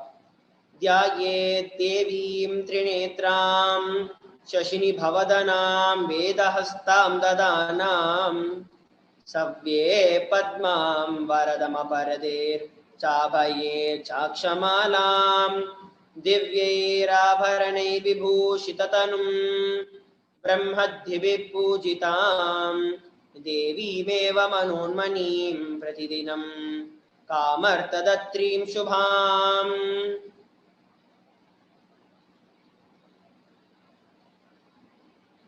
I meditate on the Devi with three eyes, glowing like a moon, holding Veda, lotus, and gracing with the blessing and gracing hands. She is wearing beautiful ornaments. She is worshipped by Brahma and other many gods, and shower auspiciousness and boons for all actions every day. This is a beautiful reference for the significance of the divine element, gold. Right from the Atharvana Veda and the Rig Veda. Gold is a divine element. It literally purifies anything that it touches. It's an element of spiritual significance and great spiritual power of healing and enlightenment. The vibrations of gold has the power to infuse the sattva energy and the positive thought currents into anyone who wears and anyone who sees or operates in its vicinity. Gold is present in all scriptures, the Vedas, the Agamas, Shrutis, Smritis, Itihasas, Puranas. In all scriptures, gold is abundantly displayed, and the gold is the most auspicious, purest metal which purifies our very being. In the Hindu civilization, everything was built in gold, exchanged in gold. Ritual feasts were offered in gold. When one was to be saved from life-threatening illnesses, gold was offered as a ritual fee. Gold was in abundance in use for weighing equivalent amounts of commodities, including cows. Kingdoms were built with huge doors of gold, streets with huge columns and huge archways made of gold, horses and cows dressed in gold. There was so much of gold that was continuously being displayed abundantly in our Vedagamic tradition. The Hindu civilization thrived on the banks of rivers of gold. The Indus River was called Hiranyamaya, the river of gold, in Rig Veda, and river Saraswati was called a Hiranyavartini in the Atharvana Veda. Gold is the supreme element for offering the gifts to the ones who you love and revere. Temples are constructed in gold, deities are made in gold, and decked and adorned in gold because it preserves the enlightenment energy for thousands of years to come, and it lasts forever. The first offering to Devi Parashakti is the e-hundi. Bhakti Priya Bhakti Gamya Bhakti Vashyavayapaha Shambhave Sharadhadhyaye Sharvane Sharmadhayine. Devi is fond of true devotion and is realized through true devotion. She can be won through the true devotion. She is the one who removes all fears. This is a beautiful experience that you can have. Offering the e-hundi. If there is any fear in the mind of devotees, Devi is sure to remove that fear. It is stated that Devi likes to be worshipped in autumn. Here, it is meant that the autumn of our lives, when the thoughts turn more and more inwards, the role of the divine is known and understood clearly. The need of Devi worship becomes stronger and stronger. Offer any amount of donation that you would like to offer to Devi Parashakti in the e-hundi. The next offering is a Sankalpa chanting. It costs $1. The Devi Mahatmyam beautifully describes about this. The goddess enchants this universe and she herself gives the birth to the universe. The goddess being prayed without any interest in anything gives that knowledge that leads to salvation and gives the wealth in the materialist sense. Offer the $1 Sankalpa in the YouTube super chat and receive the grace and the blessings of Devi Parashakti. The next offering is the Sahasranama Swarna Kasir from 75 to $251. Nama Parayana Prigita. She is the one who likes the repetition of her various names. This is from the Lalita Sahasranamam, 731st verse. This offering of the 1008 names of Devi Parashakti. It's a very special and a unique archana offered to Mahameru of Devi Parashakti. Offer a golden coin inscribed with each of the 1008 names and receive the grace and blessings of the Ananta Kalyana Gunas, all the divine and auspicious qualities of Devi Parashakti. If you'd like to offer this, you could go over to tiny.cc/Devi-offerings. The next offering is the Mukta Anguti, which is the finger ring with the pearl. Muktaharalasatkirita-ruchiram Purnendu-vaktra-prabham Shinjannupura-kinkini manidharam Padma-prabhavasuram Sarvabhishta-falapradham Girisutam Vaniramasevitam Meenakshim pranatosmi santatamaham Karunyavaranidim. I bow to goddess Meenakshi, whose crown has garlands of pearls and face shining like a full moon, who wears anklets that are studded with gemstones and has small bells, who's shining like the splendor of the lotus, who grants all the wishes, the daughter of the mountains, who is worshipped by goddess Vani and Rama. I remain ever bowing to this goddess Meenakshi, the ocean of compassion. Offer the Mukta Anguti, the pearl finger ring, to Devi Parashakti. It is by offering this that you will be showered by her compassion and pure love in all your business endeavors. Go over to tiny.cc/Devi-offerings to offer the same. The next offering to Devi Parashakti is the Padma Pushpam, which is the golden lotus and costs $600. The Kamika Agama verse very beautifully describes that all the kalashas should be wound with suitable thread and covered with new cloth. They should be adorned with the lotus made from gold. So offer the golden lotus for worshipping Devi Parashakti. The next offering is the Swarnameti, costs $750. There is a beautiful verse that describes you whose brightness from toenails destroy the darkness of ignorance from the minds of devotees who prostrate to you. You whose brightness from your feet empowers that of the lotus flower too. So offer the Swarnameti, the golden toe ring, to Devi Parashakti and receive her blessings to endure even the most difficult aspects of our life. The next offering is the Swarna Mantika, the golden hairline jewelry. Sudha Surabhi Varshini, she who makes the nectar flow in all our nerves from the Sahasrara. The Mantika represents the nectar flowing from the Sahasrara chakra, which is completely and fully flowered. Offer the Mantika to Devi Parashakti and receive the blessings of achieving the blissful state of overflowing gratitude and the space of complete completion. The next offering to Devi Parashakti is the Pratyaksha Pada Puja. There's a beautiful verse that describes about Devi Parashakti and the Pada Puja. The illuminating splendor of Devi's toenails dispel the darkness of ignorance in the devotees prostrating at her feet. Her feet defeat the lotus in beauty. So this is a beautiful offering where when you offer the Pratyaksha Pada Puja, the Yajaman who offers the puja will receive all the auspiciousness and the blessings of the Supreme Pontiff of Hinduism, our beloved Swamiji. And as a mark of gratitude and offering, you will receive deep feeling connection and devotion with Swamiji. The next offering is the Vastra Seva, cost $1,008. Offering of the Vastra Alankara Seva to Swamiji bestows you with all the fulfillment in your life.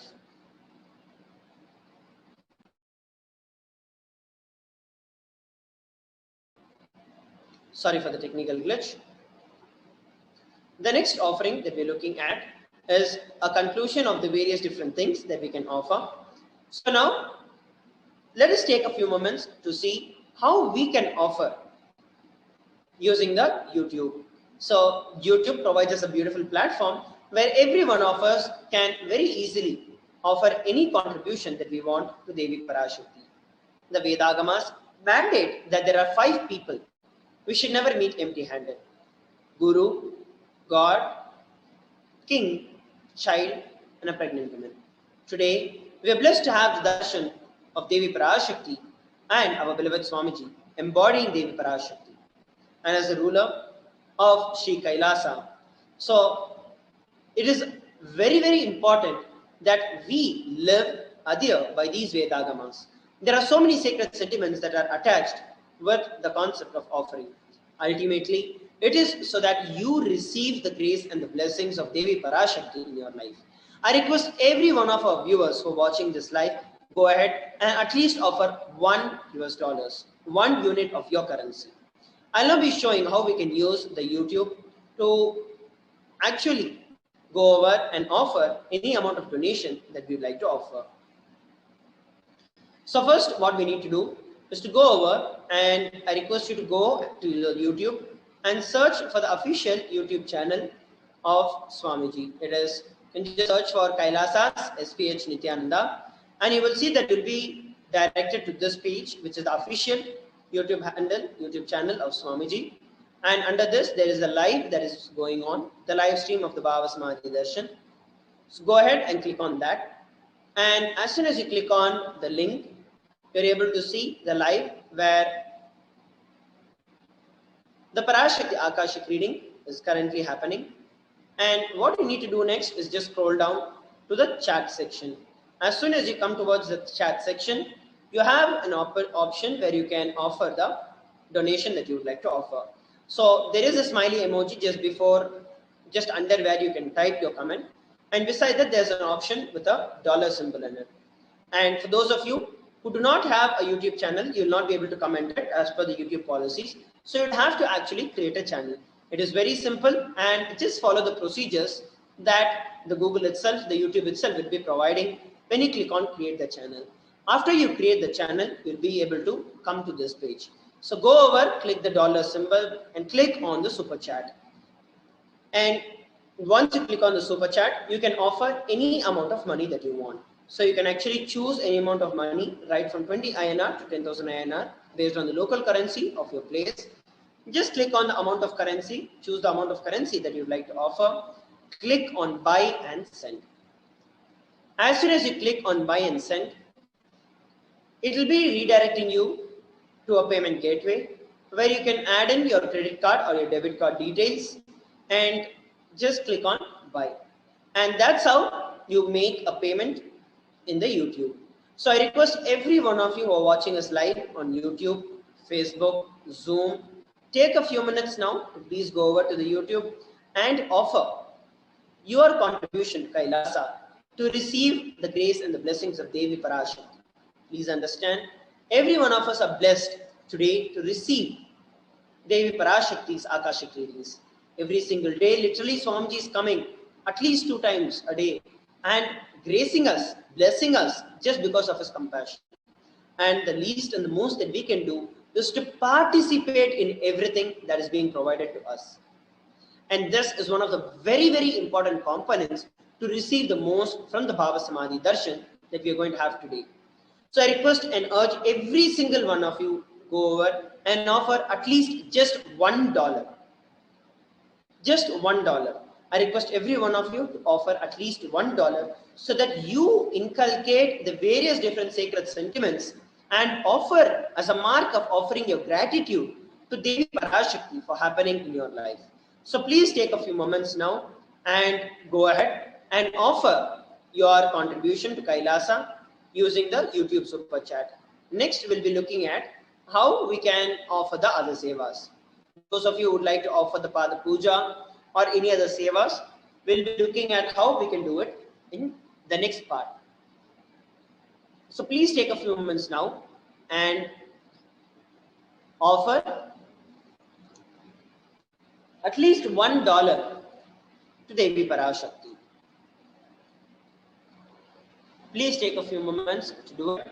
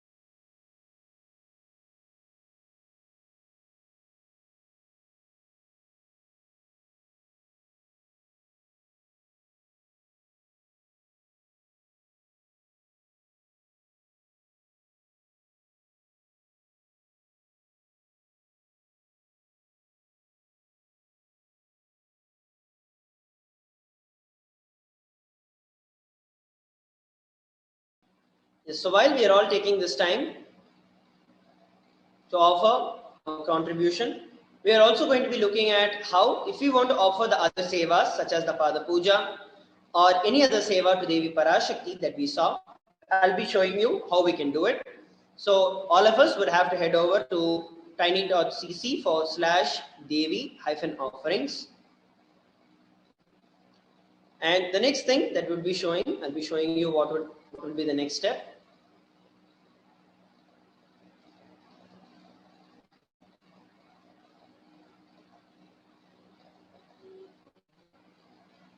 Yes.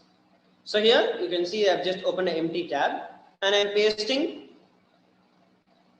the offerings link, tiny.cc/Devi offering. and it will be redirecting me immediately to the page where you can select any amount of offering, any offering that you would like to offer to Devi Parashakti. So go over and under the Sevas option, which is there, choose an option. You can select any Seva that you would like to offer and go over and add to cart. So once you click on add to cart, it will be taking you to the next page where you can proceed to the checkout after confirming the details. So now here, once you're sure and you are confirming the detail, proceed to the checkout. And under the checkout, you will just have to input your billing details and any other additional information that you'd like to offer and place your order. So with that, it is a simple procedure where you can offer any other sevas such as the Pada Puja or the Vastra Alankara Seva or any other seva. So please take a few moments. If you have any doubts or questions, you need help with knowing how to offer these sevas, you can always reach out to the people, the participants who are there. We have volunteers who are continuously available in our Zoom rooms and who are available in the YouTube chat. So any of you have any doubts or questions with respect to how to actually do it, you can always feel free to reach out to us and we shall help you to do it. So please take a few moments to offer on the YouTube as well as on any other puja that you would like to offer in the official gateway. Please take a few moments and we'll enter into the next segment of the Bhava Samadhi Darshan.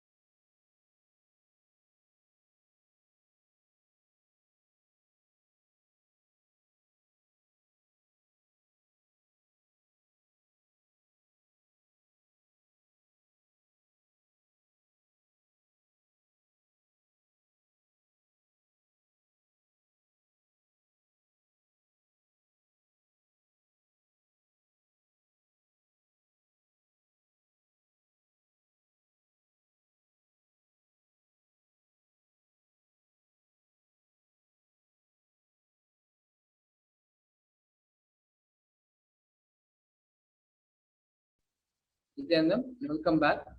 Now we're going to be looking over how we can ask our questions to Devi Parashakti during the Akashic readings. The first option which we have here to ask our questions to Devi Parashakti is by commenting in the live YouTube videos. And to comment on the live YouTube video of the Bhavasamaya Darshan, you need to become a member of the Kailasa SPH Nityananda YouTube channel. So all you need to do is go to YouTube, open the Bhavasamaya Darshan video, and scroll a little bit down where you see Kailasa SPH Nityananda, which is the name of this YouTube channel. Next to the name, there will be a small button called Join. Go and hit the Join button and sign up and become a member for the Kailasa's official YouTube channel. Once you become a member, only members will be allowed to post questions and will be allowed to use the chat box during the Akashic readings. So be sure to sign up and become a member and use the chat box option during the live Akashic readings. The second option which we have is by using the Facebook comments page. All you need to do in Facebook is open, once you've opened Facebook, and come to the official website, the official profile of the Supreme Pontiff of Hinduism, which is Kailasa SPH JGM, Nityananda Parameshwar. Once you're at this page, be sure to like and follow the Facebook page, and you can ask your questions in the comment section of this live video. This Bhavasamaya Darshan is being streamed both on YouTube and on Facebook. And to have your questions delivered on these two platforms, all you need to do is go to the comment section of both of the live streams of both these videos. In the comment section, your comments will be taken to Devi Parashakti. The next option which you have is through Twitter. In Twitter and Instagram, in these platforms, there will be a social media post about today's Bhavasamaya Darshan, which is happening right now. So all you need to do is open Twitter and go to the official Twitter handle of the Supreme Pontiff of Hinduism, which we have here in the presentation, Kailasa SPH JGM, Education Nityananda Parameshwar. This is the official Twitter handle of Supreme Pontiff of Hinduism. Once you go to this Twitter handle, you will find a social media post regarding today's Bhavasamaya Darshan.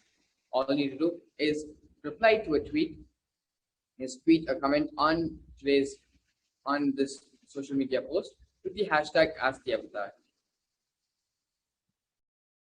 The next is on Instagram. Once you are at Instagram, all you need to do is follow the Supreme Pontiff of Hinduism on Instagram by visiting Sri Nityananda. And then once you have followed, find the social media post of today's Bhavasamaya Darshan, which will usually be at the top of the post on the wall, and ask your questions in the comment section. And if you do not have access to any social media platform, to YouTube, Facebook, Instagram, or Twitter, you can always use the kailasa.org website, where once you open the website, there is a small chat box in the bottom left-hand side corner. All you need to do is go to the left-hand side corner, enter your name and what question or query you have to Devi Parashakti. Again, we're going to be going over all the various methods in which you can ask your questions to Devi Parashakti, starting with YouTube. Once you go to YouTube, open the Bhavasamaya Darshan of today's, open the video of today's Bhavasamaya Darshan, and scroll down and first become a member of the SPH YouTube channel. Once you are a member of the SPH YouTube channel, only members will be allowed to use the live chat, the live comment section during the Bhavasamaya Darshan. So be sure to sign up and become a member of the Supreme Pontiff of Hinduism YouTube channel, so you have access to the live comment section during the Bhavasamaya Darshan. This is the first way in which you can post your prayers and questions to Devi Parashakti. The second way is through the Facebook page, the official Facebook page of the Supreme Pontiff of Hinduism, which is Kailasa's SPH JGM Nityananda Parameshwar. All you need to do is, once you're at the profile, like and follow the Supreme Pontiff of Hinduism on Facebook, and then find the live stream of today's Bhavasamaya Darshan in the profile. It will usually be at the top of the profile. All you need to do is go to the comment section and ask your questions. Today's Bhavasamaya Darshan video is being streamed live on YouTube and on Facebook. So on both platforms, all you need to do is find the live stream and go to the comment section and post your prayers and requests. In YouTube, you need to do the additional thing of becoming a member and signing up and joining the membership of the Supreme Pontiff of Hinduism YouTube channel. The next we have is Twitter. So on Twitter and Instagram, all you need to do is visit the Twitter and Instagram handles at Sri Nityananda on both platforms. And once you're at the profile of the Supreme Pontiff of Hinduism on Instagram and Twitter, all you need to do is find the post regarding today's Bhava Samadhi Darshan, and with the hashtag Ask the Avatar, ask whatever questions you have in the comment section of today's Bhava Samadhi Darshan's social media post. Twitter again, follow Sri Nityananda on Instagram, and go to the comment section of today's Bhava Samadhi Darshan video, which today's Bhava Samadhi Darshan. There'll be a social media post out about today's Bhava Samadhi Darshan, and use the comment section to post your prayers and requests to the Devi Parashakti. And if you do not have access to any of the social media platforms, you can also go to kailasa.org and use the website's chat box, which is here at the bottom left-hand side corner. Use this chat box to post whatever questions and prayers you have to Devi Parashakti. Please take a few moments now and post whatever questions, prayers, wounds, whatever you want to convey to Devi Parashakti. Please take a few moments and use this opportunity and time to convey them.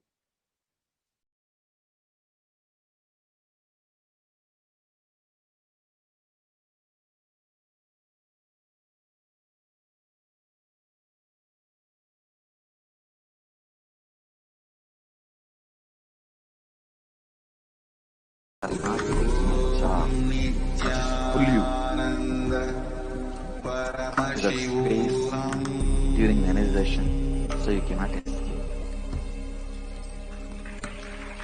And you have to vibrate the same frequency. That is why people don't know ABCD of life. Just after the 21 energizations and they go back, it's totally different. Their life is different.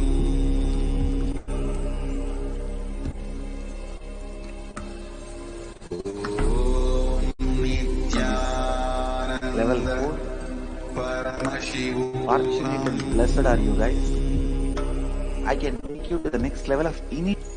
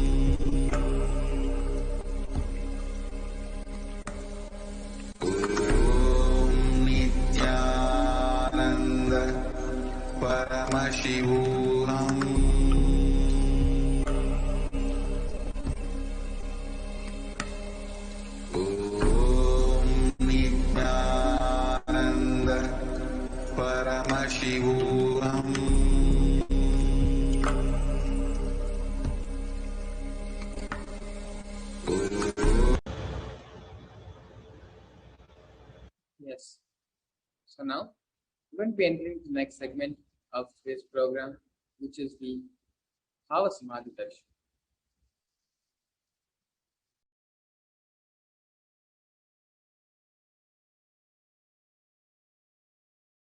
So one of the important things in Hinduism, which is very much different from everything else, is the fundamental cognition which is carried in Hinduism.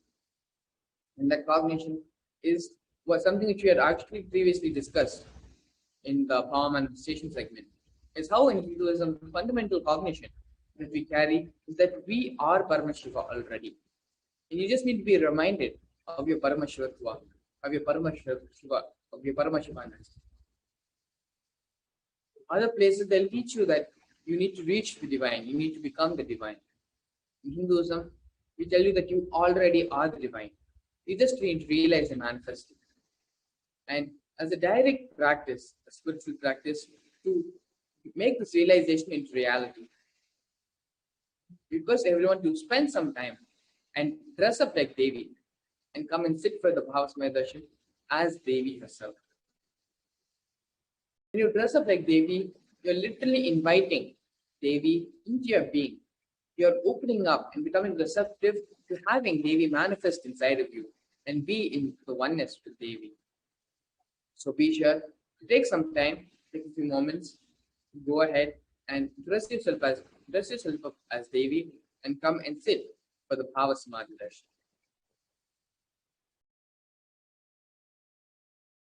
In Hinduism, when any divine being, an incarnation, the Archavataras, when they land on this planet, the first ritualistic offering which is offered to them is the offering of the Naivedya.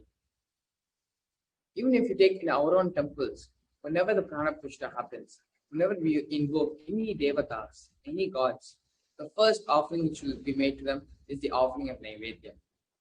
And so that is the same thing which we will be doing here as well. As Devi lands in the Supreme Pontiff of Hinduism, please make sure that you have some Naivedya which you can offer to Devi Parashakti.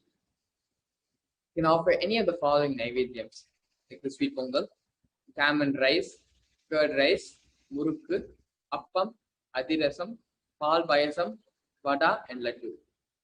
Please take some more time and arrange and make sure you have these Naivedyams which you can offer to Devi when she lands for the Akashic readings. Here we have a Shastra Pramana from the Malini Vijayottara Tantra, 60th verse.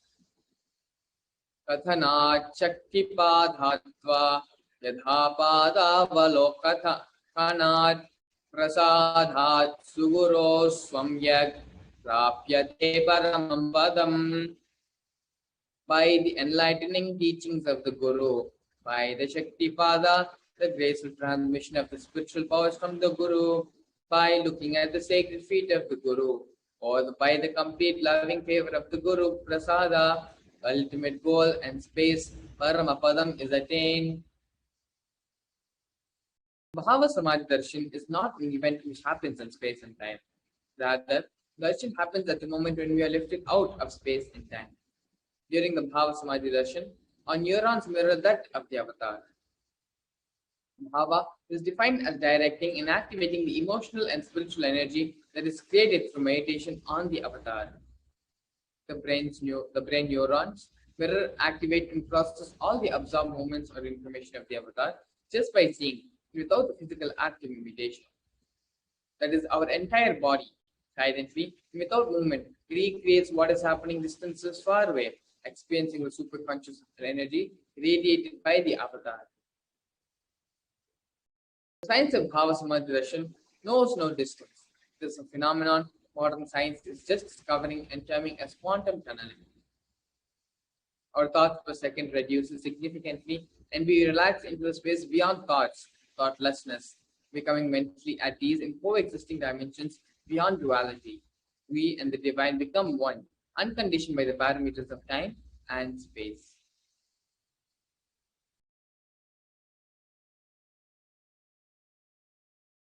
It is the probability of a quantum particle like an electron with less kinetic energy to cross over the potential energy of an energy barrier. An electron acts both as a wave and a particle. Imagine a scenario. What happens when an electron with less kinetic energy is approaching a hill? Will the electron be able to cross over the potential energy, the peak of the hill? As a particle, the electron will require higher kinetic energy to cross over the potential energy of the hill, or it will roll back. However, as a wave, the electron has the ability to pass through by propagating itself through the hill and going to the other side.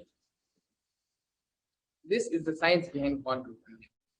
The same science is imposed on people who witness the Bhava Darshan. This is because our neurons are able to mirror the neurons of the divine immediately. Through quantum tunneling, we are able to travel through the divine energy and mirror the exact same neurons. The science of Bhava Samadhi Darshan.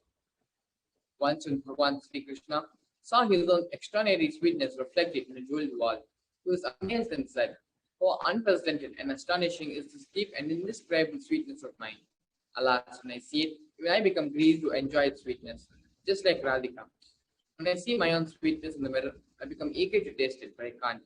After due consideration, I find that the only way to relish the sweetness is through the constitution of Sri Radhika." Bhava Samadhi Darshan is the science of the Nijavatara manifesting Paramashiva, the consciousness, the expressing the being of Paramashiva through the Divya Sharira, a light body, manifesting as the Nijavatara, the physical form for us to experience Paramashiva. Devi Parashakti expresses the being of Rajadeshwari and manifests as the Nijavatara, the physical form of Devi Meenakshi. Bhagavan Paramashiva expresses through the being of Subramanya and manifests as the Nijavatara, the physical form of Bhagavan Muruga. Bhagavan Parandama expresses through the being of Mahavishnu and manifests as the Nijavatara, the physical form of Bhagavan Venkateshwara. The Archavatara reflects the consciousness and manifestation of the superconscious energy, but human beings are not mature enough to receive the higher level experiences from the Archavatara directly. The avatar comes down to bridge the gap and create the experience of superconscious energy inside all of us. When we have the Bhava Samadhi Darshan of the Nijavatara, manifesting beings of various dimensions of Paramashiva, the auspicious components and the powerful dimensions of the powerfulness of those dimensions of Paramashiva are awakened inside of us. The dimensions of Paramashiva manifesting the Nijavatara for us to experience the same is the Bhava Samadhi Darshan. Now here we have a beautiful video where the Supreme Founder of Hinduism expands on the science of mirroring neurons. Please sit straight as you get ready to listen to this satsang where the Supreme Founder of Hinduism expands on the science of mirroring neurons.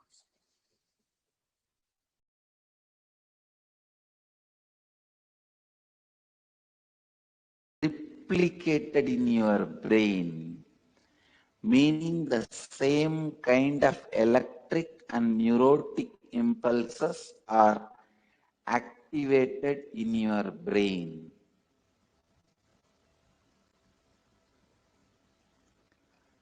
This defines,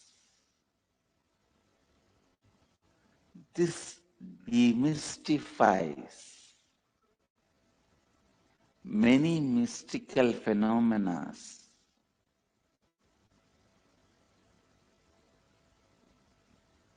Please listen. Now you know why just by gazing into my eyes, you are in the space of completion.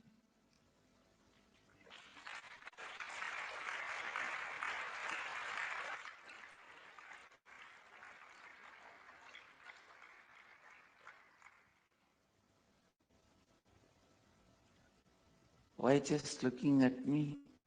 You are in the space of completion.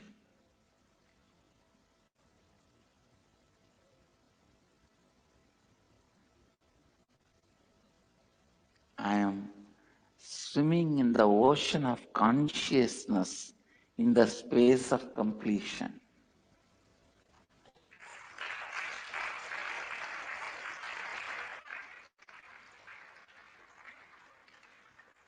Even the so-called moments of my screaming,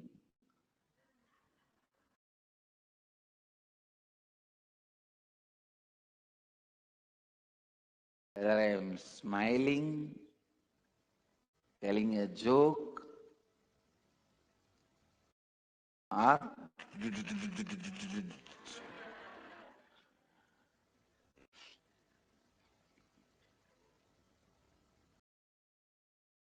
that is why even if you are absorbed in what I am doing, even if you are absorbed in the jokes I am telling you, even if you are absorbed in the actions, like very mundane, me serving food,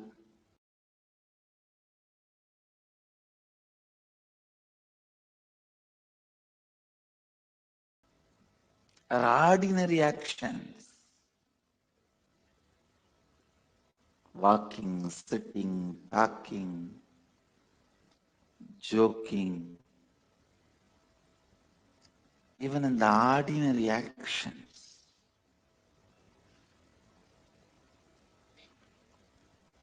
see, you will not get 100% absorbed in me if I am just sitting in samadhi.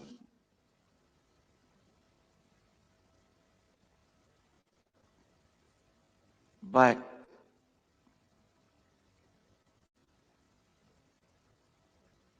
if I am doing normal activities like you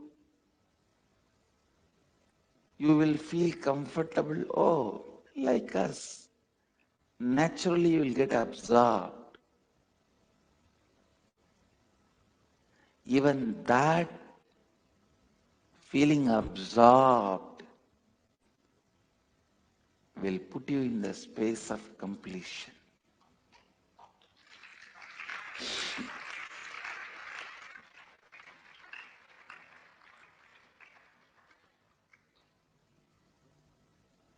This is the reason why the gold, diamond, silk are all put on the deity. Even if you absorb all that ornaments,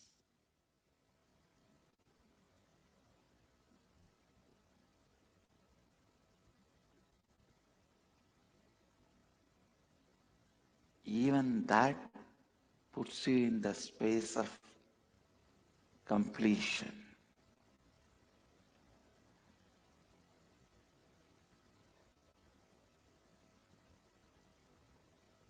Usually you do not have the 100% capacity to listen or be absorbed with the happening called life.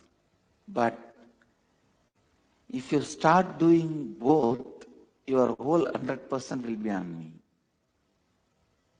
How many of you are getting it? Only listening 100% you will not be able to do. Only absorbing 100% you won't be able to do. But that is why here I am playing multiple games. It is literally like a big circus.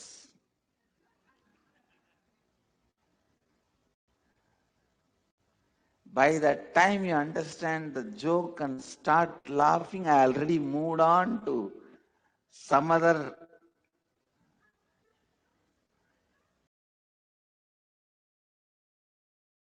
verbal jugglery or brain candy.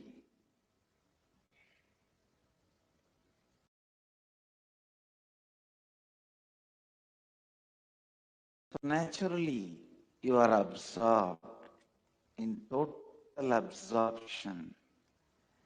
Actually, total absorption, totally being absorbed happens during energization.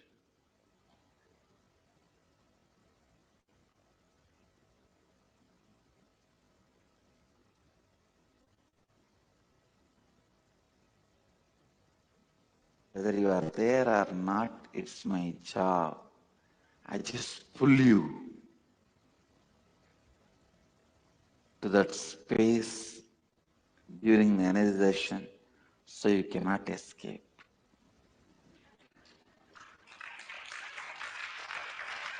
And you have to vibrate the same frequency as me. That is why people don't know ABCD of life. Just after the 21 energy darshan, when they go back, it is totally different. Their life is different.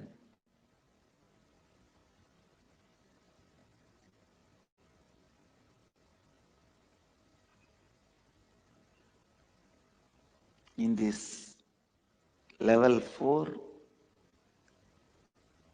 fortunate and blessed are you guys. I can take you to the next level of initiations, not just darshans.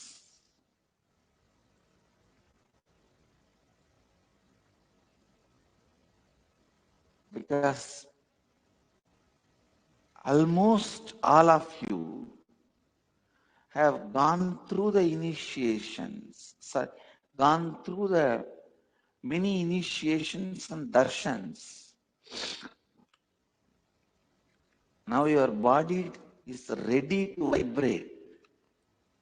As I say, if you already know little swimming and absorbed in somebody's swimming, there is no difference. Same way, you all already know darshans and initiations.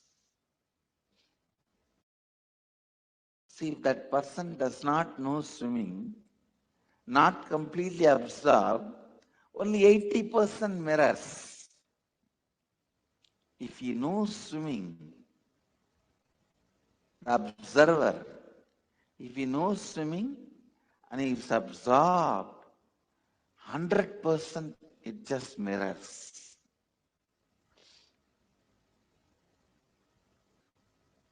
Almost all of you know initiations and energy darshans. It is not new to your bodies. Only one person I heard was little afraid, and the person expressed to me in the energy darshan. I said, don't worry, I'll slowly prepare your body and give you the darshan. Slowly I'll prepare your body and mind. You don't need to worry about it.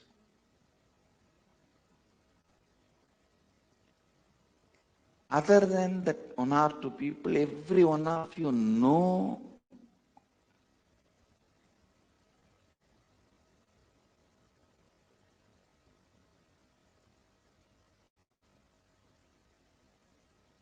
darshan, initiations.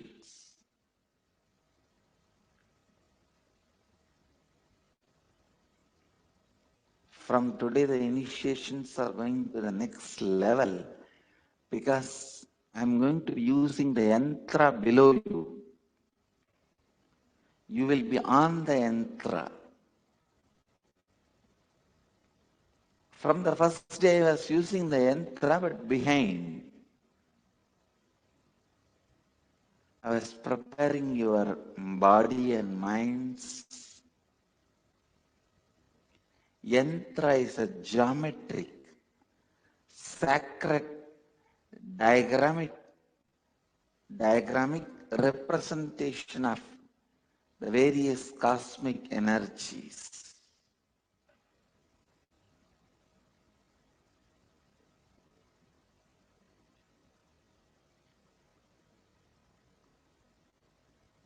The master's movements of the body movements are tantra. How I move the hand or blow the air, awaken your kundalini, that is tantra. And the sound vibrations, the music or a song or chanting, that is mantra. And you are going to be sitting on yantra. then understand the power of initiations.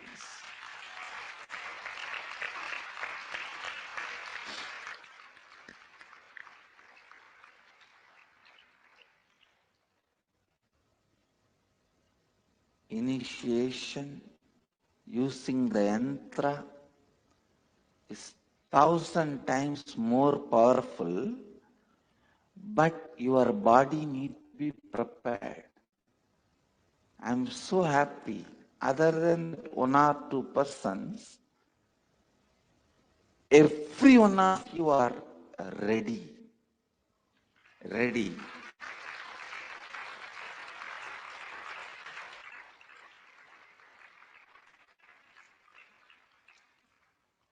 First 2-3 days, it will lead to sleepless, tireless nights.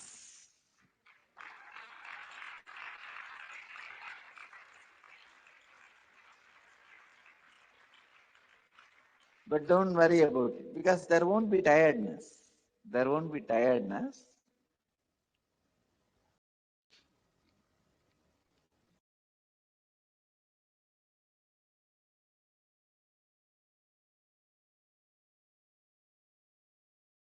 Only that one or two people who are a little afraid, you don't need to get into the yantra. I'll directly give you the darshan and I'll prepare you also. It's not that you will be left out.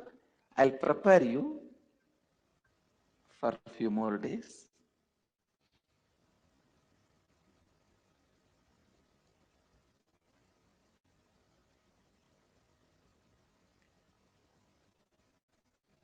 It awakens the non-mechanical parts of the brain, just like that.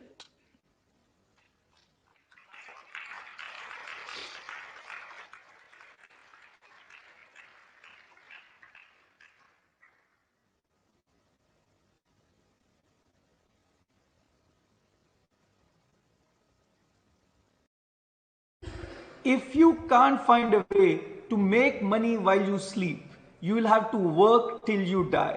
This is one of my favorite Warren Buffett quotes. Hi, this is Varun Malhotra, and in the last 10 years, we have impacted the lives of more than 7 lakh investors through our flagship financial literacy awareness program. But being an investor myself for the last 21 years, as an alumnus of IIM Ahmedabad and Washington University, and having completed my CFA and CMT, मैंने ये realise किया है कि लोग stock market में 3 reasons के वजह से कभी इन्वेस्ट नहीं करते. एक, उनको लगता है इसमें बहुत टाइम देना पड़ेगा. दूसरा, उनको लगता है कि शायद इसमें बहुत नॉलेज रिक्वायर्ड है. और तीसरा, उन्हें लगता है ये बहुत रिस्की है. But what if I tell you that there is an approach to investing that requires nearly zero time, zero knowledge, and even the risk of investing can be brought down significantly lower? So if you are one of those who would like to learn how to invest in stock markets, even if you have zero time, zero knowledge, and you want to learn how to bring down the risk significantly lower, I would like to tell you that we are conducting a live webinar this weekend. And to know the date and time of the webinar, you can click somewhere around the video. But since it's a live session, the seats are limited, so I would request you to click on the button now, fill in the details, and I'll see you in the session.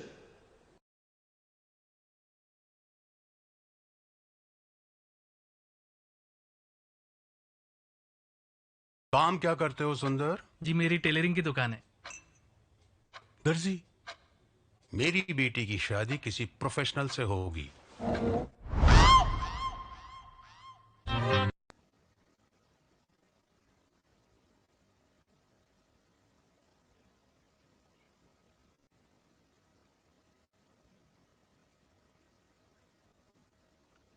Very mystical and most powerful initiation. Please understand, yantra is actually a geometrical representation of the neuron activity happens in your brain during the Kundalini awakening. When your Kundalini is awakened, When you vibrate in the same space of me, when the neurons are mirrored in you, the geometry appears in your brain, awakening the non-mechanical parts of your brain. That geometry is yantras.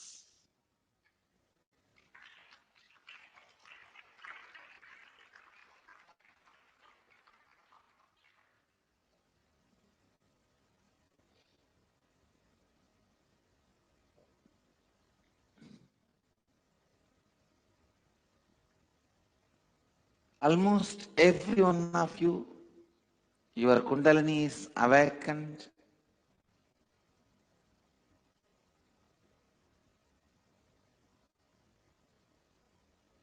Your non-mechanical brain is getting awakened. Your body and mind are balanced to receive this kind of a vibration, to receive this kind of an energy experience, to receive this kind of a neuron mirroring.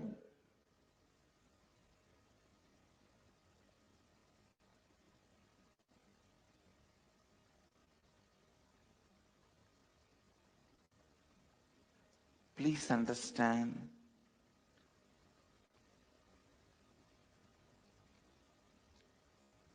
actually this whole IA level 4 is about neuron mirroring.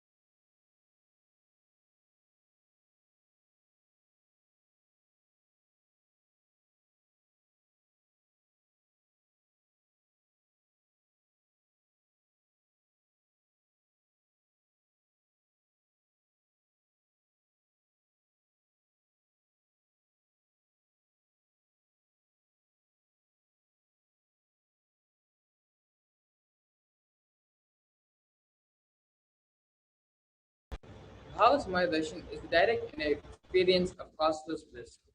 During the Bhavasamaya Darshan, our being becomes alive and celebrates the energy wave of existence. Our very muscles learn to imbibe and radiate Paramashiva. Bhavasamaya Darshan is like a window to the infinite expanse of consciousness, allowing us to glimpse the formless in a way that we can understand. Even without much effort from our side, our very bio-memory awakens to the space of Paramashiva, the ultimate consciousness during the Bhava Samadhi darshan.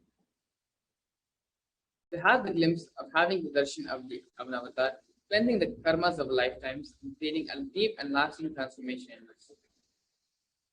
Gratitude enables the reflection of the consciousness on all levels: physical, psychological, and ultimately conscious level.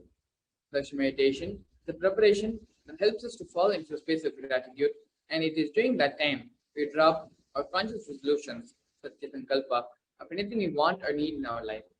Be ready to reflect the consciousness of Paramashiva. That is all you need to manifest the best of your lives, the lives of the people around you. The right context to receive the Bhava Samadhi darshan. The first powerful combination you should carry when receiving the Bhava Samadhi darshan is that you are the source of everything. You are everything, and you are in the embodied form of the supreme content of Hinduism, and you are the source of your own body. You are the source for both. Connect yourself to the supreme content of Hinduism. Allow yourself to reveal yourself completely to Him. Let you be in the Bhava Samadhi of Him. And so with this, please take a few moments to set up with the Panchopchara Puja, which is the 5 offering puja. Most of these offerings will be there in your Guru Puja kit itself. Sandalwood paste, the flowers, incense sticks, lamp, and the food offering, the Naivedya. The Panchopchara Puja is an integral part of the Bhava Samadhi darshan. It is only after offering the Panchopchara Puja, your being opens up, becomes receptive to manifest and experience Devi, experience the Archavatara landing in the Nijavatara. So please take a few moments and set up for the Panchopchara Puja.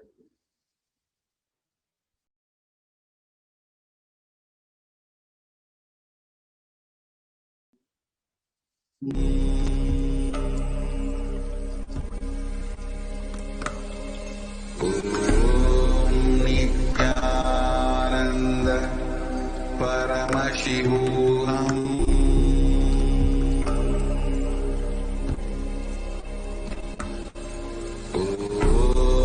Nityananda Paramashivoham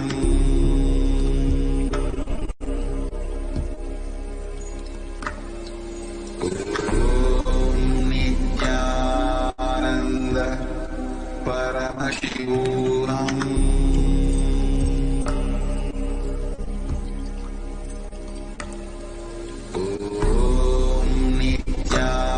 Nityananda Paramashivoham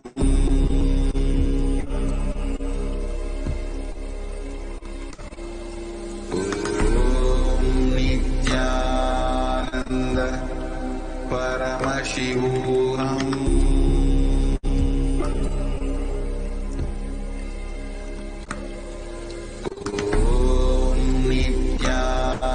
Nityananda Paramashivoham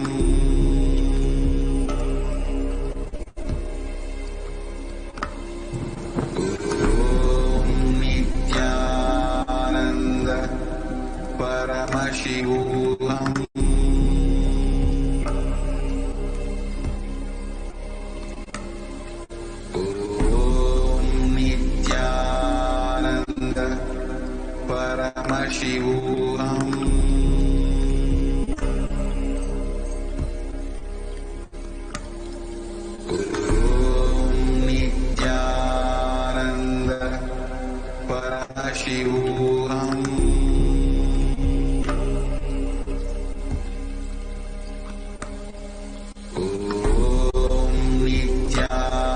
Nityananda Paramashivoham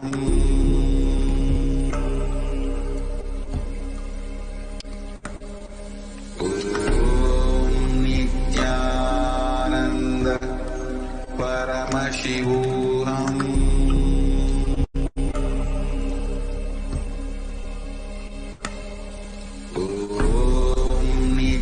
Nityananda Paramashivoham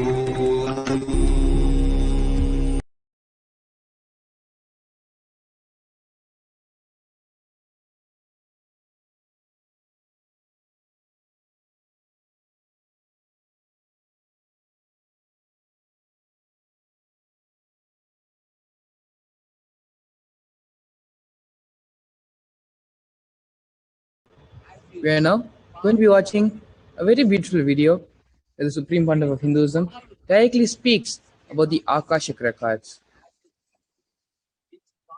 Please sit straight and listen intensely as the video is being played.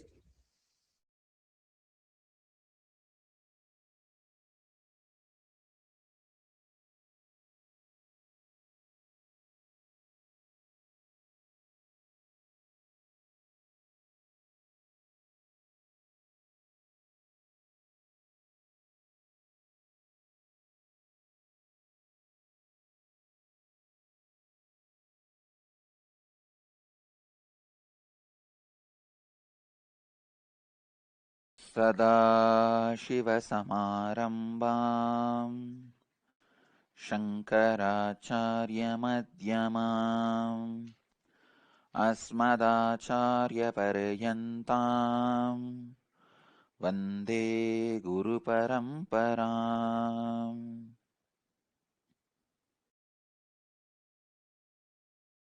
I welcome you all with my love and respects.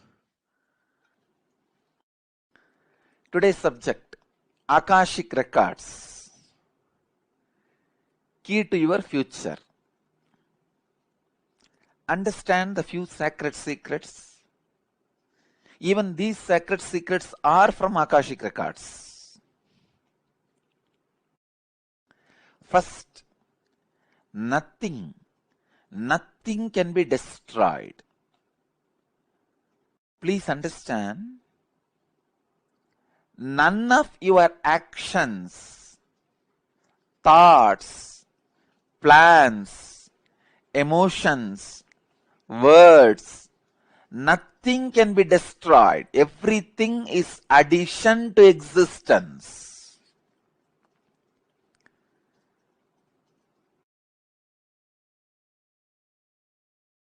Every moment, every one of our thoughts, words, actions, everything just go on, gets added to existence. 10,000 years ago, what rishis were doing on the banks of Saraswati is still available in the cosmic archives as if it is happening now. Please understand, 60,000 years before, what human beings are doing in the Ganges civilization is available as if it is happening now with the 4D clarity, not just 3D, 4D clarity. Nothing can be destroyed in the world.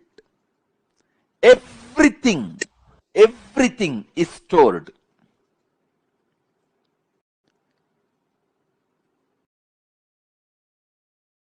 Akashic Records are the cosmic archives of everything happened, happening, will happen.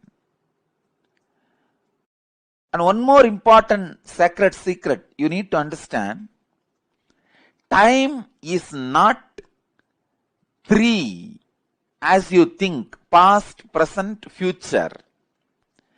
It is the small mind which cannot see things as it is, which constantly needs to segregate.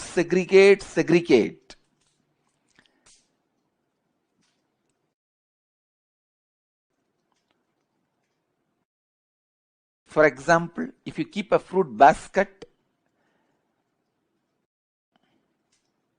on the table, ordinarily if you look, you will look in one moment and you know it is a fruit basket and 5 different fruits are there. But for a child, it cannot grasp the whole thing immediately. It will say first, oh, banana, then mango, pineapple, apple. It can understand only one by one. Same way, the past, present, future. In Sanskrit, we call it Kala.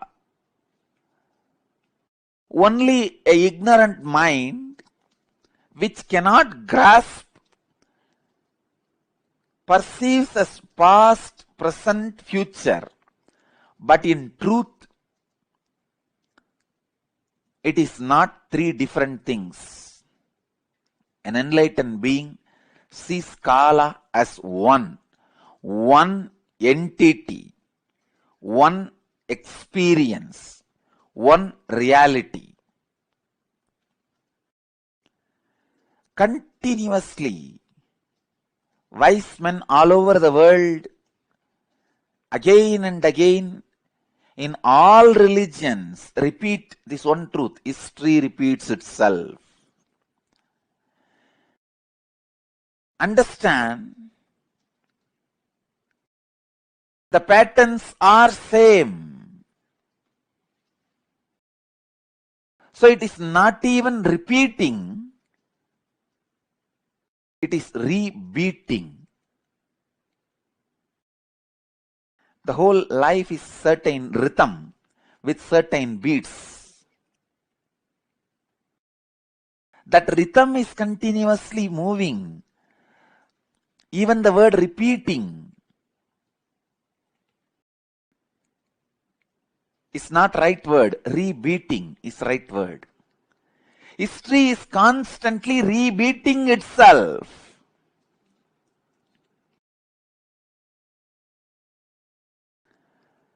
Because past is not independent of future and future is not independent from the past.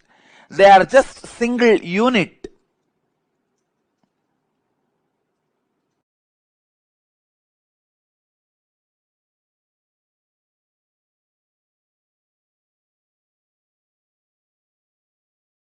your innermost consciousness can just experience all three at a time. Simply, it can experience.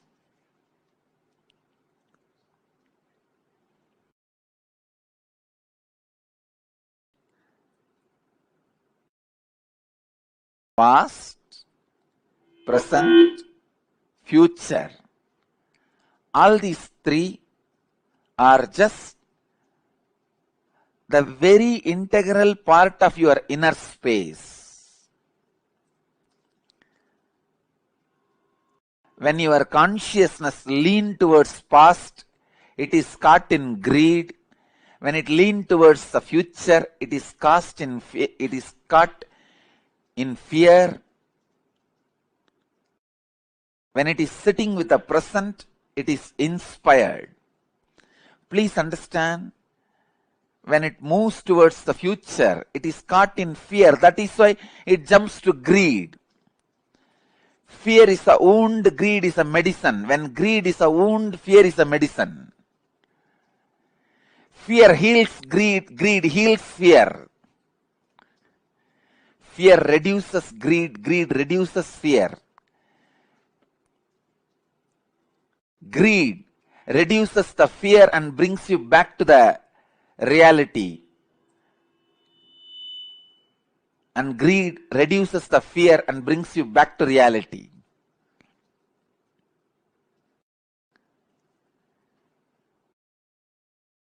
Past, present, future. All three are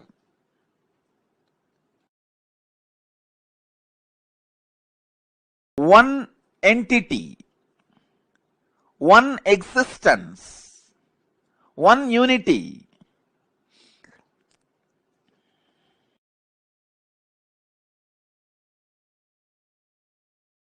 Just with the consciousness which does not get stuck in the fear or in the greed, you can see the whole. You can see the whole. Please understand. You can see the whole.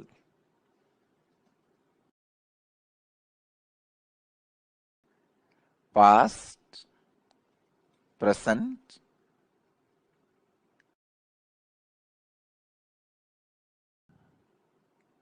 and future.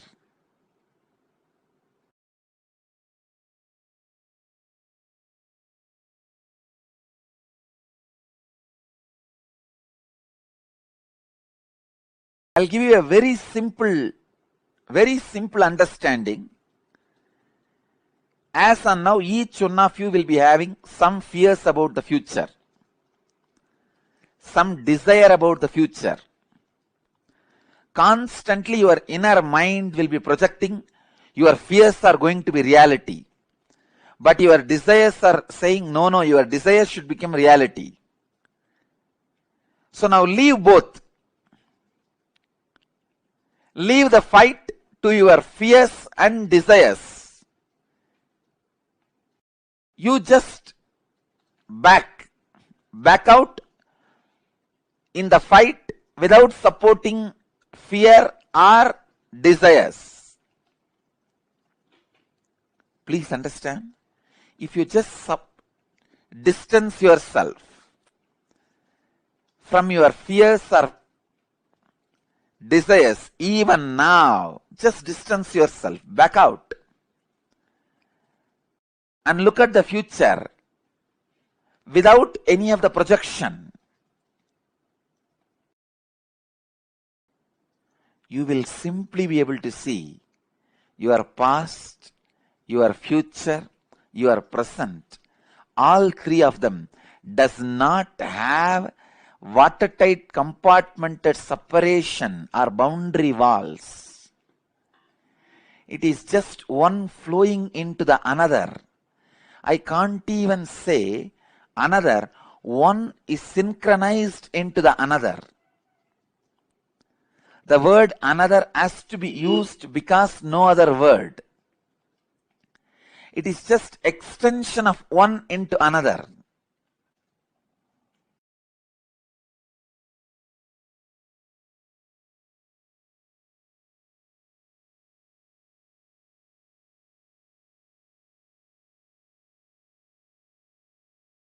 I tell you,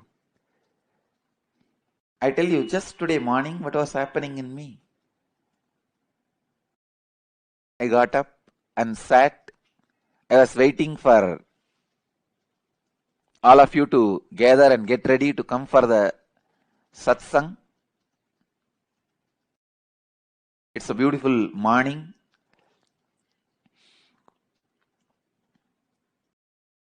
So naturally, being was settling into the samadhi. I just remembered the subject I am supposed to speak, the Akashic Records. The moment I remembered, I can see very clearly.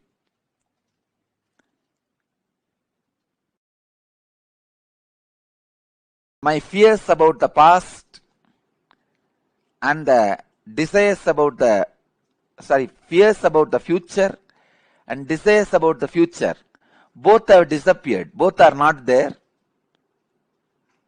Just sitting on the pure inspiration, pure energy, I could see very clearly the past and future are not two different things. It is just extension of the other.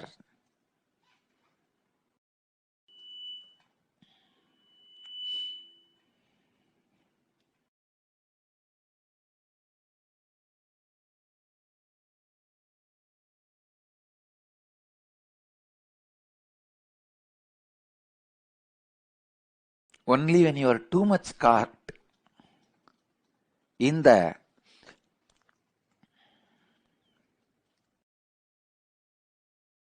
past,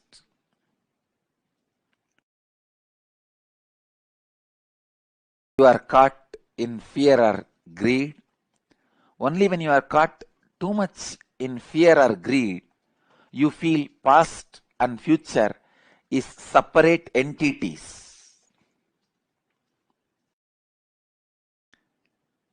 I am explaining very subtle truth, very subtle concepts.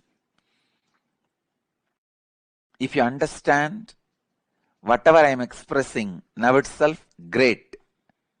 Enjoy. If not, don't worry. Next 1 week, every night before going to sleep, take 1 spoon of haritaki powder that has a capacity to make your brain grow subtle grooves which will make you understand these great truths. It is called ojas. See, the subtle grooves in the brain is called ojas, which needs high level of oxygen in your body, which has a capability to make you understand these great truths. See, when I utter the word, disassociate yourself from fear and greed and just watch. You will see your past and future is just extension of same mechanism, same energy. It is not two different entity. When I utter these words, how many of you feel it is really clicking in you? You may not completely experience it or realize it, but the words I am uttering is clicking. Yes, it is catching. You feel it sounds true. How many of you feel? Please raise your hand. I just wanted to see.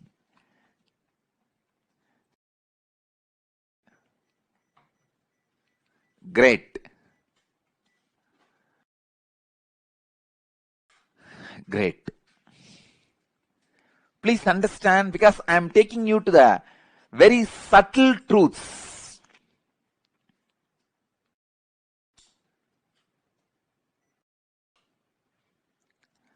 Akashic records are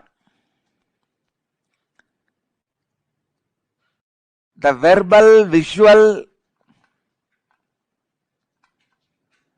5-dimensional document. When I say 5-dimensional, I mean any incident as it is happened, including the smell that was there at that moment. The smell and the feeling of touch means the weather temperature, visual, sound, and the emotion. All 5 dimensions are packed and recorded in the Akashic records. Please understand, just like a film in the camera captures 2 dimensions of visualization and verbalization. In the video camera, visualization and verbalization both are captured. Same way, the film in the cosmos is space. In the space, all 5 dimensions, sound,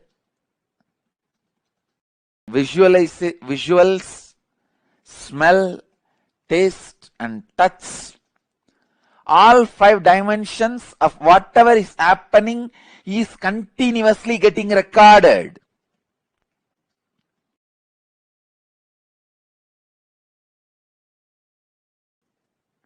As the future is nothing but the extension of the past, the future is also predetermined.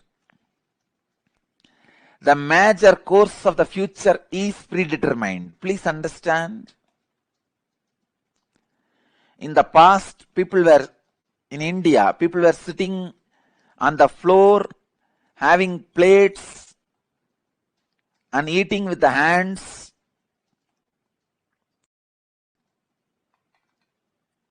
Idlis, the old breakfast. Then, now people sit on the dining table, use the spoons and forks, maybe eating pizza. In the future, they may be sitting somewhere, eating something, using something. That may change in future, but they were eating only through mouth in the past, now also only through mouth. In future also they will be eating only through mouth. That cannot be changed. So the major things in the past or in the present or in the future cannot be changed. Please understand, when I utter the word future is predetermined. Realize the freedom in you. Don't be frustrated. All the frustrating parts of your past can be changed. Only the components and the parts which puts you in restful awareness are predetermined. Let me describe more clearly.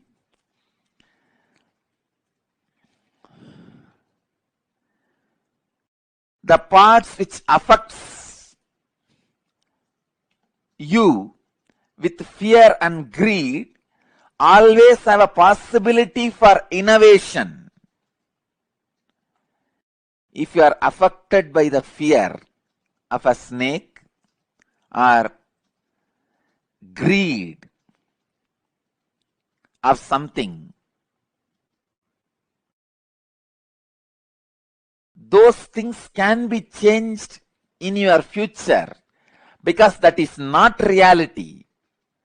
But there is something which is reality, which always puts you in restful awareness, that cannot be changed. Let me give you one example from Vedanta. I know I am talking about very subtle concepts, very subtle truths. If you are a new person, new visitor, and it is too much for you, I sincerely apologize. But the subject Akashic Records is too big subject. I have to reveal the truths.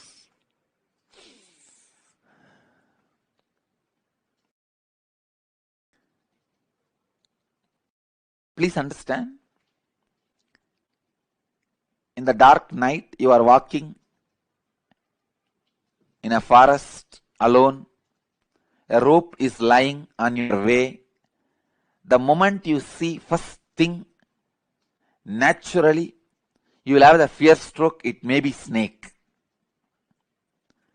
At least for a few seconds, you will be in that mood. It is a snake.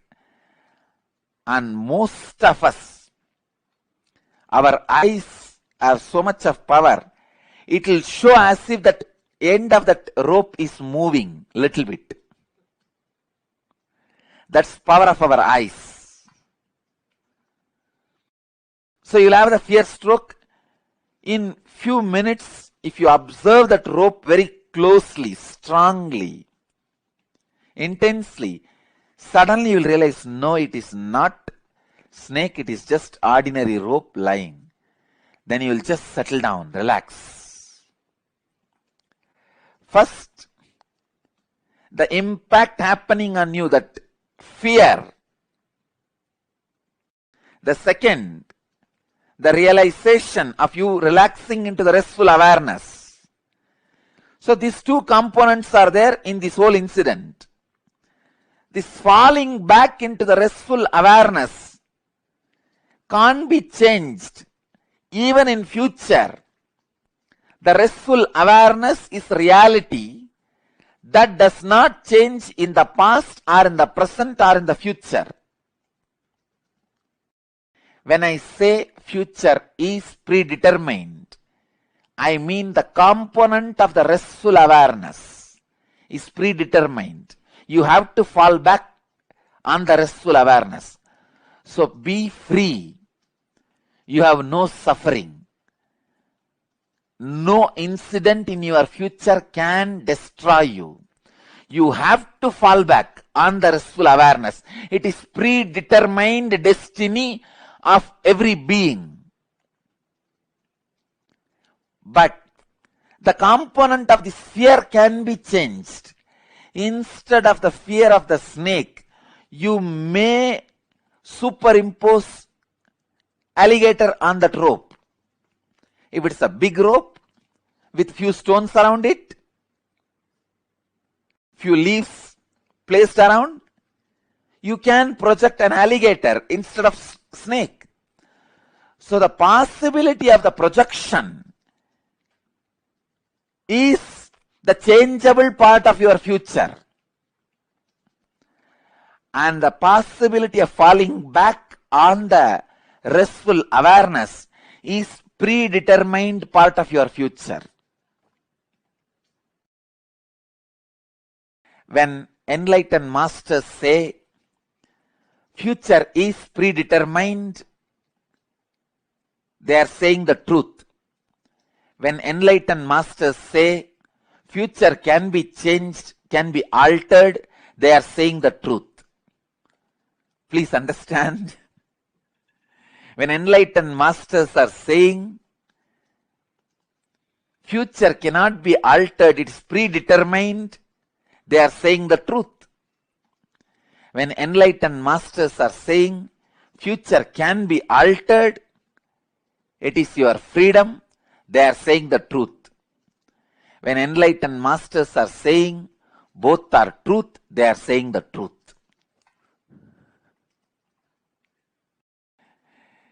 When Ramana Maharshi says future is predetermined, he is saying the truth.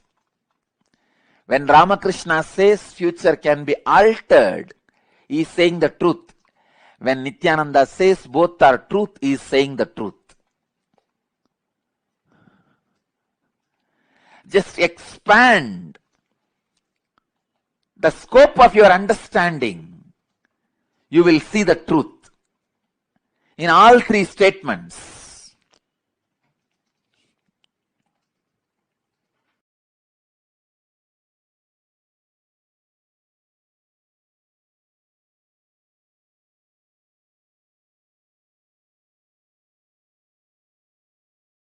Your future has two layers. One, the possibility of distortions, and the second, possibility of falling back into the restful awareness. possibility of falling back into the restful awareness is predetermined. That cannot be changed. The possibility of getting deluded is changeable. You have the freedom over it.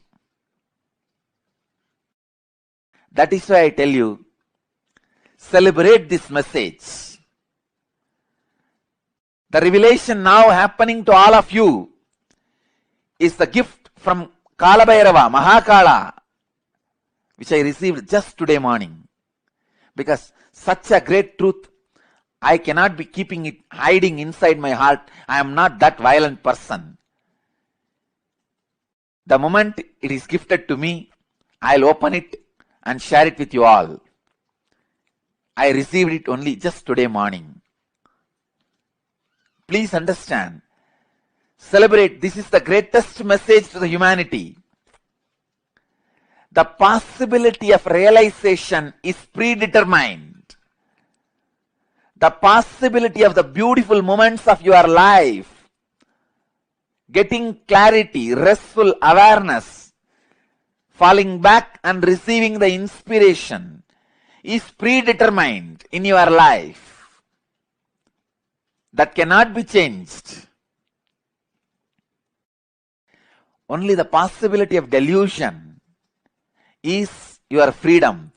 Again, celebrate because it is your freedom. You can always stop the delusion. What a beautiful existence.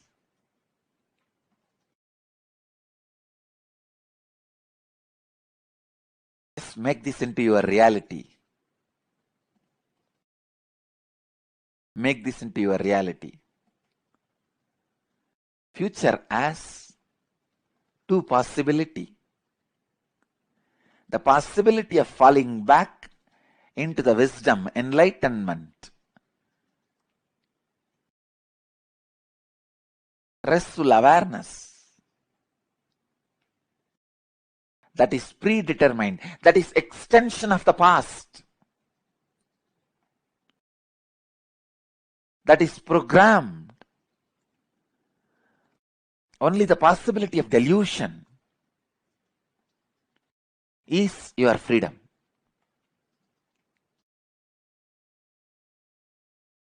I think Kalabhairava has solved all possible problems related to past, present, future, and the questions possible about past, present, future.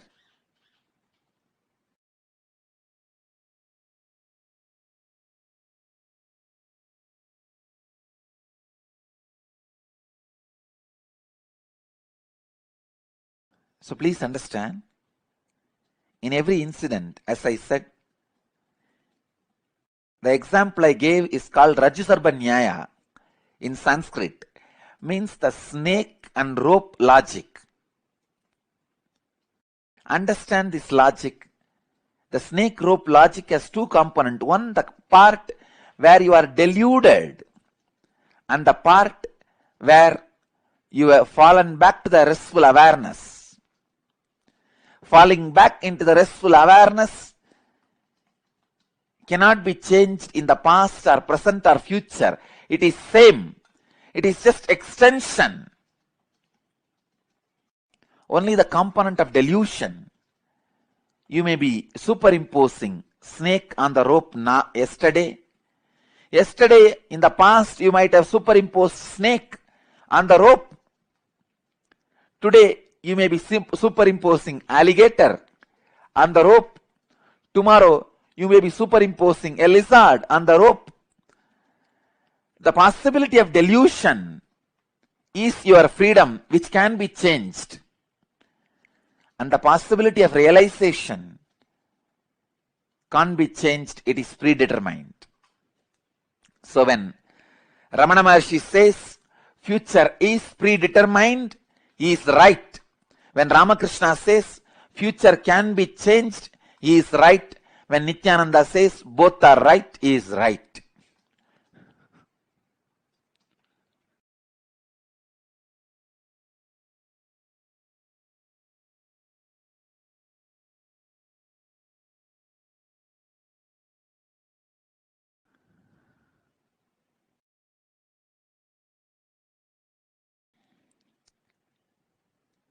Nothing can be changed.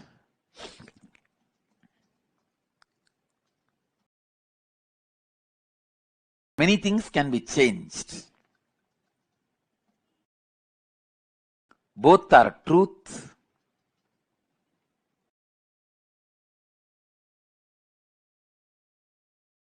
About the future. And I tell you, man, sometimes people believe everything can be changed in the future. That is greed. If you understand only something can be changed in the future, it is desire. Same way, if you feel nothing can be changed in the past, it is guilt. If you realize even in the past you can change many things sitting in present, it is called intelligence.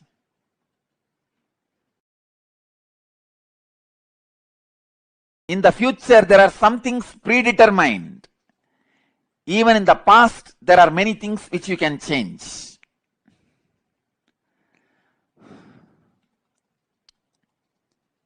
When you fall back into the restful awareness,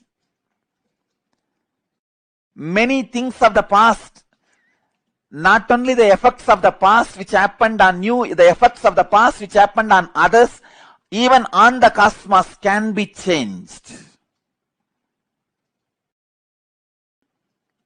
Because the time is not dead single layer film. It is a living layer by layer of clutching mechanism. So one clutch, one gear either clutches itself or unclutches itself. The whole mechanism functions differently. If you come out of one pattern, all the effects you created on others and on you due to that pattern in the past suddenly dies. Please understand. If you come out of one pattern, for example, drinking alcohol or drugs. Somebody has this problem for last 10 years and today suddenly he drops out, comes out of that pattern free. Don't think only his future is going to be blissful, happy, changed future. I tell you, even the impacts, effects he created in the past on his body, mind, on others' body and mind, on the society, on the whole, on the universe, the whole thing starts changing. It may be a little difficult for a logical mind to capture it.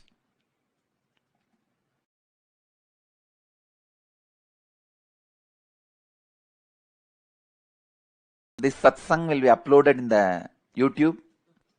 I wanted all of you to, and I sincerely request all of you to watch this whole satsang at least 5 times in next 1 week and contemplate on these truths. You will catch the truth. Because every statement I am making is from Akashic Records, from Kalabhairava,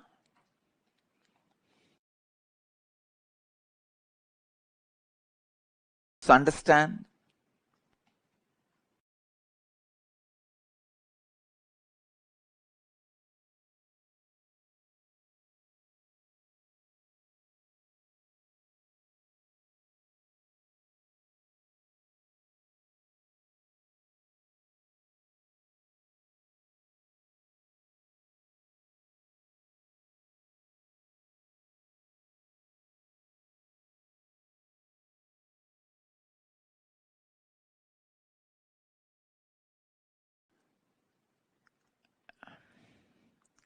when a changeable components gets changed in the present, the change is not only impacting your present and future, it strongly and equally impacts your past also.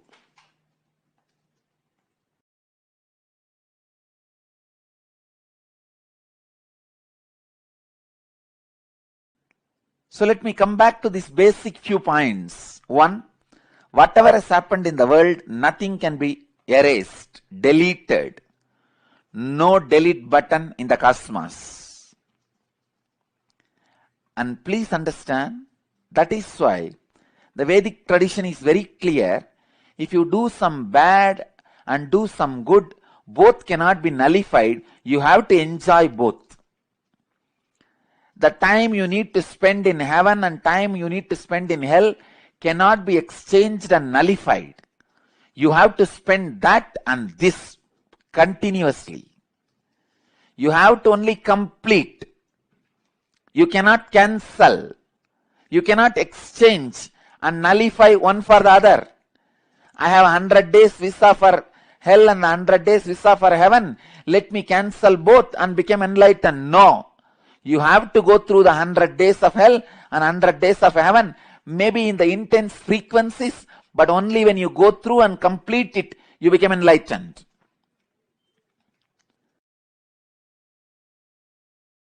No nullification is possible in Hindu tradition, in Vedic tradition.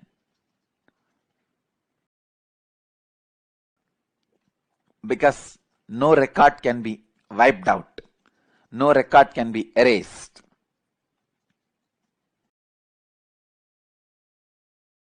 Everything about the past, present, future, the changeable component and unchangeable destiny is available in the space. An enlightened being who can decode, an incarnation who can decode the unchangeable component of restful awareness, unchangeable component of delusion projection, can decode the Akashic records and read out to you either the great truths recorded in the past or the great events going to happen in the future.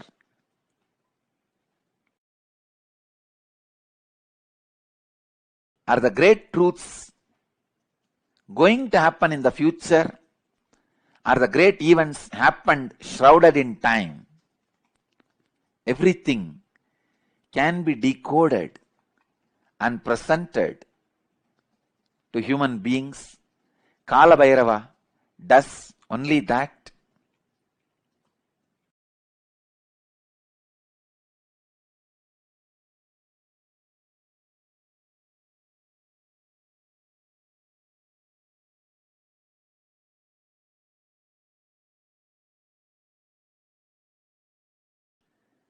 During every Akashic reading,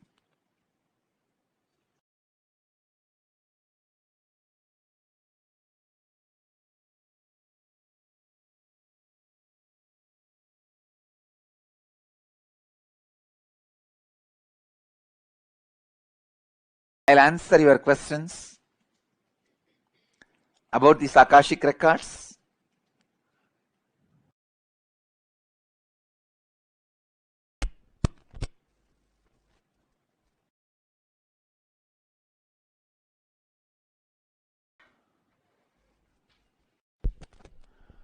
The first question today is from Phoenix. Question by Maudishri, who's asking, how can we develop the capability to read Akashic records ourselves, and how would this capability be helpful on our path to enlightenment? I'll give you 5 points. 1, it's a direct technique to develop the capacity to read Akashic records. The point number 1.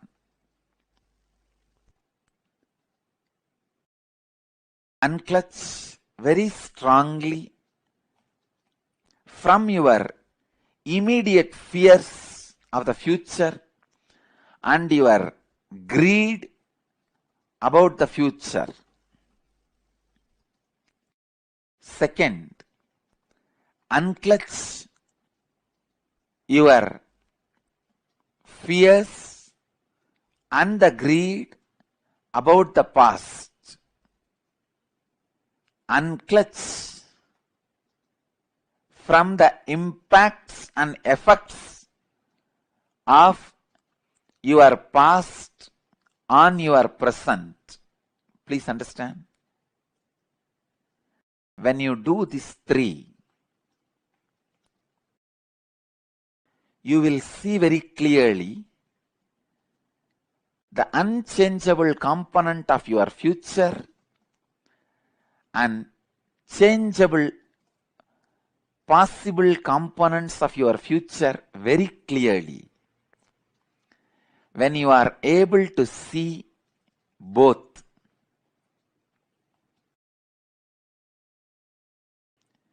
you will simply be able to read Akashic records. You will simply be able to read Akashic records, and this capability will naturally lead you to enlightenment, because when you know the delusions and illusions which can be changeable, you will again and again get back to the non-changeable destiny without getting caught in the delusions and illusions. You will value your human life and realize the greatest achievement of the human life is enlightenment.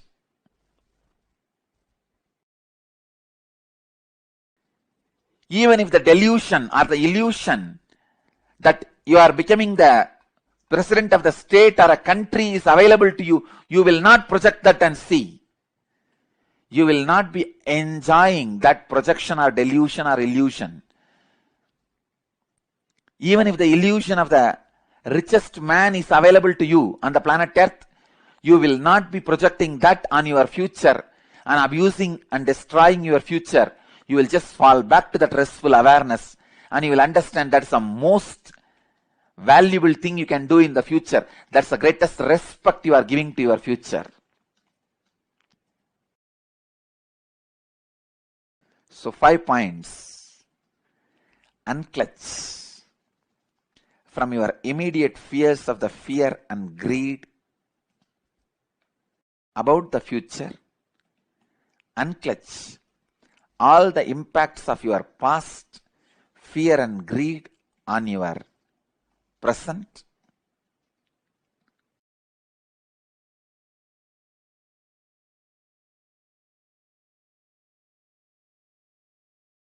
Unclutch the impact of past on your future. Just look at the life with a restful awareness. 4th instruction is just look at the life with restful awareness. The 5th instruction is you will be able to grasp the non-changeable restful awareness destiny and changeable delusion and illusion of the future.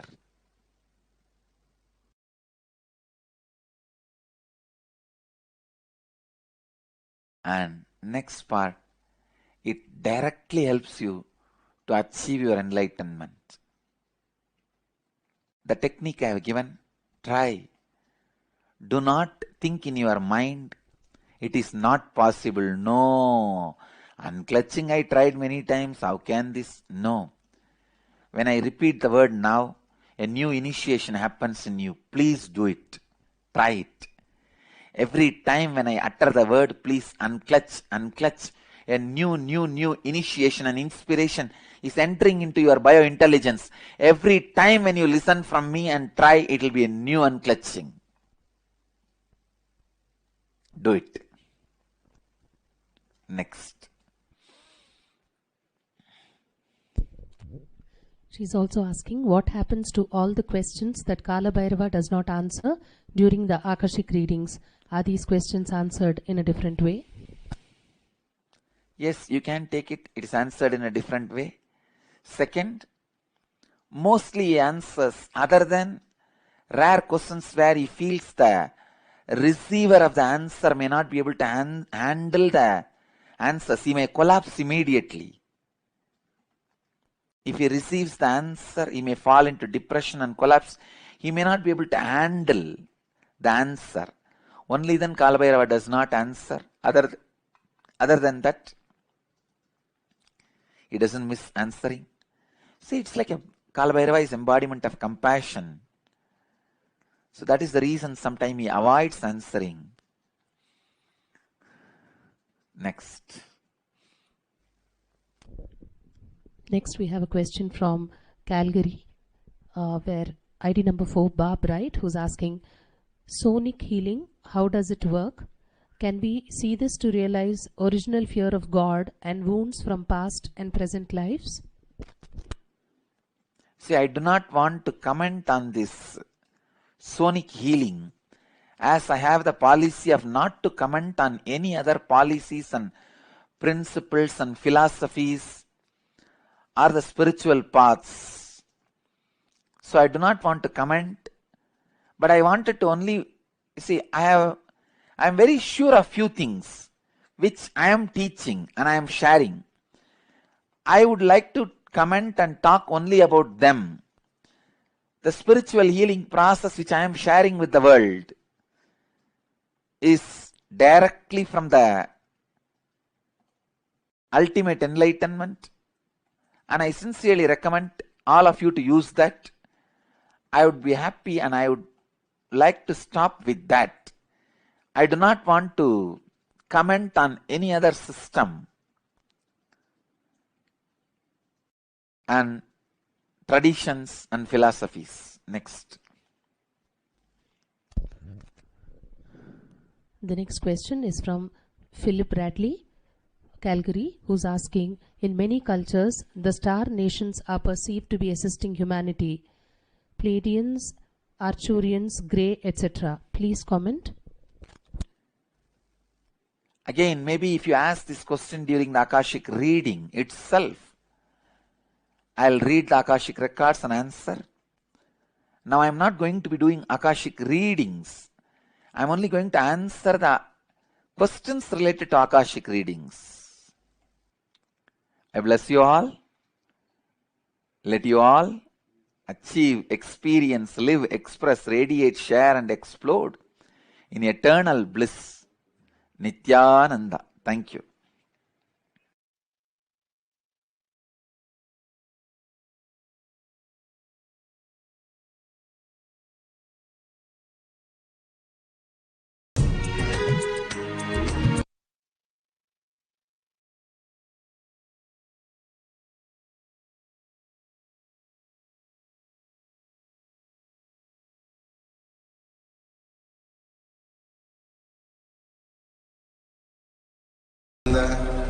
Paramashivoham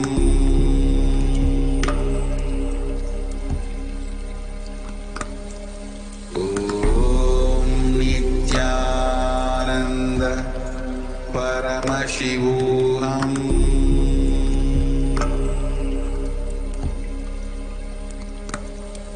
Om Nityananda Paramashivoham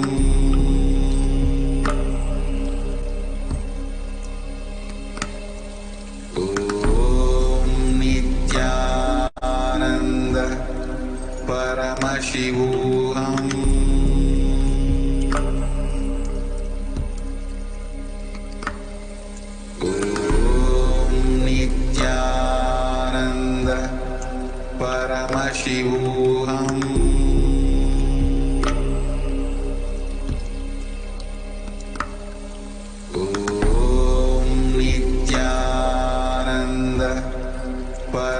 Paramashivoham.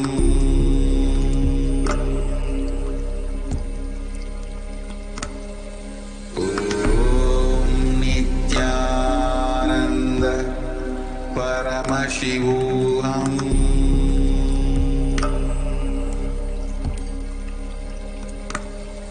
Om Nityananda Paramashivoham.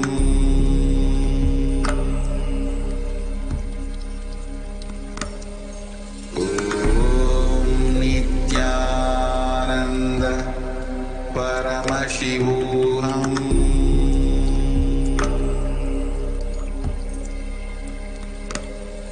Om Nityananda Paramashivoham.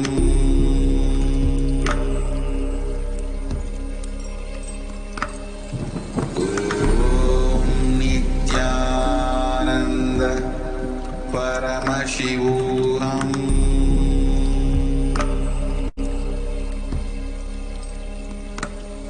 Om Nityananda Paramashivoham.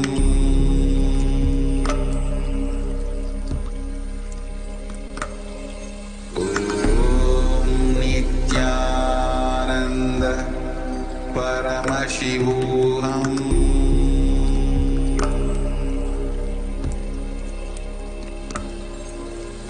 Om Nityananda Paramashivoham. Om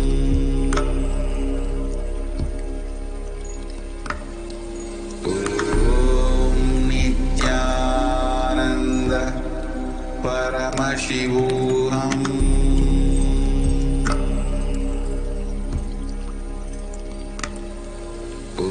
Om Nityananda Paramashivoham.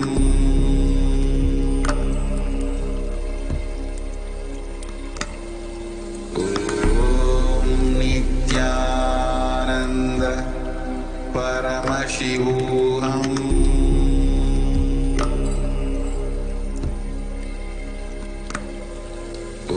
Om Nityananda Paramashivoham. Om Nityananda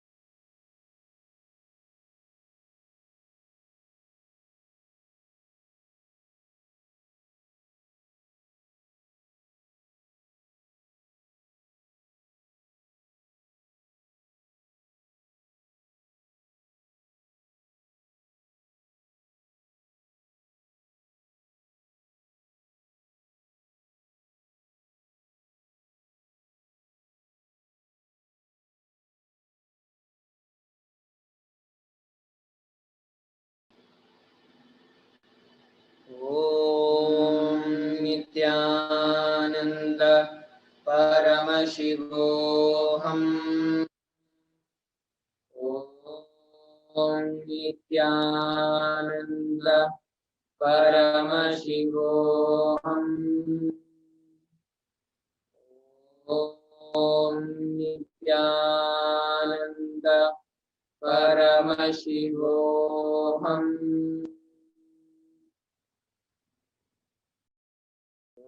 Om Hri नित्यानन्दाय नमः। ॐ ह्रां ह्रौं शिवाय नमः।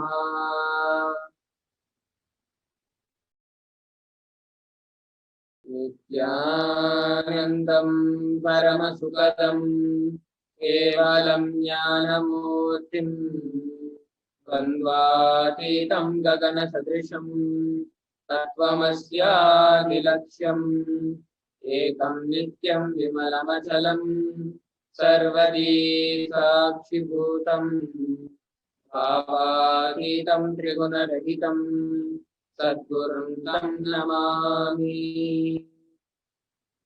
I surrender to that Sadguru, who is the eternal bliss, the bestower of supreme happiness, the one who is the embodiment of wisdom, who is beyond duality, who is omnipresent, to whom the supreme goal is giving the enlightenment experience, who is eternal, pure, and unshakable, who is the silent spectator of all thought processes, who is beyond emotions, who is without the three qualities called Sattva, Rajas, and Tamas. When you make a conscious resolution in the presence of the avatar, the power of the sankalpa itself will deliver the experience and manifest your reality.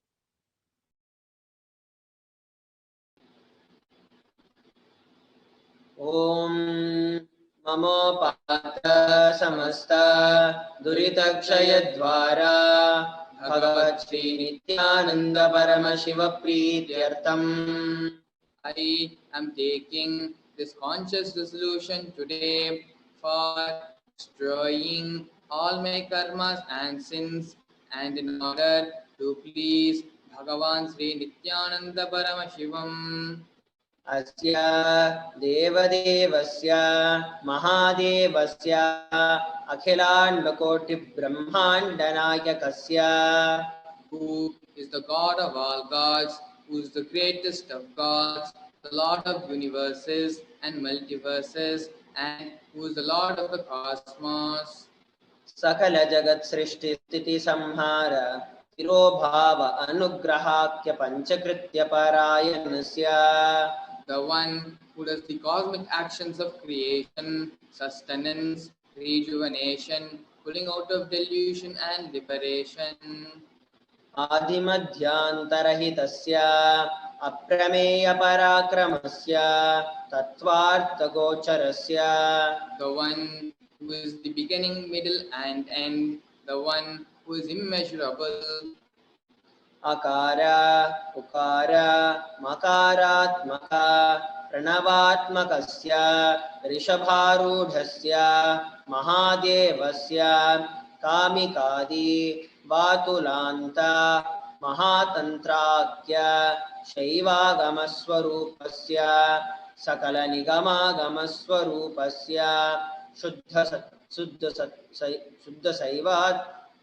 शुद्धाद्वैतस्वरूपस्य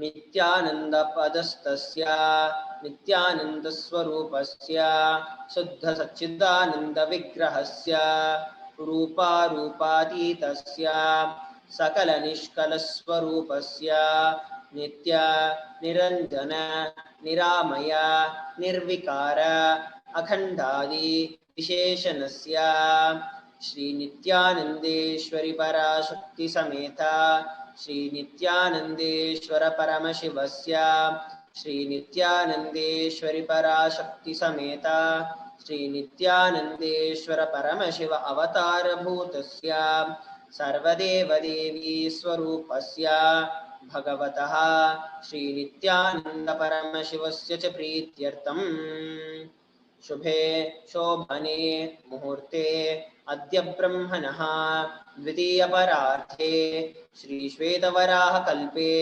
वैवस्वतमन्वन्तरे अष्टाविंशतितमे नित्ययुगे प्रथमे पादे जम्बूद्वीपे भारतवर्षे भरतखण्डे मेरोः दक्षिणे पार्श्वे शकाब्दे अस्मिन् वर्तमाने व्यवहारिके प्रभवादीनां षष्ट्याः संवत्सराणां मध्ये शुभनाम संवत्सरे शुभायने शुभऋतौ शुभमासे शुभपक्षे शुभदितौ शुभवासरयुक्तायां शुभनक्षत्र शुभयोग शुभकरण एवं गुणविशेषणविशिष्टायाम् अस्यां शुभदितौ.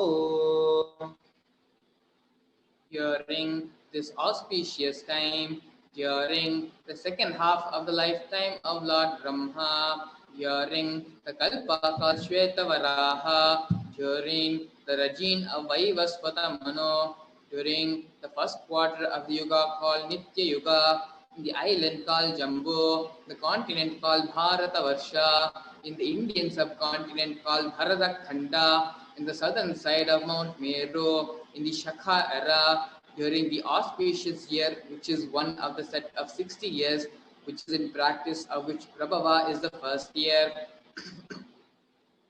In the auspicious Uttarayana, in the auspicious season, in the auspicious month, in the auspicious Paksha, on the auspicious Tithi, on the auspicious day, during the auspicious Nakshatra, auspicious Yoga and auspicious Karana, during such an auspicious moment.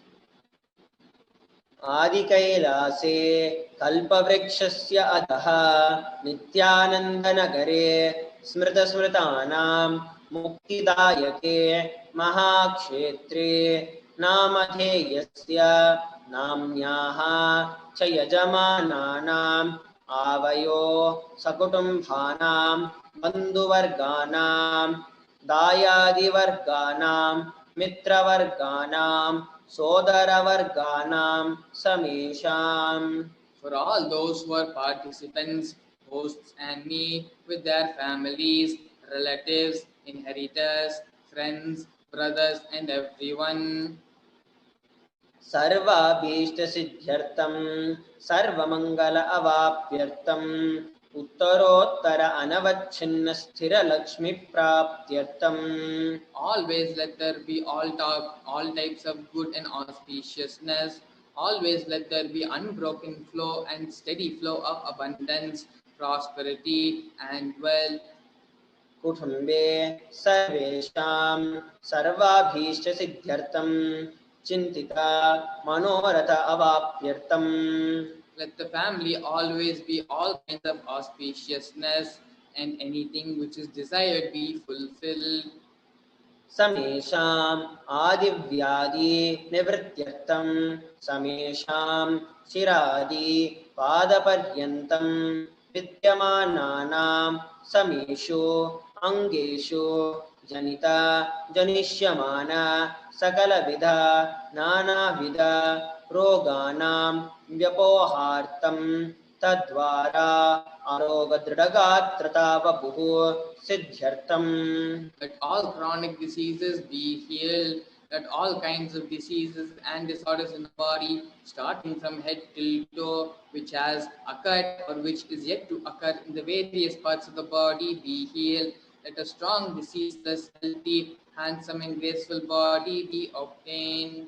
समेषां परैः कर्तृभ्यश्च कृतस्य करिष्यमान सकलविध मंत्र तंत्र यंत्र विषचूर्ण अभिचार स्तंभन मारन उच्चाटन विद्वेषण वशीकरणादि मंत्रिका प्रयोगे रक्षान प्राप्त्यर्थं तद्वारा समेषां सर्वाभीष्ट सिद्ध्यर्थं. Let protection be obtained from all the evil effects of the acts performed by people, either in the past or yet to be performed in the future, through the use of mantras, tantras, yantras, poisonous pills, employing spells for malevolent purposes like making a person immobile, killing a person through vomiting, diarrhea, and ruining the health, poisoning, hypnotizing, and so on. अपमृत्यु दोष निवृत्त्यर्थं काल मृत्यु अकाल मृत्यु दुर्मृत्यु निवृत्त्यर्थं. That all the doshas, ill effects related to death like destined death, unnatural death, and fatal death be removed. समेषाम् अंतर्दृष्टि बहिर्दृष्टि क्रूरदृष्टि व्यापारदृष्टि अनुकूलदृष्टि प्रतिकूलदृष्टि इत्यादि सकलविध दृष्टदोष निवृत्त्यर्थम्. All the effects of evil eyes from known and unknown sources, effects of cruelty-filled eyes, evil eyes of business enemies, effects of evil eyes of people who may project as if they are our well-wishers, and the effects of the evil eyes of the people who are against our well-being, we remove. समेषाम् अन्तःशत्रु बहिःशत्रु क्रूरशत्रु व्यापारशत्रु अनुकूलशत्रु प्रतिकूलशत्रु इत्यादि सकलविध शत्रुबाध निवृत्त्यर्थम्. That all the effects of the inner enemies and outer enemies, fierce enemies, business enemies, enemies who project themselves as good, and enemies who work against our well-being, we remove. समेषां मात्रशापादि सकलविध शापानां व्यपोहनार्थम्. Let the effects of all the curses right from the mother be removed. अनादि अविद्यानाशनया प्रवर्तमाने अस्मिन् महति संसारचक्रे विचित्रभिः कर्मगतिभिः विचित्रासु योनिषु पुनः पुनः अनेकदा जनित्वा. Sometime immemorial due to ignorance, we get caught in the vast cycle of birth and death. Due to the effects of our action, we take birth again and again in various bodies, which is quite strange. केनापि पुण्यकर्म विशेषेण भगवतः श्रीनित्यानन्दपरमशिवस्य अपरिमितया कृपया इदानीन्तन मनुष्यजन्म प्राप्तवताम्. Yet, due to some good action, with the extreme and immeasurable compassion and grace of Bhagavan Sri Nityananda Paramashivam, we have been blessed with the human body.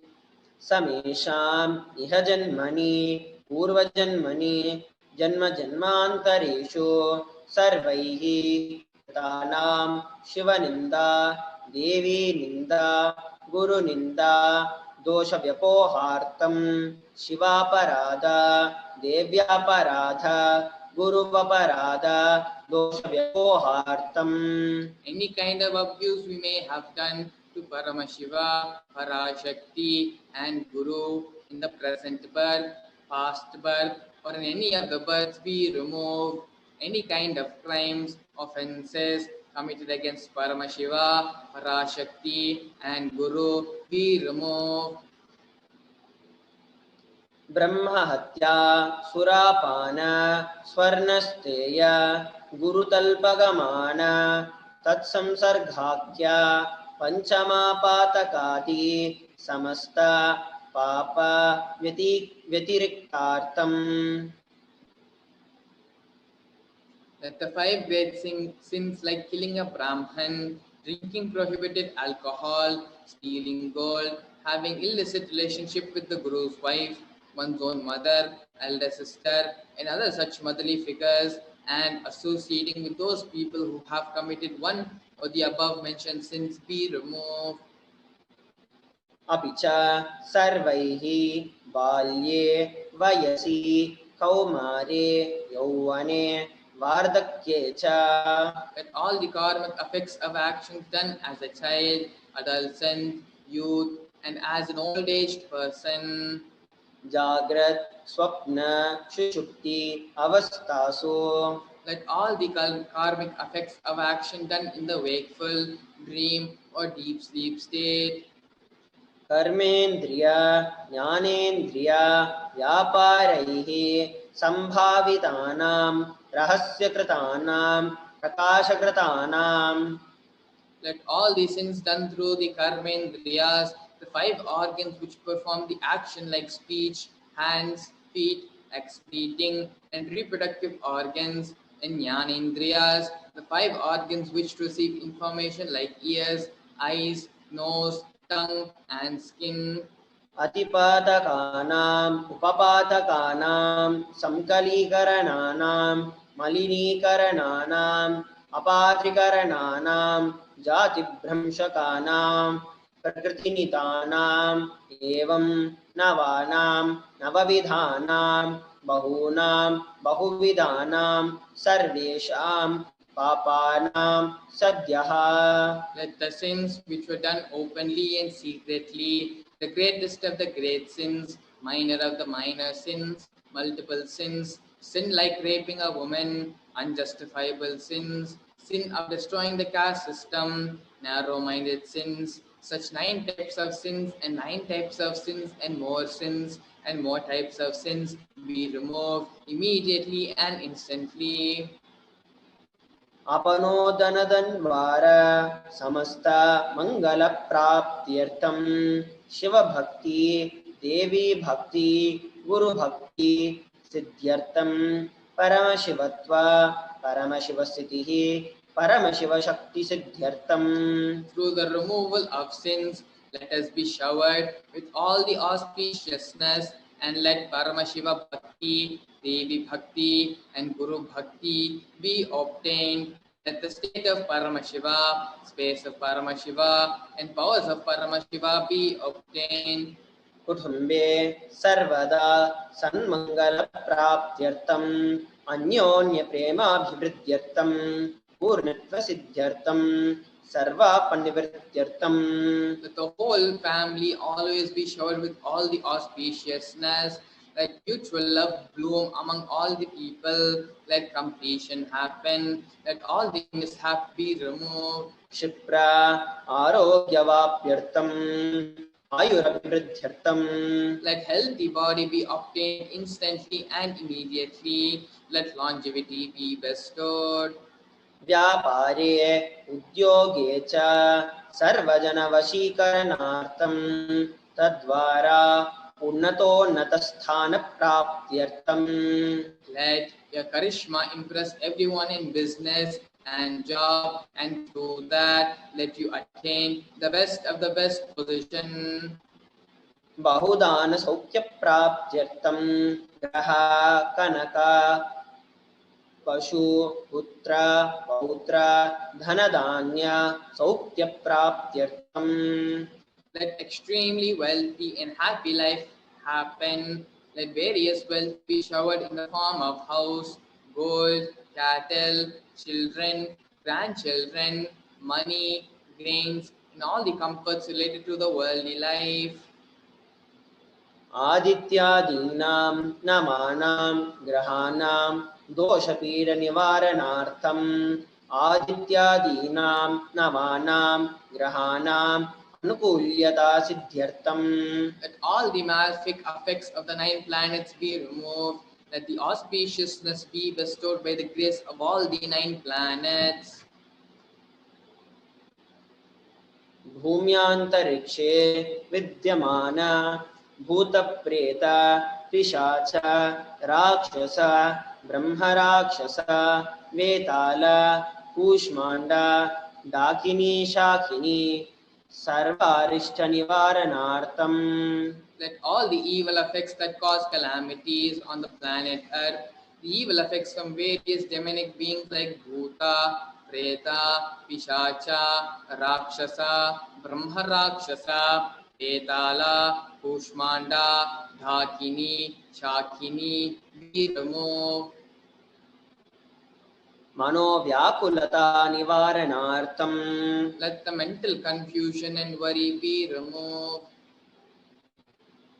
प्रारब्धे कर्माणि करिष्यमाणे कर्माणि आदिदैविक आदिभौतिक आध्यात्मिक विघ्न निवारणार्थम. Let all the obstacles be removed with regard to actions done or going to be done relating to God, world and spirituality.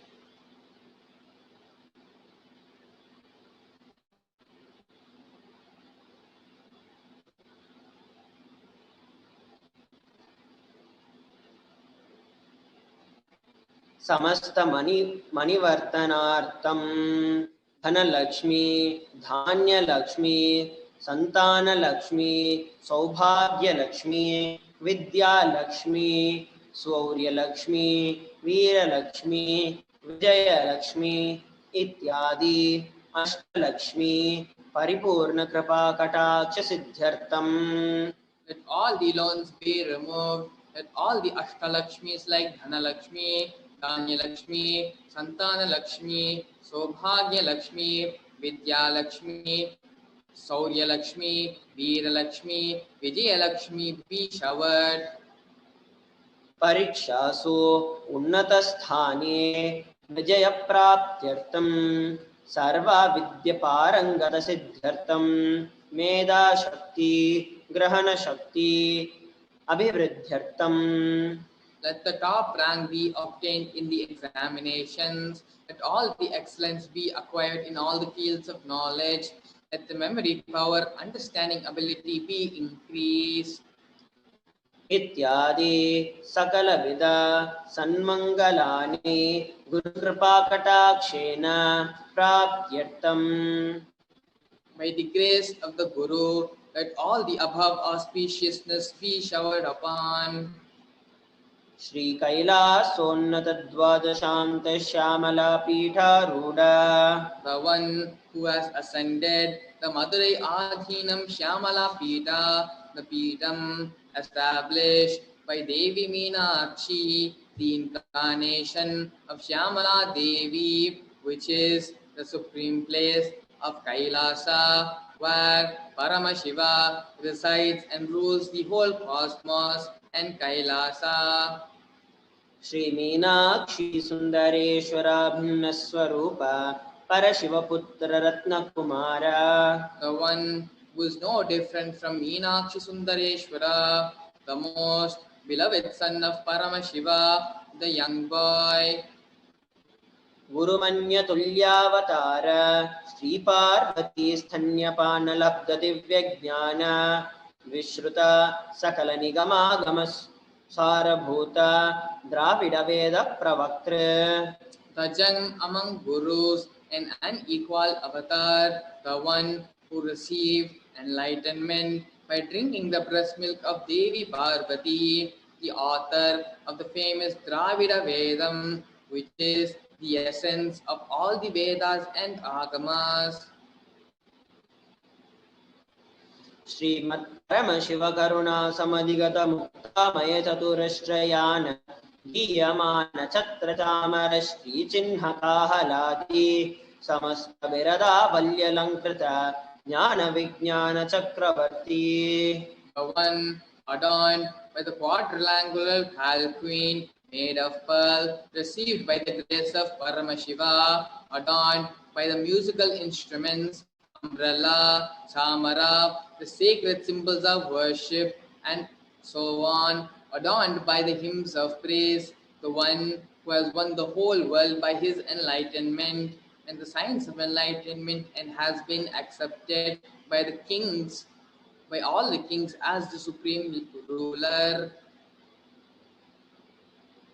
सर्वजन संग सत्यो निर्वाण दीक्षा व्ययापवर्गवर्ष विश्रान जीमूता परम तकल भकेशरी. The showerer of Videha Mukti and immutable state of enlightenment immediately by Nirvana Diksha to all people, the one who creates bliss, protecting leader, the roaring lion and trumping young elephant for other religions. शैव सिद्धांत स्थापनाचार्य श्री राजाधिराज पांड्य महाराज गुरु क्षपन शाक्यादि महांधकार निवारण ज्ञान भानु दीक्षणा नरहारह ध्वजोच्छेदन पूर्वक श्रीमत् ऋषभध्वज स्थापका. The Acharya who established Saiva Siddhanta, the Rajaguru of the Pandya, who is the supreme king of all kings, the Guru who is also the Pandya king, the supreme king of all kings, the enlightening sun that removes the utter darkness of delusion, the one who installs the Vishabha flag, the creator, the reviver of Shaivism. सर्वज्ञपीठारूढ़ Shri शैव समयकर्तृ सर्वज्ञपीठारूढ़ श्री जगद्गुरु श्री ज्ञान संबंध देशिक स्वामी वागीश सुंदर माणिक्य वाचक स्वामिनाम अवतार भूत श्री ज्ञान संबंध स्वामी पुनरुद्धृत श्यामला पीठ सर्वज्ञ पीठ त्रिनवत्युत्तर द्विशततम गुरु महासन्निधान. One who is the ruler of the Sarvagnya Pita, the seat of omniscience, or the avatar of such mentioned attributes, the Guru of the whole world, Sri Jnana Sambandhadesika Swami, Appar Sundarar Manikyavachaka Swami, O the ruler of the kingdom of enlightenment, the Shyamlapita Mahasamsthana, which was revived by Jnana Sambandha Swami, O the one who has ascended the seat of omniscience, the 290th Guru Mahasannidhana.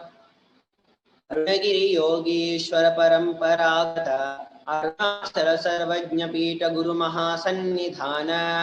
The one who has ascended the seat of Arunachala Sarvagnya Pita in the lineage of Arunagiri Yogishwara. Kailash परंपरागत कांची कैलास सर्वज्ञ पीठ त्रयस्त्रिंशदुत्तर द्विशततम गुरु महासन्निधान.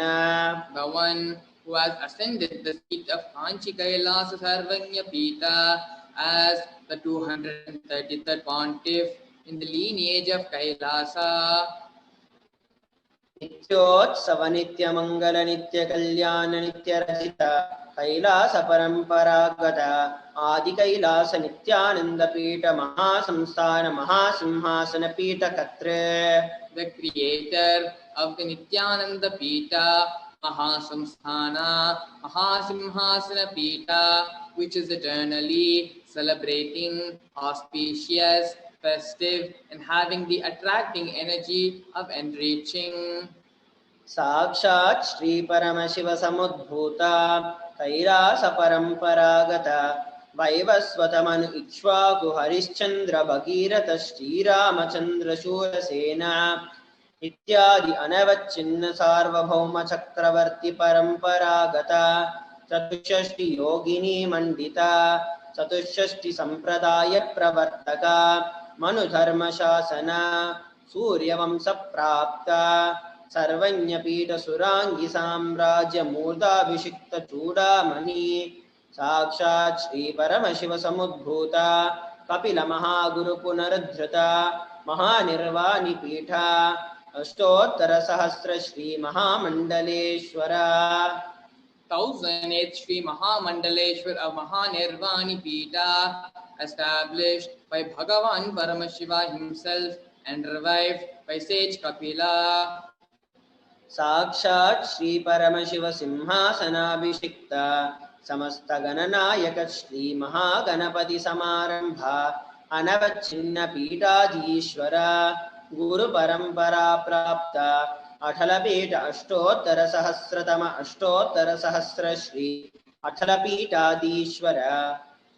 The 1008 Sri Atalapita Dhishwar of Atalpita, which has an unbroken lineage of pontiffs starting from Bhagavan Mahaganapati, who was the leader of the Ganas and who was coronated by Bhagavan Paramashiva himself. धर्म मुक्ति स्वर्ग पुरस्वर्ण पीठ त्रयोविंशति गुरु महासन्निधान. The 23rd Guru Mahasannidhana of Dharma Mukti Swargapura Swarvagnya Pita. Kailash परंपरागत आदिपीठ सर्वज्ञ पीठ जगद्गुरु. The Jagat Guru of Adipita Sarvagnya Pita.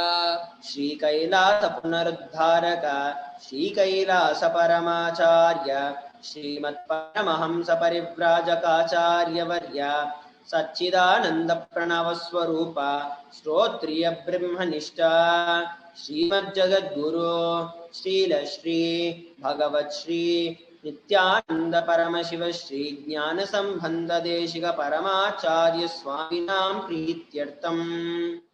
The one who is in the state of Paramahamsa, the Acharya of all sannyasis and pariprajakas, the embodiment of the pure truth, consciousness and bliss, the embodiment of the sacred syllable Om, the knower of the Vedas, the one established in the superconsciousness.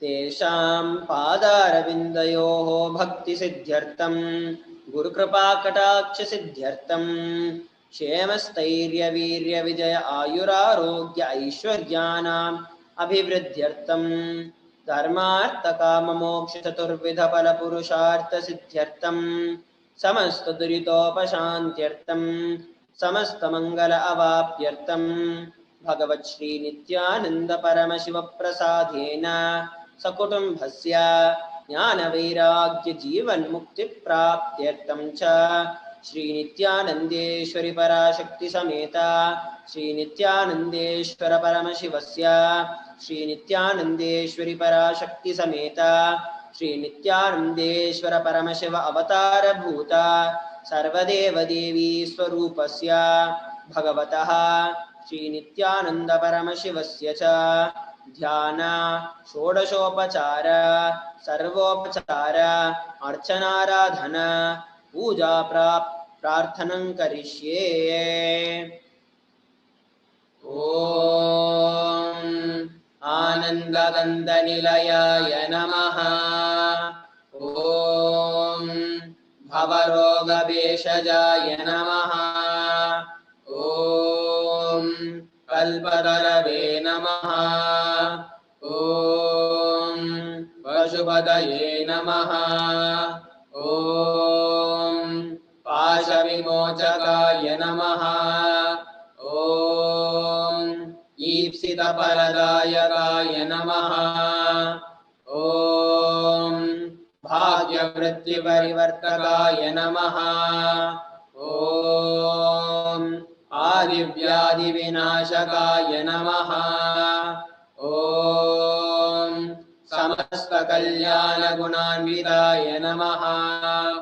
ओम विडदिपुरीशाय नमः। ओम श्रीकैलासपतये नमः। ओम शिवशक्त्यैकस्वरूपाय नमः। ओम ह्रीं नित्यानन्दाय नमः। ओम हां ॐ शिवाय नमः। ओम श्री नित्यानन्देश्वरि पराशक्ति समेता श्री नित्यानन्देश्वर परमशिवाय नमः। ओम श्री नित्यानन्देश्वरि पराशक्ति समेता श्री नित्यानन्देश्वर परमशिव अवतार भूता सर्वदेव देवी स्वरूपाय श्रील श्री भगवत् श्री नित्यानंद परमशिव श्री ज्ञान संबंध देशिक परमाचार्य स्वामिने नमः। ओम नित्यानंदम्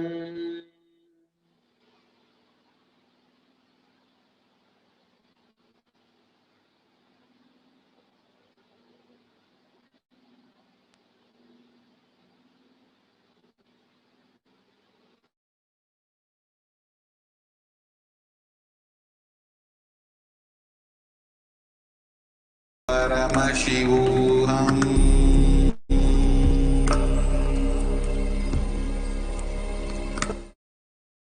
In Archavatara, deity, they manifest in Nijavatara, Pratyakshavatara, and give you all the boons you ask, bless you.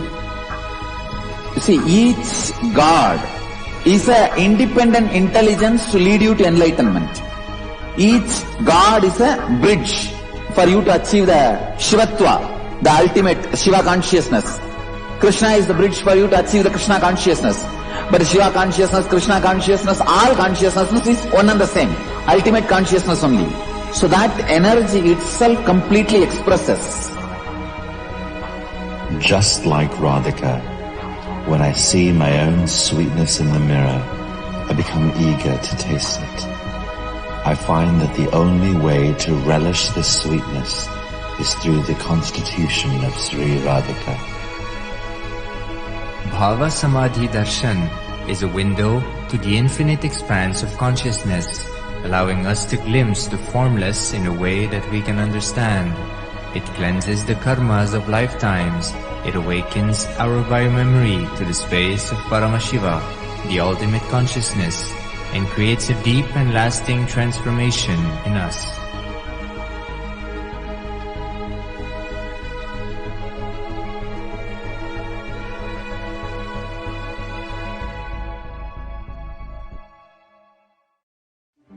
One or two times have Ganapati Darshan, Venkateshwara Bhava Samadhi Darshan, Devi Bhava Samadhi Darshan. By third time, fourth time you will see every prayer you are asking those beings, Ganapati or Venkateshwara or Subramanya or Parashakti.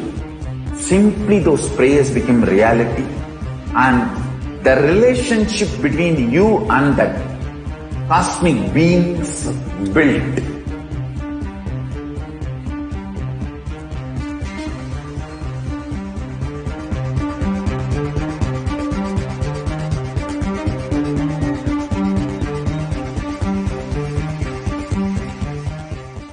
I tell you, each Bhava Samadhi Darshan is a spiritual treat, enjoy.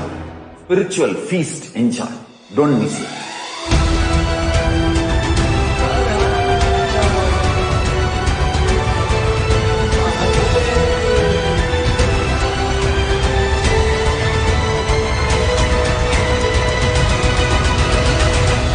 Never miss a Bhava Samadhi Darshan. Enjoy Paramashivoham, which is introducing and making you cognize the cosmic principles and cosmic beings. The state of Paramashivoham.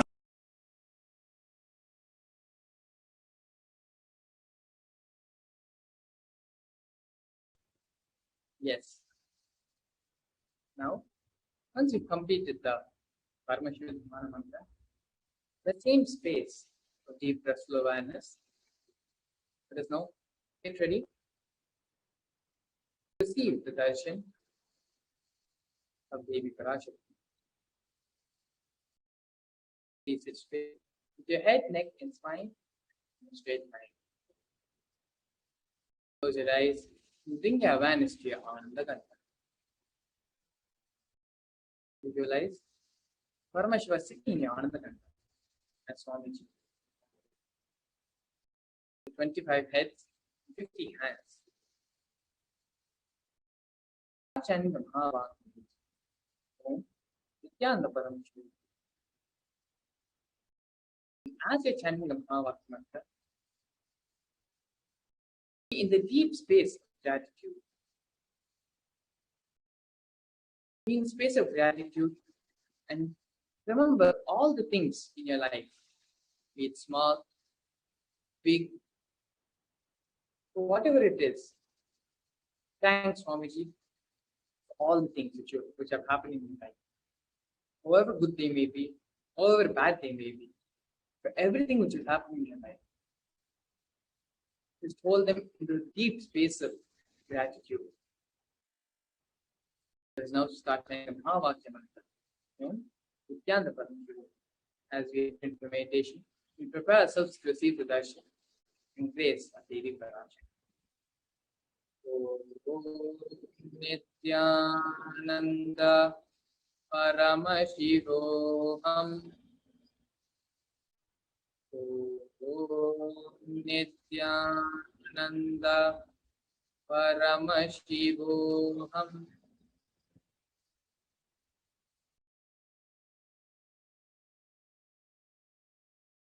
Ananda Paramashivoham.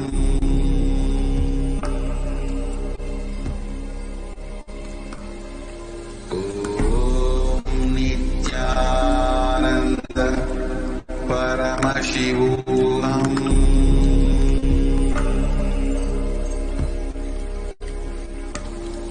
Om Nityananda Paramashivoham.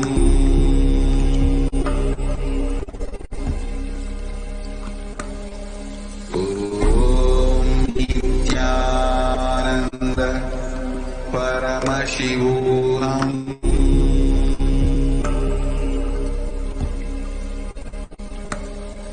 Om Nityananda Paramashivoham.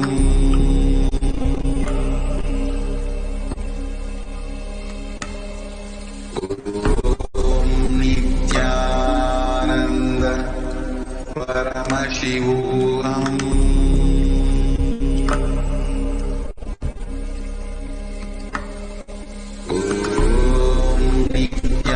Nityananda Paramashivoham.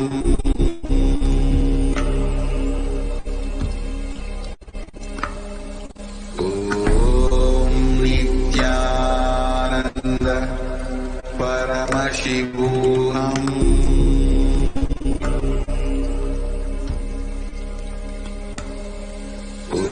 Om Nityananda Paramashivoham.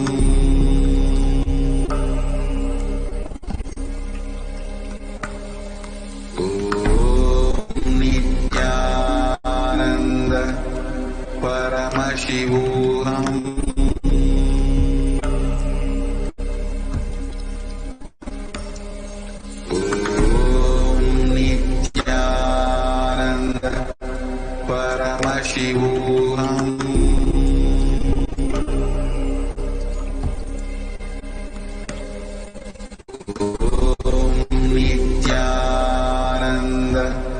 Paramashivoham.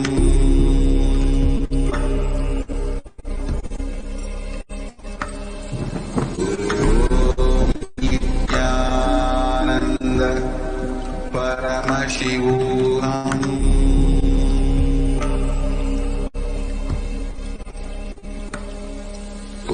Om Nityananda Paramashivoham. Om Nityananda Paramashivoham.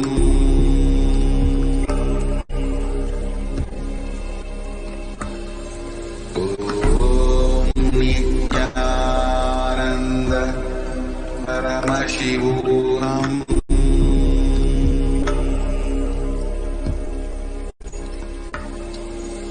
Om Nityananda Paramashivoham.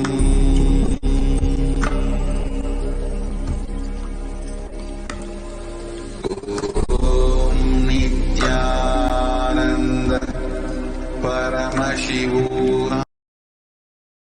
Paramashivoham.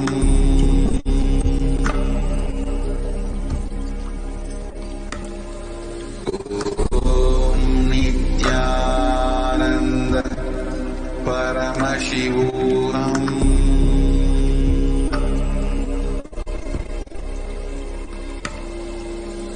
Om Nityananda Paramashivoham.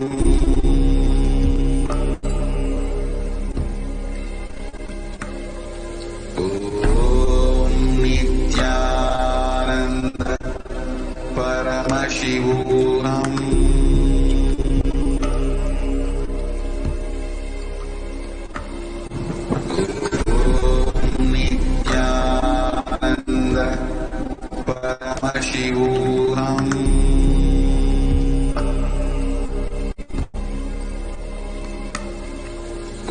Om Nityananda Paramashivoham.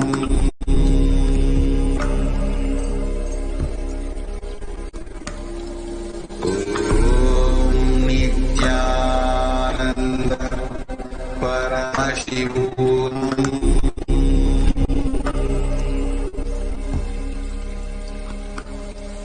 Om Nityananda Paramashivoham.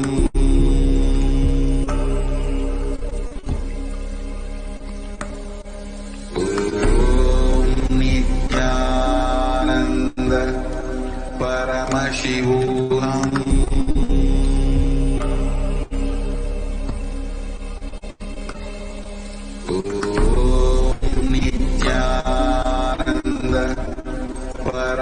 Paramashivoham.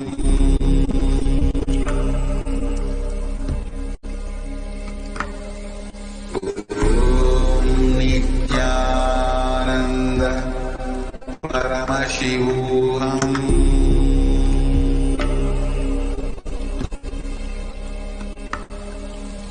Om Nityananda Paramashivoham.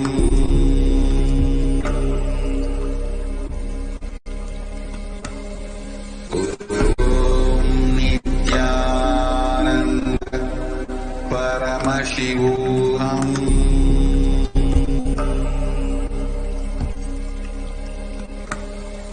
Om Nityananda Paramashivoham.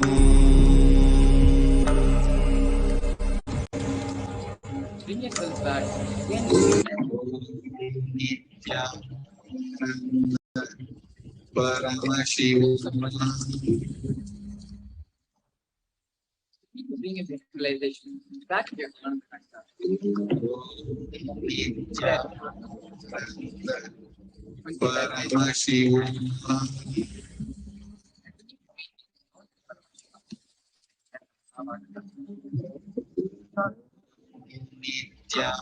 Nityananda Paramashivoham.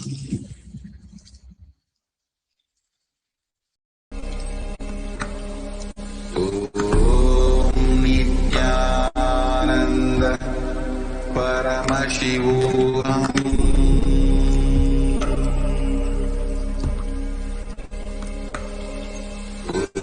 Om Nityananda Paramashivoham.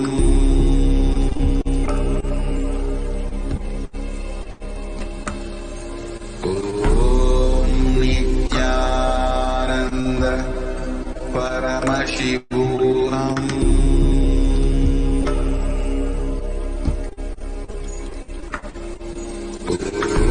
Om Nityananda Paramashivoham.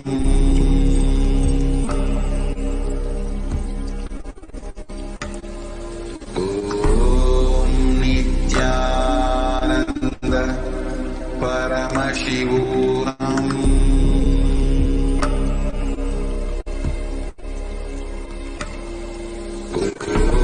Om Nityananda Paramashivoham.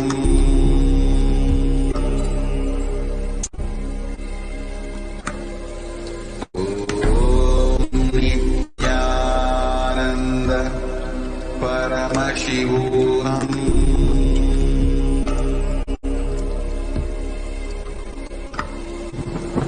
Om Nityananda Paramashivoham. Om Nityananda Paramashivoham.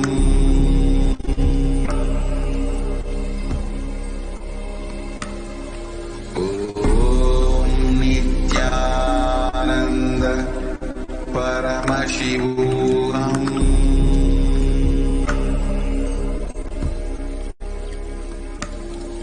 Om Nityananda Paramashivoham. Om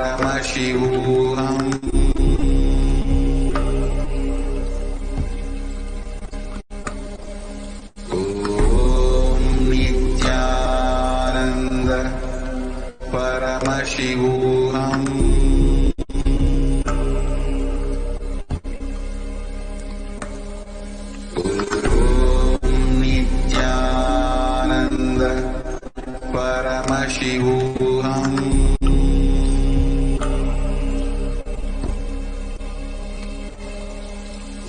Om Nityananda Paramashivoham.